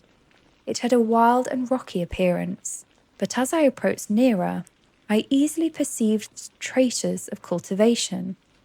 I saw vessels near the shore, and found myself suddenly transported back to the neighbourhood of civilized man. I carefully traced the windings of the land and hailed a steeple which at length saw issuing from behind a small promontory. As I was in a state of extreme debility, I resolved to sail directly towards the town as a place where I could most easily procure nourishment. Fortunately, I had money with me. As I turned the promontory, I perceived a small, neat town and a good harbour, which I entered, my heart bounding with joy at my unexpected escape. As I was occupied in fixing the boat and arranging the sails, several people crowded towards the spot. They seemed much surprised at my appearance, but insisted of offering me any assistance. Whispered together with gestures that at other time might have produced in me a slight sensation of alarm. As it was, I merely remarked that they spoke English, and I therefore addressed them in that language. "My good friends," said I, "will you be so kind as to tell me the name of this town and inform me where I am?" "You will know that soon enough," replied a man with a hoarse voice. "Maybe you are come to a place that will not prove much to your taste, but you will not be consulted as to your quarters, I promise you." I was exceedingly surprised on receiving so rude an answer from a stranger, and I was also disconcerted on perceiving the frowning and angry countenances of his companions. "Why do you answer me so roughly?" I replied. "Surely it is not the custom of Englishmen to receive strangers so inhospitably." "I do not know," said the man, "what the custom of the English may be, but it is the custom of the Irish to hate villains." While this strange dialogue continued, I perceived the crowd rapidly increase. Their faces expressed a mixture of curiosity and anger, which annoyed and in some degree alarmed me. I inquired the way to the inn, but no one replied. I then moved forward, and a murmuring sound arose from the crowd as they followed around and surrounded me. When an ill-looking man approaching tapped me on the shoulder and said, "Come, sir, you must follow me to Mr. Curwen's to give an account of yourself." "Who is Mr. Curwen? Why am I to give an account of myself? Is this not a free country?" "Aye, sir, free enough for honest folks. Mr. Curwen is a magistrate, and you are to give an account of the death of a gentleman who was found murdered here last night." This answer startled me, but I presently recovered myself. I was innocent. That could easily be proved. Accordingly, I followed my conductor in silence and was led to one of the best houses in the town. I was ready to sink from fatigue and hunger, but being surrounded by a crowd, I thought it politic to rouse all my strength that no physical debility might be construed into apprehension or conscious guilt. Little did I then expect the calamity that was in a few moments to overwhelm me and extinguish in horror and despair all fear of ignominy or death. I must pause here, for it requires all my fortitude to recall the memory of the frightful events which I am about to relate in proper detail to my recollection. Frankenstein, or the Modern Prometheus, by Mary Wollstonecraft Godwin Shelley. Chapter 21. I was soon introduced into the presence of the magistrate, an old benevolent man with a calm and mild manners. He looked upon me, however, with some degree of severity, and then, turning towards my conductors, he asked who appeared as witnesses on this occasion. About half a dozen men came forward, and, one being selected by the magistrate, he deposed that he had been out fishing the night before with his son and brother-in-law Daniel Nugent, when, at about 10 o'clock, they observed a strong northerly blast rising, and they accordingly put in for port. It was a very dark night, as the moon had not yet risen, and they did not land at the harbour, but, as they had been accustomed, at a creek about 2 miles below, he walked on first, carrying a part of the fishing tackle, and his companions followed him at some distance. As he was proceeding along the sands, he struck his foot against something and fell at his length on the ground. His companions came up to assist him, and, by the light of their lantern, they found that he had fallen on the body of a man, who was, to all appearance, dead. Their first supposition was that it was the corpse of some person who had been drowned and was thrown onto the shore by the waves. But, on examination, they found that the clothes were not wet, and even that the body was not then cold. They instantly carried it to the cottage of an old woman near the spot and endeavoured, but in vain, to restore it to life. It appeared to be a handsome young man, about 25 years of age. He had apparently been strangled, for there was no sign of any violence except the black mark of fingers on his neck. The first part of this deposition did not in the least interest me, but when the mark of the fingers was mentioned, I remembered the murder of my brother, and I felt myself extremely agitated. My limbs trembled, and a mist came over my eyes, which obliged me to lean on a chair for support. The magistrate observed me with a keen eye, and of my course drew an unfavourable augury from my manner. The son confirmed his father's account, but when Daniel Nugent was called, he swore positively that just before the fall of his companion, he saw a boat, with a single man in it, at a short distance from the shore, and as far as he could judge by the light of a few stars, it was the same boat in which I had just landed. A woman disposed that she lived near the beach and was standing at the door of her cottage, waiting for the return of the fisherman, about an hour before she heard the discovery of the body, when she saw a boat with only one man in it push off from that part of the shore, where the corpse was afterwards found. Another woman confirmed the account of the fisherman having brought the body into her house. It was not cold. They put it into a bed and rubbed it, and Daniel went to the town for an apothecary, but life was quite gone. Several other men were examined concerning my landing, and as they agreed with the strong north wind that had arisen during the night, it was very probable that I had beaten for about many hours and had obliged to return nearly to the same spot from which I had departed. Besides, they observed that it appeared I had brought the body from another place, and it was likely that as I did not appear to know the shore, I might have put it into the harbour ignorant of the distance of the town, from the place where I had deposited the corpse.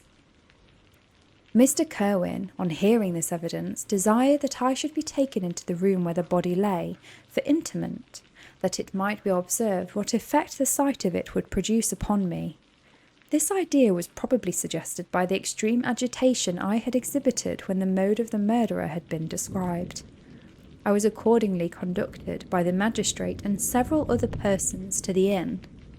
I could not help being struck by the strange coincidences that had taken place during this eventful night, but, knowing that I had been conversing with several persons in the island I had inhabited about the time that the body had been found, I was perfectly tranquil as to the consequences of the affair.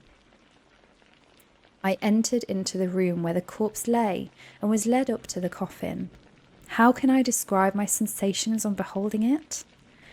I feel yet parched with horror, nor can I reflect on that terrible moment without shuddering in agony. The examination, the presence of the magistrate and witness, passed like a dream from my memory when I saw the lifeless form of Henry Clerval stretched before me. I gasped for breath, and throwing myself on the body, I exclaimed, "Have my murderous machinations deprived you also, my dearest Henry, of life? 2 I have already destroyed. Other victims await their destiny. But you, Clerval, my friend, my benefactor." The human frame could no longer support the agonies that I endured, and I was carried out of the room in strong convulsions. A fever succeeded to this. I lay for 2 months on the point of death. My ravings, as I afterwards heard, were frightful. I called myself the murderer of William, of Justine, and of Clerval. Sometimes I entreated my attendants to assist me in the destruction of the fiend by whom I was tormented. At others I felt the fingers of the monster already grasping my neck, and screamed aloud with the agony and terror. Fortunately, as I spoke in my native language, Mr. Cohen alone understood me, but my gestures and bitter cries were sufficient to affright the other witnesses. Why did I not die? More miserable than man ever was before, why did I not sink into forgetfulness and rest? Death snatches away so many blooming children, the only hopes of their doting parents. How many brides and youthful lovers have one day in the bloom of health and hope, and the next a prey for worms and the decay of the tomb? Of what materials was I made that I could thus resist to so many shocks which, like the turning of the wheel, continually renewed the torture? But I was doomed to live, and in 2 months found myself as awaking from a dream, in a prison, stretched on a wretched bed, surrounded by jailers, turnkeys, bolts, and all the miserable apparatus of a dungeon. It was morning. I remember when thus I awoke to understanding. I had forgotten the particulars of what had happened, and only felt as if some great misfortune had suddenly overwhelmed me. But when I looked around and saw the barred windows, the squalidness of the room in which I was, all flashed across my memory, and I groaned bitterly. This sound disturbed an old woman who was sleeping in a chair beside me. She was a hired nurse, the wife of one of the turnkeys, and her countenance expressed all those bad qualities which often characterized that class. The lines on her face were hard and rude, like that of persons accustomed to see without sympathizing in sights of misery. Her tone expressed her entire indifference. She addressed me in English, and the voice struck me as one that I had heard during my sufferings. "Are you better now, sir?" said she. I replied in the same language with a feeble voice, "I believe I am. But if it all be true, if indeed I did not dream, I am sorry that I am still alive to feel this misery and horror." "For that matter," replied the old woman, "if you mean about the gentleman you murdered, I believe that it would better for you if you were dead, for I fancy it will go hard with you. However, that's none of my business. I am sent to nurse you and get you well. I do my duty with a safe conscience. It were well if everybody did the same." I turned with loathing from the woman who would so utter unfeeling a speech to a person just saved, on the very edge of death, but I felt languid and unable to reflect on all that passed. The whole series of my life appeared to me as a dream. I sometimes doubted if indeed it were all true, for it never presented itself to my mind with the force of reality. As the images that floated before me became more distinct, I grew feverish, and a darkness pressed around me. No one was near me who soothed me with the gentle voice of love. No dear hand supported me.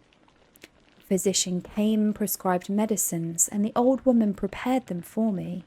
But utter carelessness was visible in the first, and the expression of brutality was strongly marked in the visage of the second. Who could be interested in the fate of a murderer but the hangman who would gain his fee? These were my first reflections, but I soon learned that Mr. Cohen had shown me extreme kindness. He had caused the best room in the prison to be prepared for me. Wretched indeed was the best, and it was he who had provided a physician and a nurse. It is true, he seldom came to see me, for although he ardently desired to relieve the sufferings of every human creature, he did not wish to be present at the agonies and miserable ravings of a murderer. He came, therefore, sometimes to see that I was not neglected, but his visits were short and with long intervals. One day, when I was gradually recovering, I was seated in a chair, my eyes half open and my cheeks livid like those in death. I was overcome by gloom and misery, and often reflected I had better seek death than desire to remain in a world which to me was replete with wretchedness. At one time I considered whether I should not declare myself guilty and suffer the penalty of the law, less innocent than the poor Justine had been. Such were my thoughts when the door of my apartment was opened and Mr. Cohen entered. His countenance expressed sympathy and compassion. He drew a chair close to mine and addressed me in French. "I fear that this place is very shocking to you. Can I do anything to make you more comfortable?" "I thank you, but all that you mention is nothing to me. On the whole earth there is no comfort which I am capable of receiving. I know that the sympathy of a stranger can be of little relief to one borne down as you are by so strange a misfortune, but you will, I hope, soon quit this melancholy abode, for doubtless evidence can easily be brought to free you from the criminal charge. That is my least concern. I am, by a course of strange events, become the most miserable of mortals. Persecuted and tortured as I am and have been, can death be any evil to me? Nothing indeed could be more unfortunate and agonizing than the strange chances that have lately occurred. You were thrown by some surprising accident on this shore, renowned for its hospitality, seized immediately and charged with murder. The first sight that was presented to your eyes was a body of your friend, murdered in so unaccountable a manner, and placed, as it were, by some fiend across your path." As Mr. Curwen said this, notwithstanding the agitation I endured on this retrospect of my sufferings, I also felt considerable surprise at the knowledge he seemed to possess concerning me. I suppose some astonishment was exhibited in my countenance, for Mr. Curwen hastened to say, "Immediately upon your being taken ill, all the papers that were on your person were brought to me, and I examined them that I might discover some trace by which I could send your relations an account of your misfortune and illness. I found several letters, and, among others, one which I discovered from its commencement to be from your father. I instantly wrote to Geneva. Nearly 2 months have elapsed since the departure of my letter, but you are ill. Even now you tremble. You are unfit for agitation of any kind. This suspense is 1,000 times worse than the most horrible event. Tell me what new scene death has been acted, and whose murder I am now to lament." "Your family is perfectly well," said Mr. Curwen with gentleness, "and someone, a friend, is come to visit you." I know not by what chain of thought the idea presented itself, but it instantly darted to my mind that the murderer had come to mock at my misery and taunt me with the death of Clerval, as a new incitement for me to comply with hellish desires. I put my hand before my eyes and cried out in agony, "Oh, take him away! I cannot see him! For God's sake, do not let him enter!" Mr. Curwen regarded me with a troubled countenance. He could not help regarding my exclamation as a presumption of my guilt, and in a rather severe tone, "I should have thought, young man, that the presence of your father would have been welcome, instead of inspiring such violent repugnance." "My father?" cried I, while every feature and every muscle relaxed from anguish to pleasure. "Is my father indeed come? How kind, how very kind! But where is he? Why does he not hasten to me?" My change of manner surprised and pleased the magistrate. Perhaps he thought that my former exclamation was a momentary return of delirium, and he now instantly resumed his former benevolence. He rose and quitted the room with my nurse, and in a moment my father entered it. Nothing at this moment could have given me greater pleasure than the arrival of my father. I stretched out my hand to him and cried, "Are you then safe? And Elizabeth and Ernest?" My father calmed me with assurances of their welfare, and endeavoured, by dwelling on these subjects so interesting to my heart, to raise my desponding spirits, but he soon felt that the prison cannot be the abode of cheerfulness. "What a place is this that you inhabit, my son?" said he, looking mournfully at the barred windows and wretched appearance of the room. "You travelled to seek happiness, but a fatality seems to pursue you. And poor Clerval." The name of my unfortunate and murdered friend was an agitation too great to be endured in my weak state. I shed tears. "Alas! Yes, my father," replied I, "some destiny of the most horrible kind hangs over me, and I must live to fulfill it. or surely I should have died on the coffin of Henry. We were not allowed to converse for any length of time, but for the precarious state of my health rendered every precaution necessary that could ensure tranquillity. Mr. Curwen came in and insisted that my strength should not be exhausted by too much exertion, but the appearance of my father was to me like that of my good angel, and I gradually recovered my health. As my sickness quitted me, I was absorbed by a gloomy and black melancholy that nothing could dissipate. The image of Clerval was forever before me, ghastly and murdered. More than once the agitation into which these reflections threw me made my friends dread a dangerous relapse. Alas, why did they preserve so miserable and detested a life? It was surely that I might fulfil my destiny, which is now drawing to a close. Soon, oh, very soon, will death extinguish these throbbings and relieve me from the mighty weight of anguish that bears me to the dust. And, in executing the award of justice, I shall also sink to rest. Then, the appearance of death was distant, although the wish was ever present to my thoughts. And I often sat for hours motionless and speechless, wishing for some mighty revolution that might bury me and my destroyer in its ruins. The season of the assizes approached.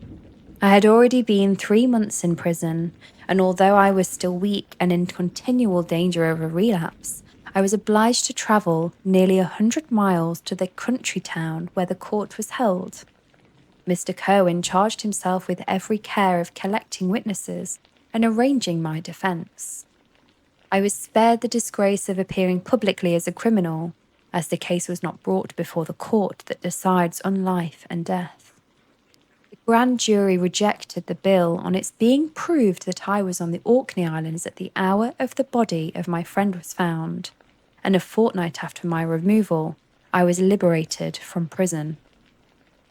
My father was enraptured on finding me freed from the vexations of a criminal charge, that I was again allowed to breathe the fresh atmosphere and permitted to return to my native country. I did not participate in these feelings, for to me the walls of a dungeon or a palace were alike hateful. The cup of life was poisoned forever, and although the sun shone upon me, as upon the happy and gay of heart, I saw around me nothing but a dense and frightful darkness, penetrated by no light but the glimmer of 2 eyes that glared upon me. Sometimes they were the expressive eyes of Henry, languishing in death, the dark orbs nearly covered by the lids and the long black lashes that fringed them. Sometimes it was the watery, clouded eyes of the monster, as I first saw them in my chamber at Ingolstadt. My father tried to awaken in me the feelings of affection. He talked of Geneva, which I should soon visit, of Elizabeth and Ernest, but these words only drew deep groans from me. Sometimes, indeed, I felt a wish for happiness, and thought with melancholy delight of my beloved cousin, or longed with a devouring malady de paix to see once more the blue lake and rapid Rhone that had been so dear to me in early childhood. But my general state of feeling was torpor, in which a prison was a welcome residence, as the divinest scene in nature. And these fits were seldom interrupted but by paroxysms of anguish and despair. At these moments I often endeavoured to put an end to the existence I loathed, and it required unceasing attendance and vigilance to restrain me from committing some dreadful act of violence. Yet one duty remained to me, the recollection of which finally triumphed over my selfish despair. It was necessary that I should return without delay to Geneva, there to watch over the lives of those I so fondly loved, and to lie in wait for the murderer, that if any chance led me to the place of his concealment, or if he dared again to blast me by his presence, I might, with unfailing aim, put an end to the existence of the monstrous image which I had endued with the mockery of a soul still more monstrous.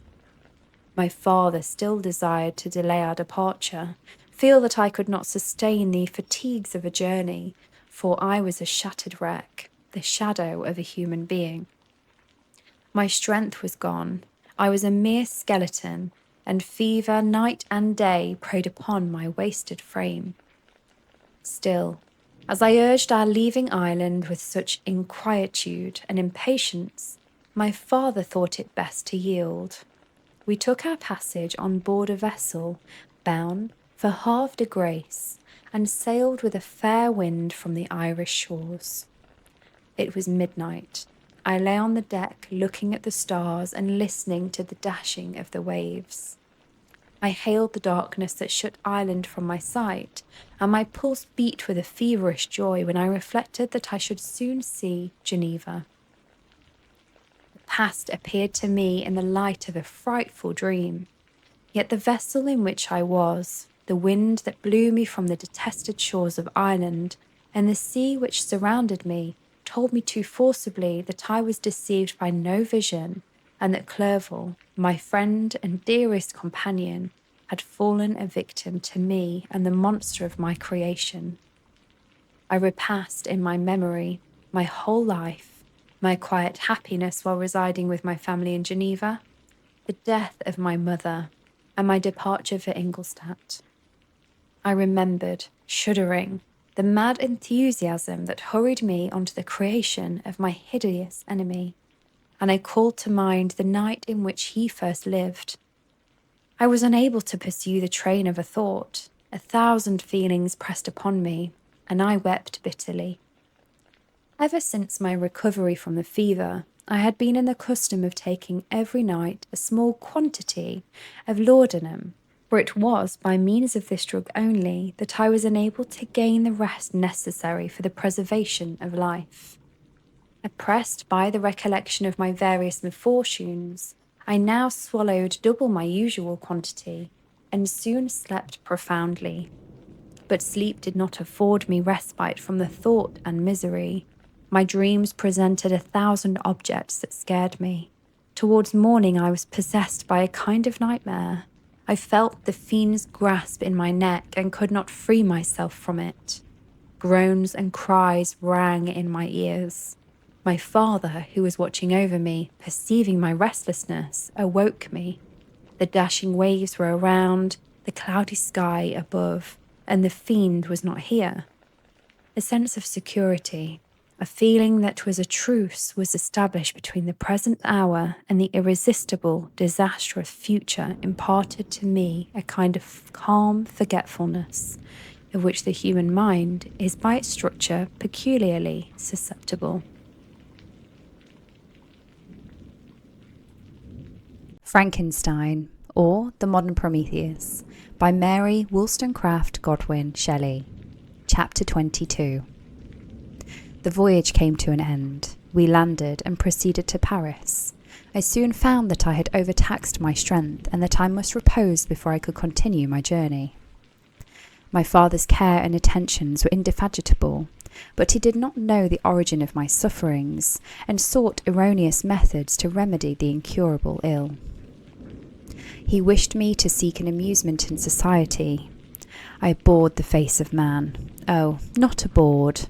They were my brethren, my fellow beings. I felt attracted even to the most repulsive among them, as to creatures of an angelic nature and celestial mechanism. But I felt that I had no right to share their intercourse. I had unchained an enemy among them whose joy it was to shed their blood and to revel in their groans. How they would, each and all, abhor me and hunt me from the world, did they know my unhallowed acts and the crimes which had their source in me. My father yielded at length to my desire to avoid society, and strove by various arguments to banish my despair. Sometimes he thought that I felt deeply the degradation of being obliged to answer a charge of murder, and he endeavoured to prove to me the futility of pride. "Alas, my father," said I, "how little do you know me. Human beings, their feelings and passions would indeed be degraded if such a wretch as I felt pride." Justine, poor unhappy Justine, was as innocent as I, and she suffered the same charge. She died for it, and I am the cause of this. I murdered her. William, Justine, and Henry, they all died by my hands. My father had often, during my imprisonment, heard me make the same assertion.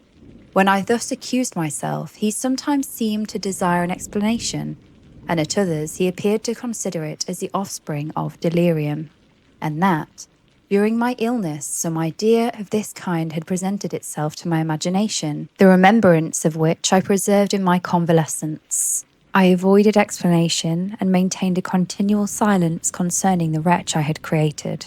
I had a persuasion that I should be supposed mad, and this in itself would have forever chained my tongue.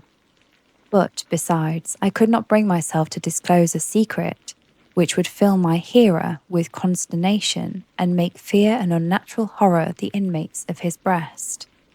I checked, therefore, my impatient thirst for sympathy, was silent when I would have given the world to have confided the fatal secret.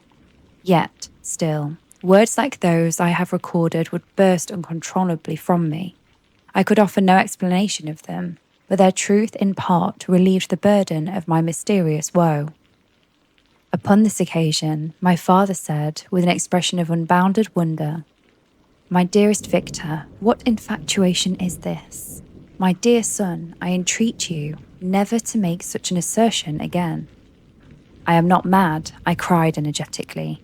"The sun and the heavens who have viewed my operations can bear witness of my truth. I am the assassin of those most innocent victims. They died by my machinations. 1,000 times I would have shed my own blood, drop by drop, to have saved their lives, but I could not. My father, indeed, I could not sacrifice the whole human race."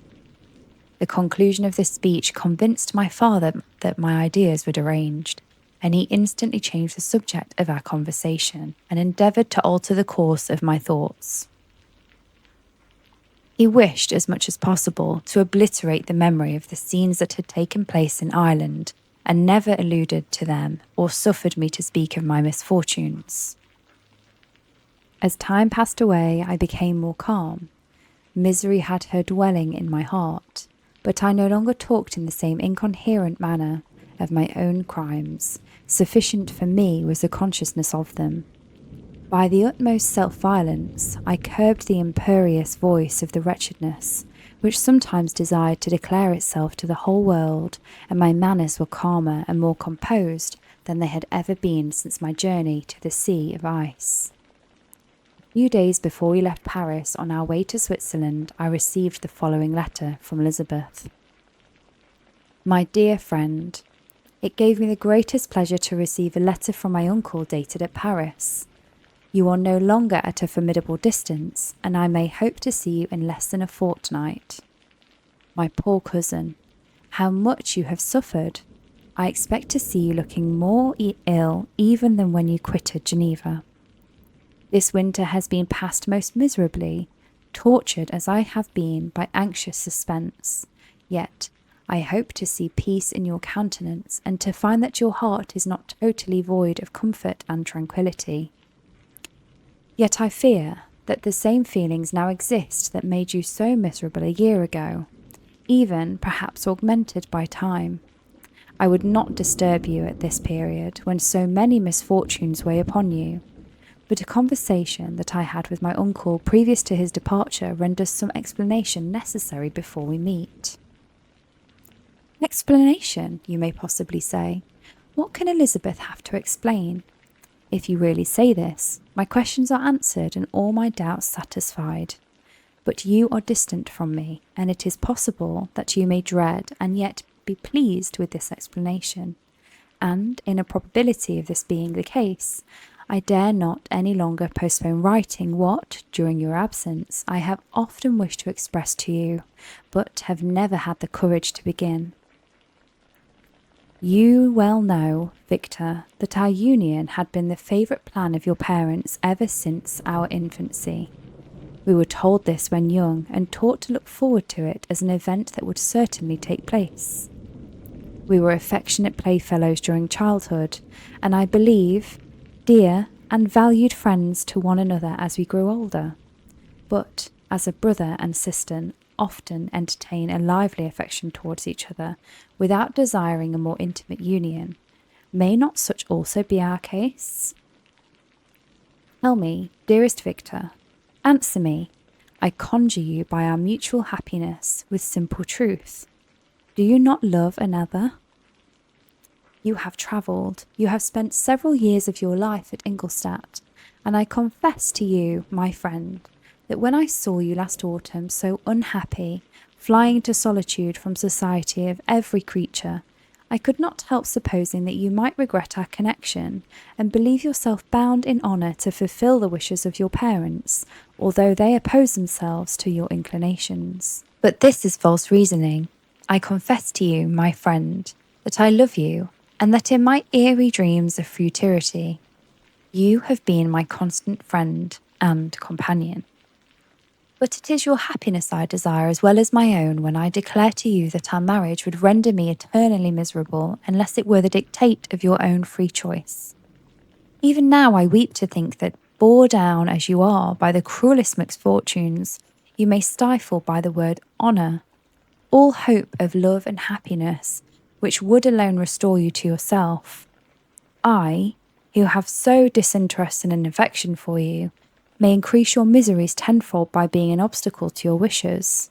Ah, Victor, be assured that your cousin and playmate has too a sincere love for you not to be made miserable by this supposition. Be happy, my friend, and, if you obey me in this one request, remain satisfied that nothing on earth will have the power to interrupt my tranquillity. Do not let this letter disturb you. Do not answer tomorrow or the next day, or even till you come, if it will give you pain. My uncle will send me news of your health, and if I see but one smile on your lips when we meet, occasioned by this or any other exertions of mine, I shall need no other happiness. Elizabeth Lavenza. Geneva, May 18th. This letter revived in my memory what I had before forgotten. The threat of the fiend.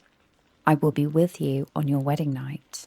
Such was my sentence, and on that night would the demon employ every art to destroy me and tear me from the glimpse of happiness, which promised partly to console my sufferings. On that night he had determined to consummate his crimes by my death. Well, be it so. A deadly struggle would then assuredly take place, in which, if he were victorious, I should be at peace and his power over me at an end. If he were vanquished, I should be a free man.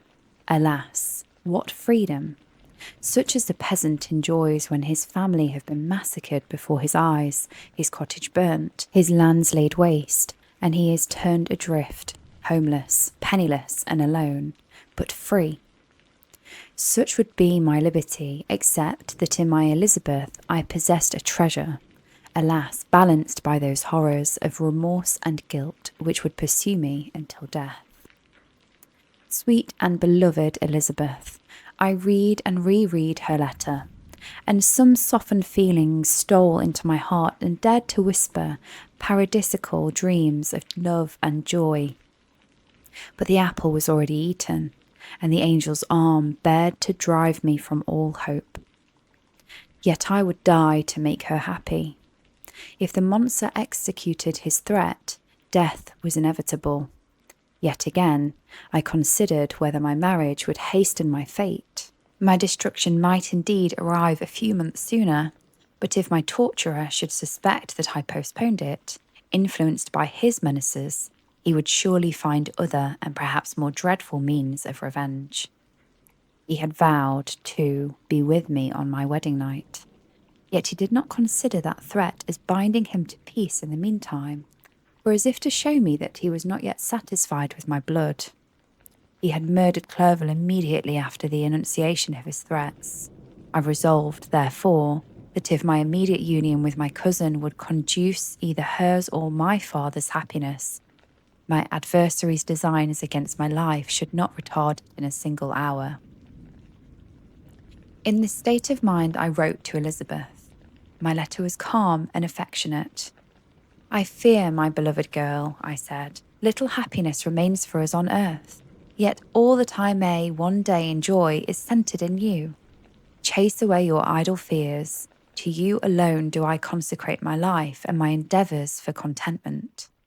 I have one secret, Elizabeth, a dreadful one. When revealed to you, it will chill your frame with horror. And then, far from being surprised at my misery, you will only wonder that I survive what I have endured. I will confide this tale of misery and terror to you the day after our marriage shall take place. For, my sweet cousin, there must be perfect confidence between us.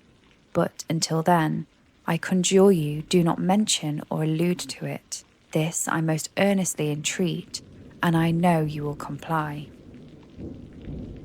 In about a week after the arrival of Elizabeth's letter, we returned to Geneva. The sweet girl welcomed me with warm affection, yet tears were in her eyes as she beheld my emaciated frame and feverish cheeks. I saw a change in her also. She was thinner and lost much of that heavenly vivacity that had before charmed me, but her gentleness and soft looks of compassion made her more fit companion for one blasted and miserable as I was. The tranquillity which I now enjoyed did not endure. Memory brought madness with it, and when I thought of what had passed, a real insanity possessed me. Sometimes I was furious and burnt with rage, sometimes low and despondent. I neither spoke nor looked at anyone, but sat motionless, bewildered by the multitude of miseries that overcame me. Elizabeth alone had the power to draw me from these fits. Her gentle voice would soothe me when transported by passion and inspire me with human feelings when sunk in torpor. She wept with me and for me. When reason returned, she would remonstrate and endeavour to inspire me with resignation. Ah, it is well for the unfortunate to be resigned, but for the guilty there is no peace. The agonies of remorse poison the luxury there is otherwise sometimes found in indulging the excess of grief. Soon after my arrival, my father spoke of my immediate marriage with Elizabeth. I remained silent. "Have you, then, some other attachment?" "None on earth. I love Elizabeth and look forward to our union with delight. Let the day therefore be fixed, and on it I will consecrate myself in life or death to the happiness of my cousin." "My dear Victor, do not speak thus. Heavy misfortunes have befallen us, but let us only cling closer to what remains and transfer our love for those who we have lost to those who yet live. Our circle will be small, but bound close by the ties of affection and mutual misfortune. And when the time shall have softened your despair, new and dear objects of care will be born to replace those of whom we have been so cruelly deprived." Such were the lessons of my father, but to me the remembrance of the threat returned. Nor can you wonder that, omnipotent as the fiend had yet been in his deeds of blood, I should almost regard him as invincible, and that when he had pronounced the words, "I shall be with you on your wedding night," I should regard the threatened fate as unavoidable. But death was no evil to me if the loss of Elizabeth were balanced with it, and I therefore, with a contented and even cheerful countenance, agreed with my father that if my cousin would consent, the ceremony should take place in 10 days, and thus put, as I imagined, the seal to my fate. Great God, if for one instant I had thought what might be the hellish intention of my fiendish adversary, I would have rather banished myself for ever from my native country and wandered a friendless outcast over the earth than have consented to this miserable marriage. But, as if possessed of magic powers, the monster had blinded me to his real intentions, and when I thought that I had prepared for only my death, I hastened that of a far deeper victim. As the period fixed for our marriage drew nearer, whether from cowardice or prophetic feeling, I felt my heart sink within me. But I concealed my feelings by an appearance of hilarity that brought smiles and joy to the countenance of my father, but hardly deceived the ever-watchful and nicer eye of Elizabeth. We looked forward to our union with placid contentment, not unmingled with a little fear which past misfortunes had impressed, that what now appeared certain and tangible happiness might soon dissipate into an airy dream and leave no trace but deep and everlasting regret. Preparations were made for the event, congratulatory visits were received, and all wore a smiling appearance. I shut up, as well as I could, in my own heart the anxiety that preyed there, and entered with seeming earnestness into the plans of my father, although they might only serve as the decorations of my tragedy. Through my father's extortions, a part of the inheritance of Elizabeth had been restored to her by the Austrian government. A small possession on the shores of Como belonged to her. It was agreed that, immediately after our union, we should proceed to Villa Lavenza and spend our first days of happiness beside the beautiful lake near which it stood. In the meantime, I took every precaution to defend my person in case the fiend should openly attack me. I carried pistols and a dagger constantly about me, and was ever on the watch to prevent artifice, and by these means gained a greater degree of tranquillity. Indeed, as the period approached, the threat appeared more as a delusion, not to be regarded as worthy to disturb my peace, while the happiness I hoped for in my marriage wore a greater appearance of certainty, as the day fixed for its solemnization drew nearer, and heard it continually spoken of as an occurrence which had no accident could possibly prevent. Elizabeth seemed happy. My tranquil demeanour contributed greatly to her calm mind. But on the day that was to fulfil my wishes and my destiny, she was melancholy, and a presentiment of evil pervaded her. And perhaps also she thought of the dreadful secret which I had promised to reveal to her on the following day. My father was in the meantime overjoyed, and, in the bustle of preparation, only recognised the melancholy of his niece, the diffidence of a bride. After the ceremony was performed, a large party assembled at my father's, but it was agreed that Elizabeth and I should commence our journey by water, sleeping that night at Evian, and continuing our voyage the following day. The day was fair, the wind favourable, all smiled on our nuptial embarkation. Those were the last moments of my life during which I enjoyed the feeling of happiness. We passed rapidly among. The sun was hot, but we were sheltered from its rays by a kind of canopy while we enjoyed the beauty of the scene. Sometimes, on one side of the lake where we saw Mount Selby, the pleasant banks of Montal, at a great distance surmounting the beautiful Mount Blanc, and the assemblage of snowy mountains that in vain endeavour to emulate her. Sometimes, coasting the opposite banks, we saw the mighty Jura opposing its dark side to the ambition that would quit its native country, and an almost insurmountable barrier to the invader, who should wish to enslave it. I took the hand of Elizabeth. "You are sorrowful, my love. Ah, if you knew what I had suffered, and what I might yet endure, you would endeavour to let me taste the quiet and freedom from despair that this one day at least permits me to enjoy." "Be happy, my dear Victor," replied Elizabeth. "There is, I hope, nothing to distress you, and be assured that if a lively joy is not painted in my face, my heart is contented. Something whispers to me not to depend too much on the prospect that has opened before us. I will not listen to such a sinister voice. Observe how fast we move along, and how clouds, which sometimes obscure and sometimes rise above the dome of Mont Blanc, render this scene of beauty still more interesting. Look also at the innumerable fish that are swimming in the clear waters, where we can distinguish every pebble that lies at the bottom. What a divine day! How happy and serene all nature appears." Thus Elizabeth endeavoured to divert her thoughts and mine from all reflection upon melancholy subjects. But her temper was fluctuating, Joy for a few instants shone in her eyes, but it continually gave place to distraction and reverie. The sun sank lower in the heavens. We passed the river Drance and observed its path through the chasms of the higher and the glens of the lower hills. The Alps here come closer to the lake, and we approached the amphitheatre of mountains which forms its eastern boundary. The spire of Evian shone under the woods that surrounded it, and the range of the mountain above by which it was overhung.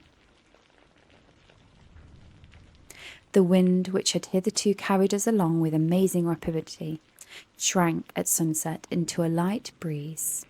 The soft air just ruffled the water and caused a pleasant motion among the trees as we approached the shore, from which it wafted the most delightful scent of flowers and hay. The sun sank beneath the horizon as we landed, and as I touched the shore, I felt those cares and fears revive, which soon were to clasp me and cling to me forever. Frankenstein, or The Modern Prometheus, by Mary Wollstonecraft Godwin Shelley. Chapter 23. It was 8 o'clock when we landed. We walked for a short time on the shore, enjoying the transitory light, and then retired to the inn and contemplated the lovely scene of the waters, woods, and mountains, obscured in darkness, yet still displaying their black outlines. The wind, which had fallen in the south, now rose with great violence in the west. The moon had reached her summit in the heavens and was beginning to descend. The clouds swept across it swifter than the flight of the vulture and dimmed her rays, while the lake reflected the scene of the busy heavens, rendered still busy by the restless waves that were beginning to rise.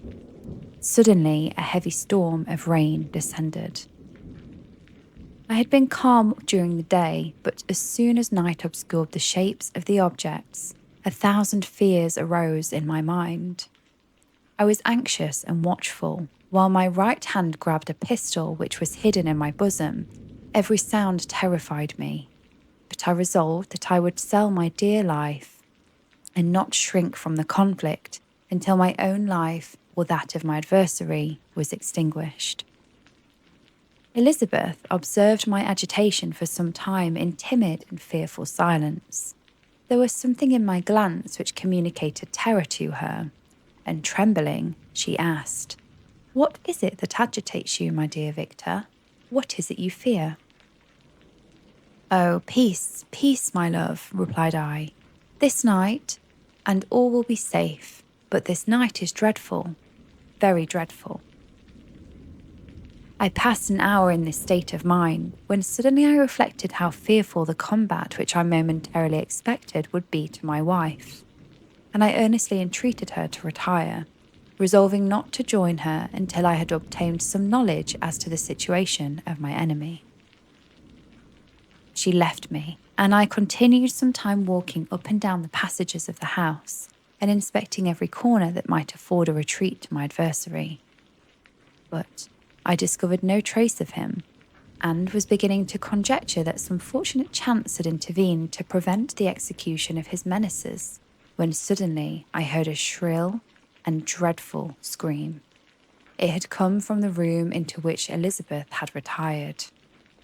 As I heard it, the whole truth rushed into my mind. My arms dropped. The motion of every muscle and fibre was suspended. I could feel the blood trickling in my veins and tingling the extremities of my limbs. This state lasted but for an instant. The scream was repeated, and I rushed into the room. Great God, why did I not then expire? Why am I here to relate the destruction of the best hope and the purest creature on earth? She was there, lifeless and inanimate, thrown across the bed, her head hanging down and her pale and distorted features half covered by her hair.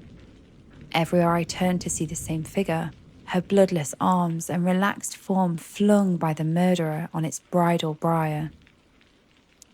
I could behold this and live. Alas, life is obstinate and clings closest where it is most hated. For a moment, only did I lose recollection. I fell senseless on the ground. When I recovered, I found myself surrounded by the people of the inn. Their countenances expressed a breathless terror, but the horror of the others appeared only as a mockery, a shadow of the feelings that oppressed me.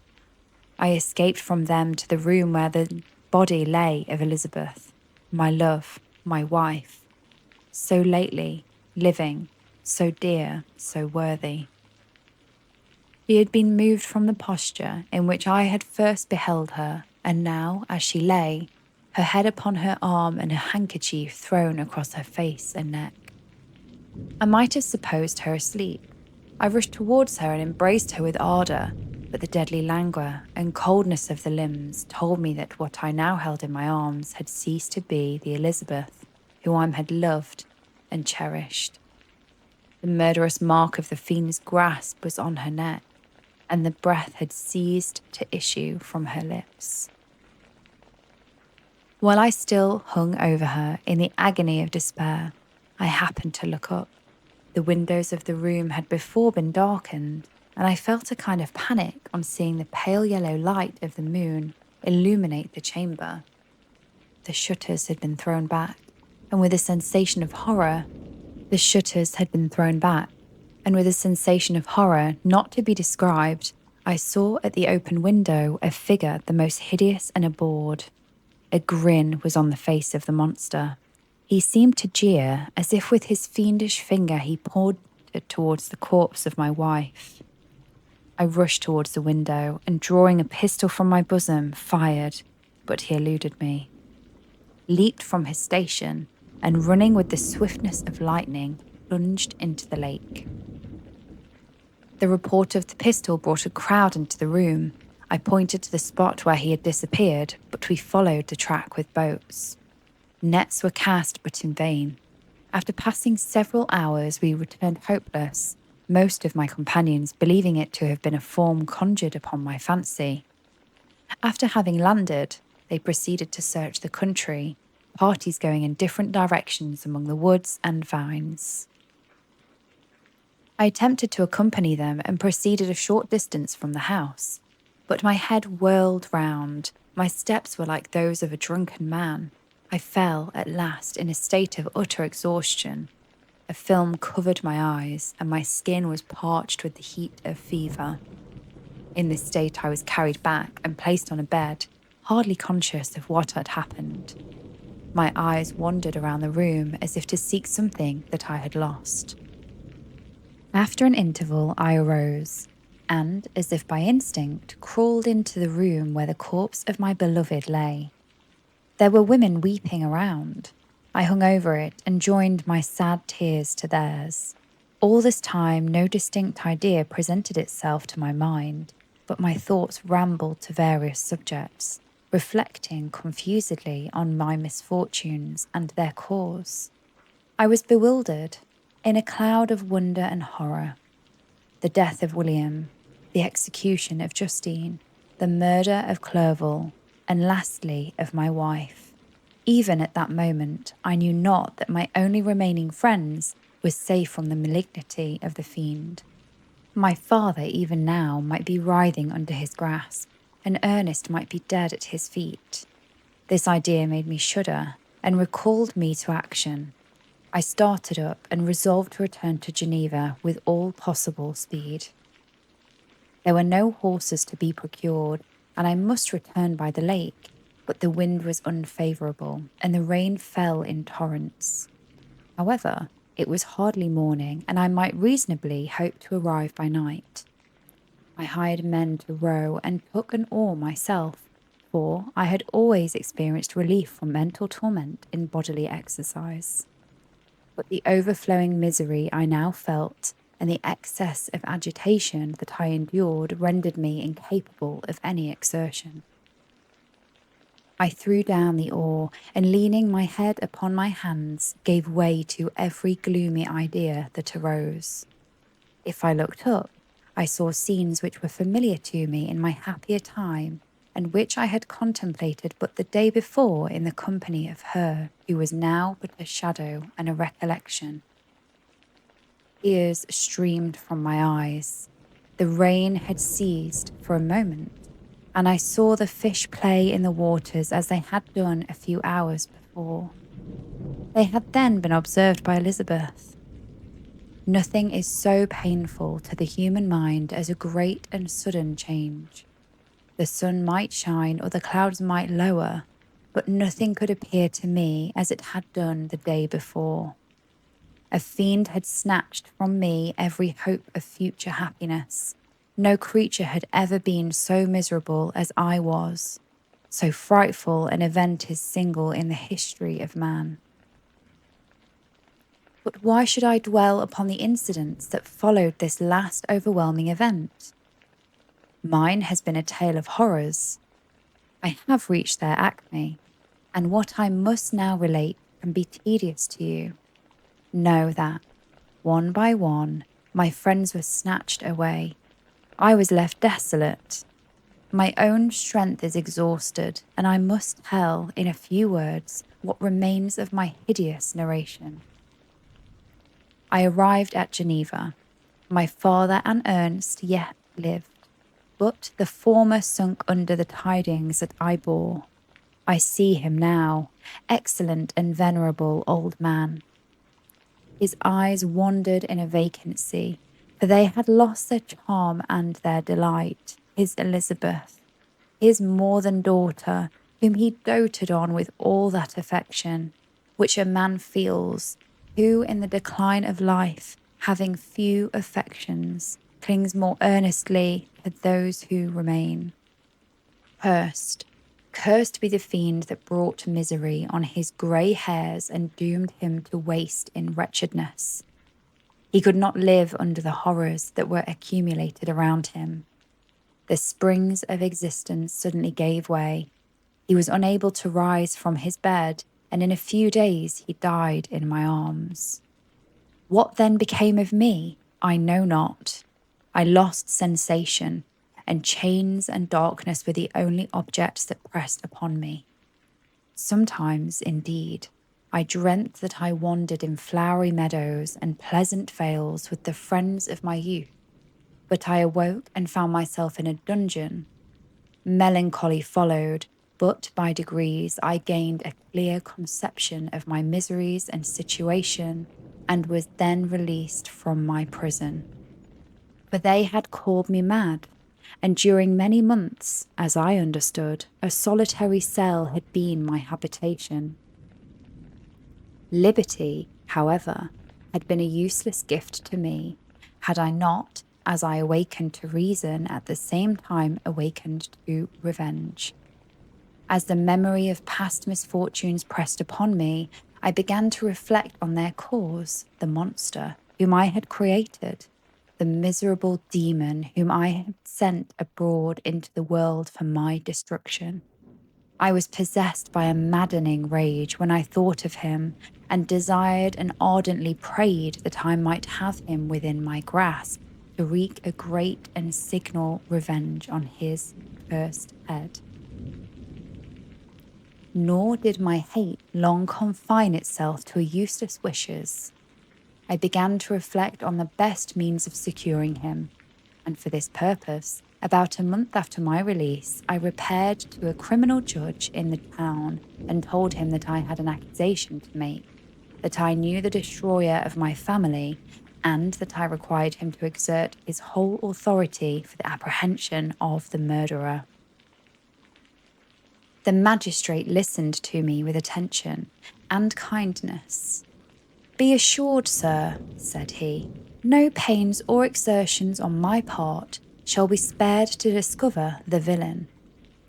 "I thank you," replied I.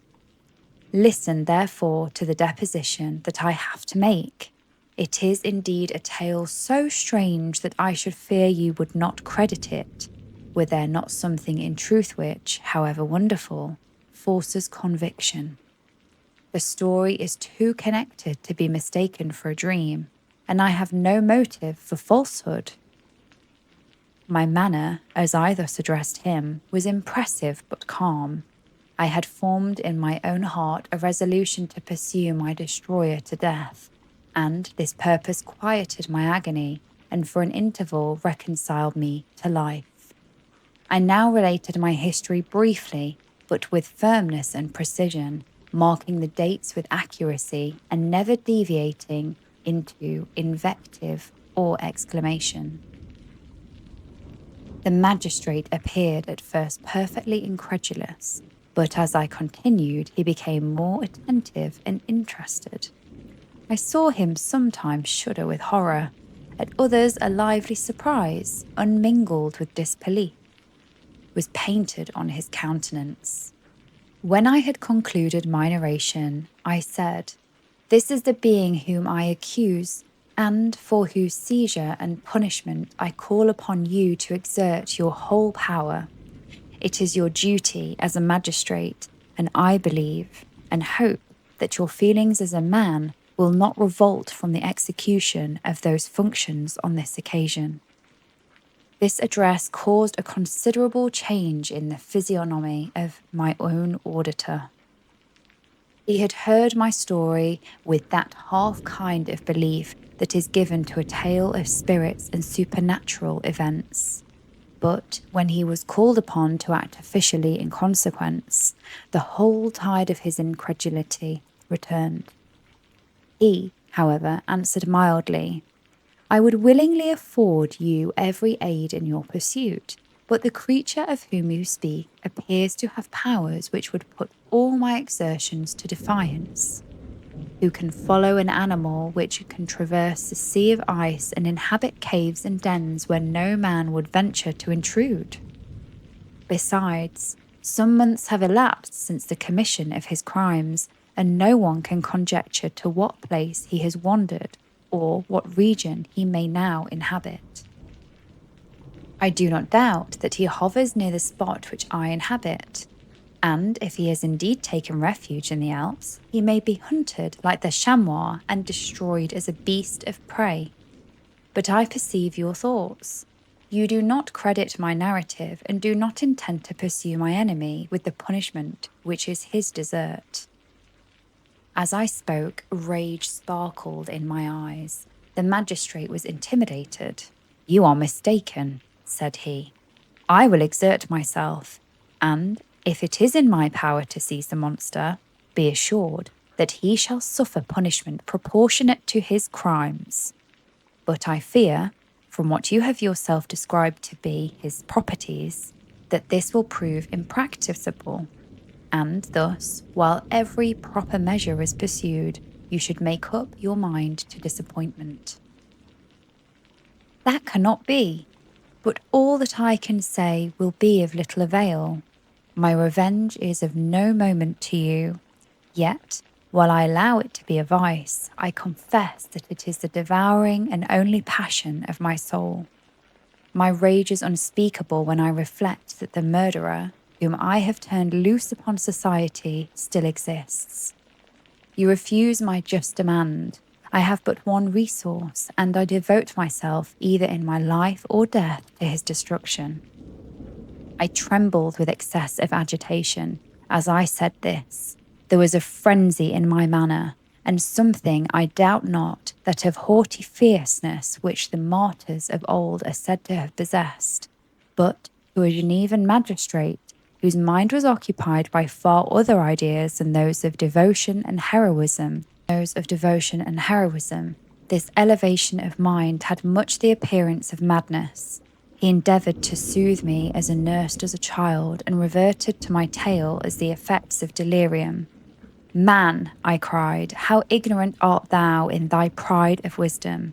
Cease, you know not what it is you say." I broke from the house angry and disturbed, and retired to meditate on some other mode of action.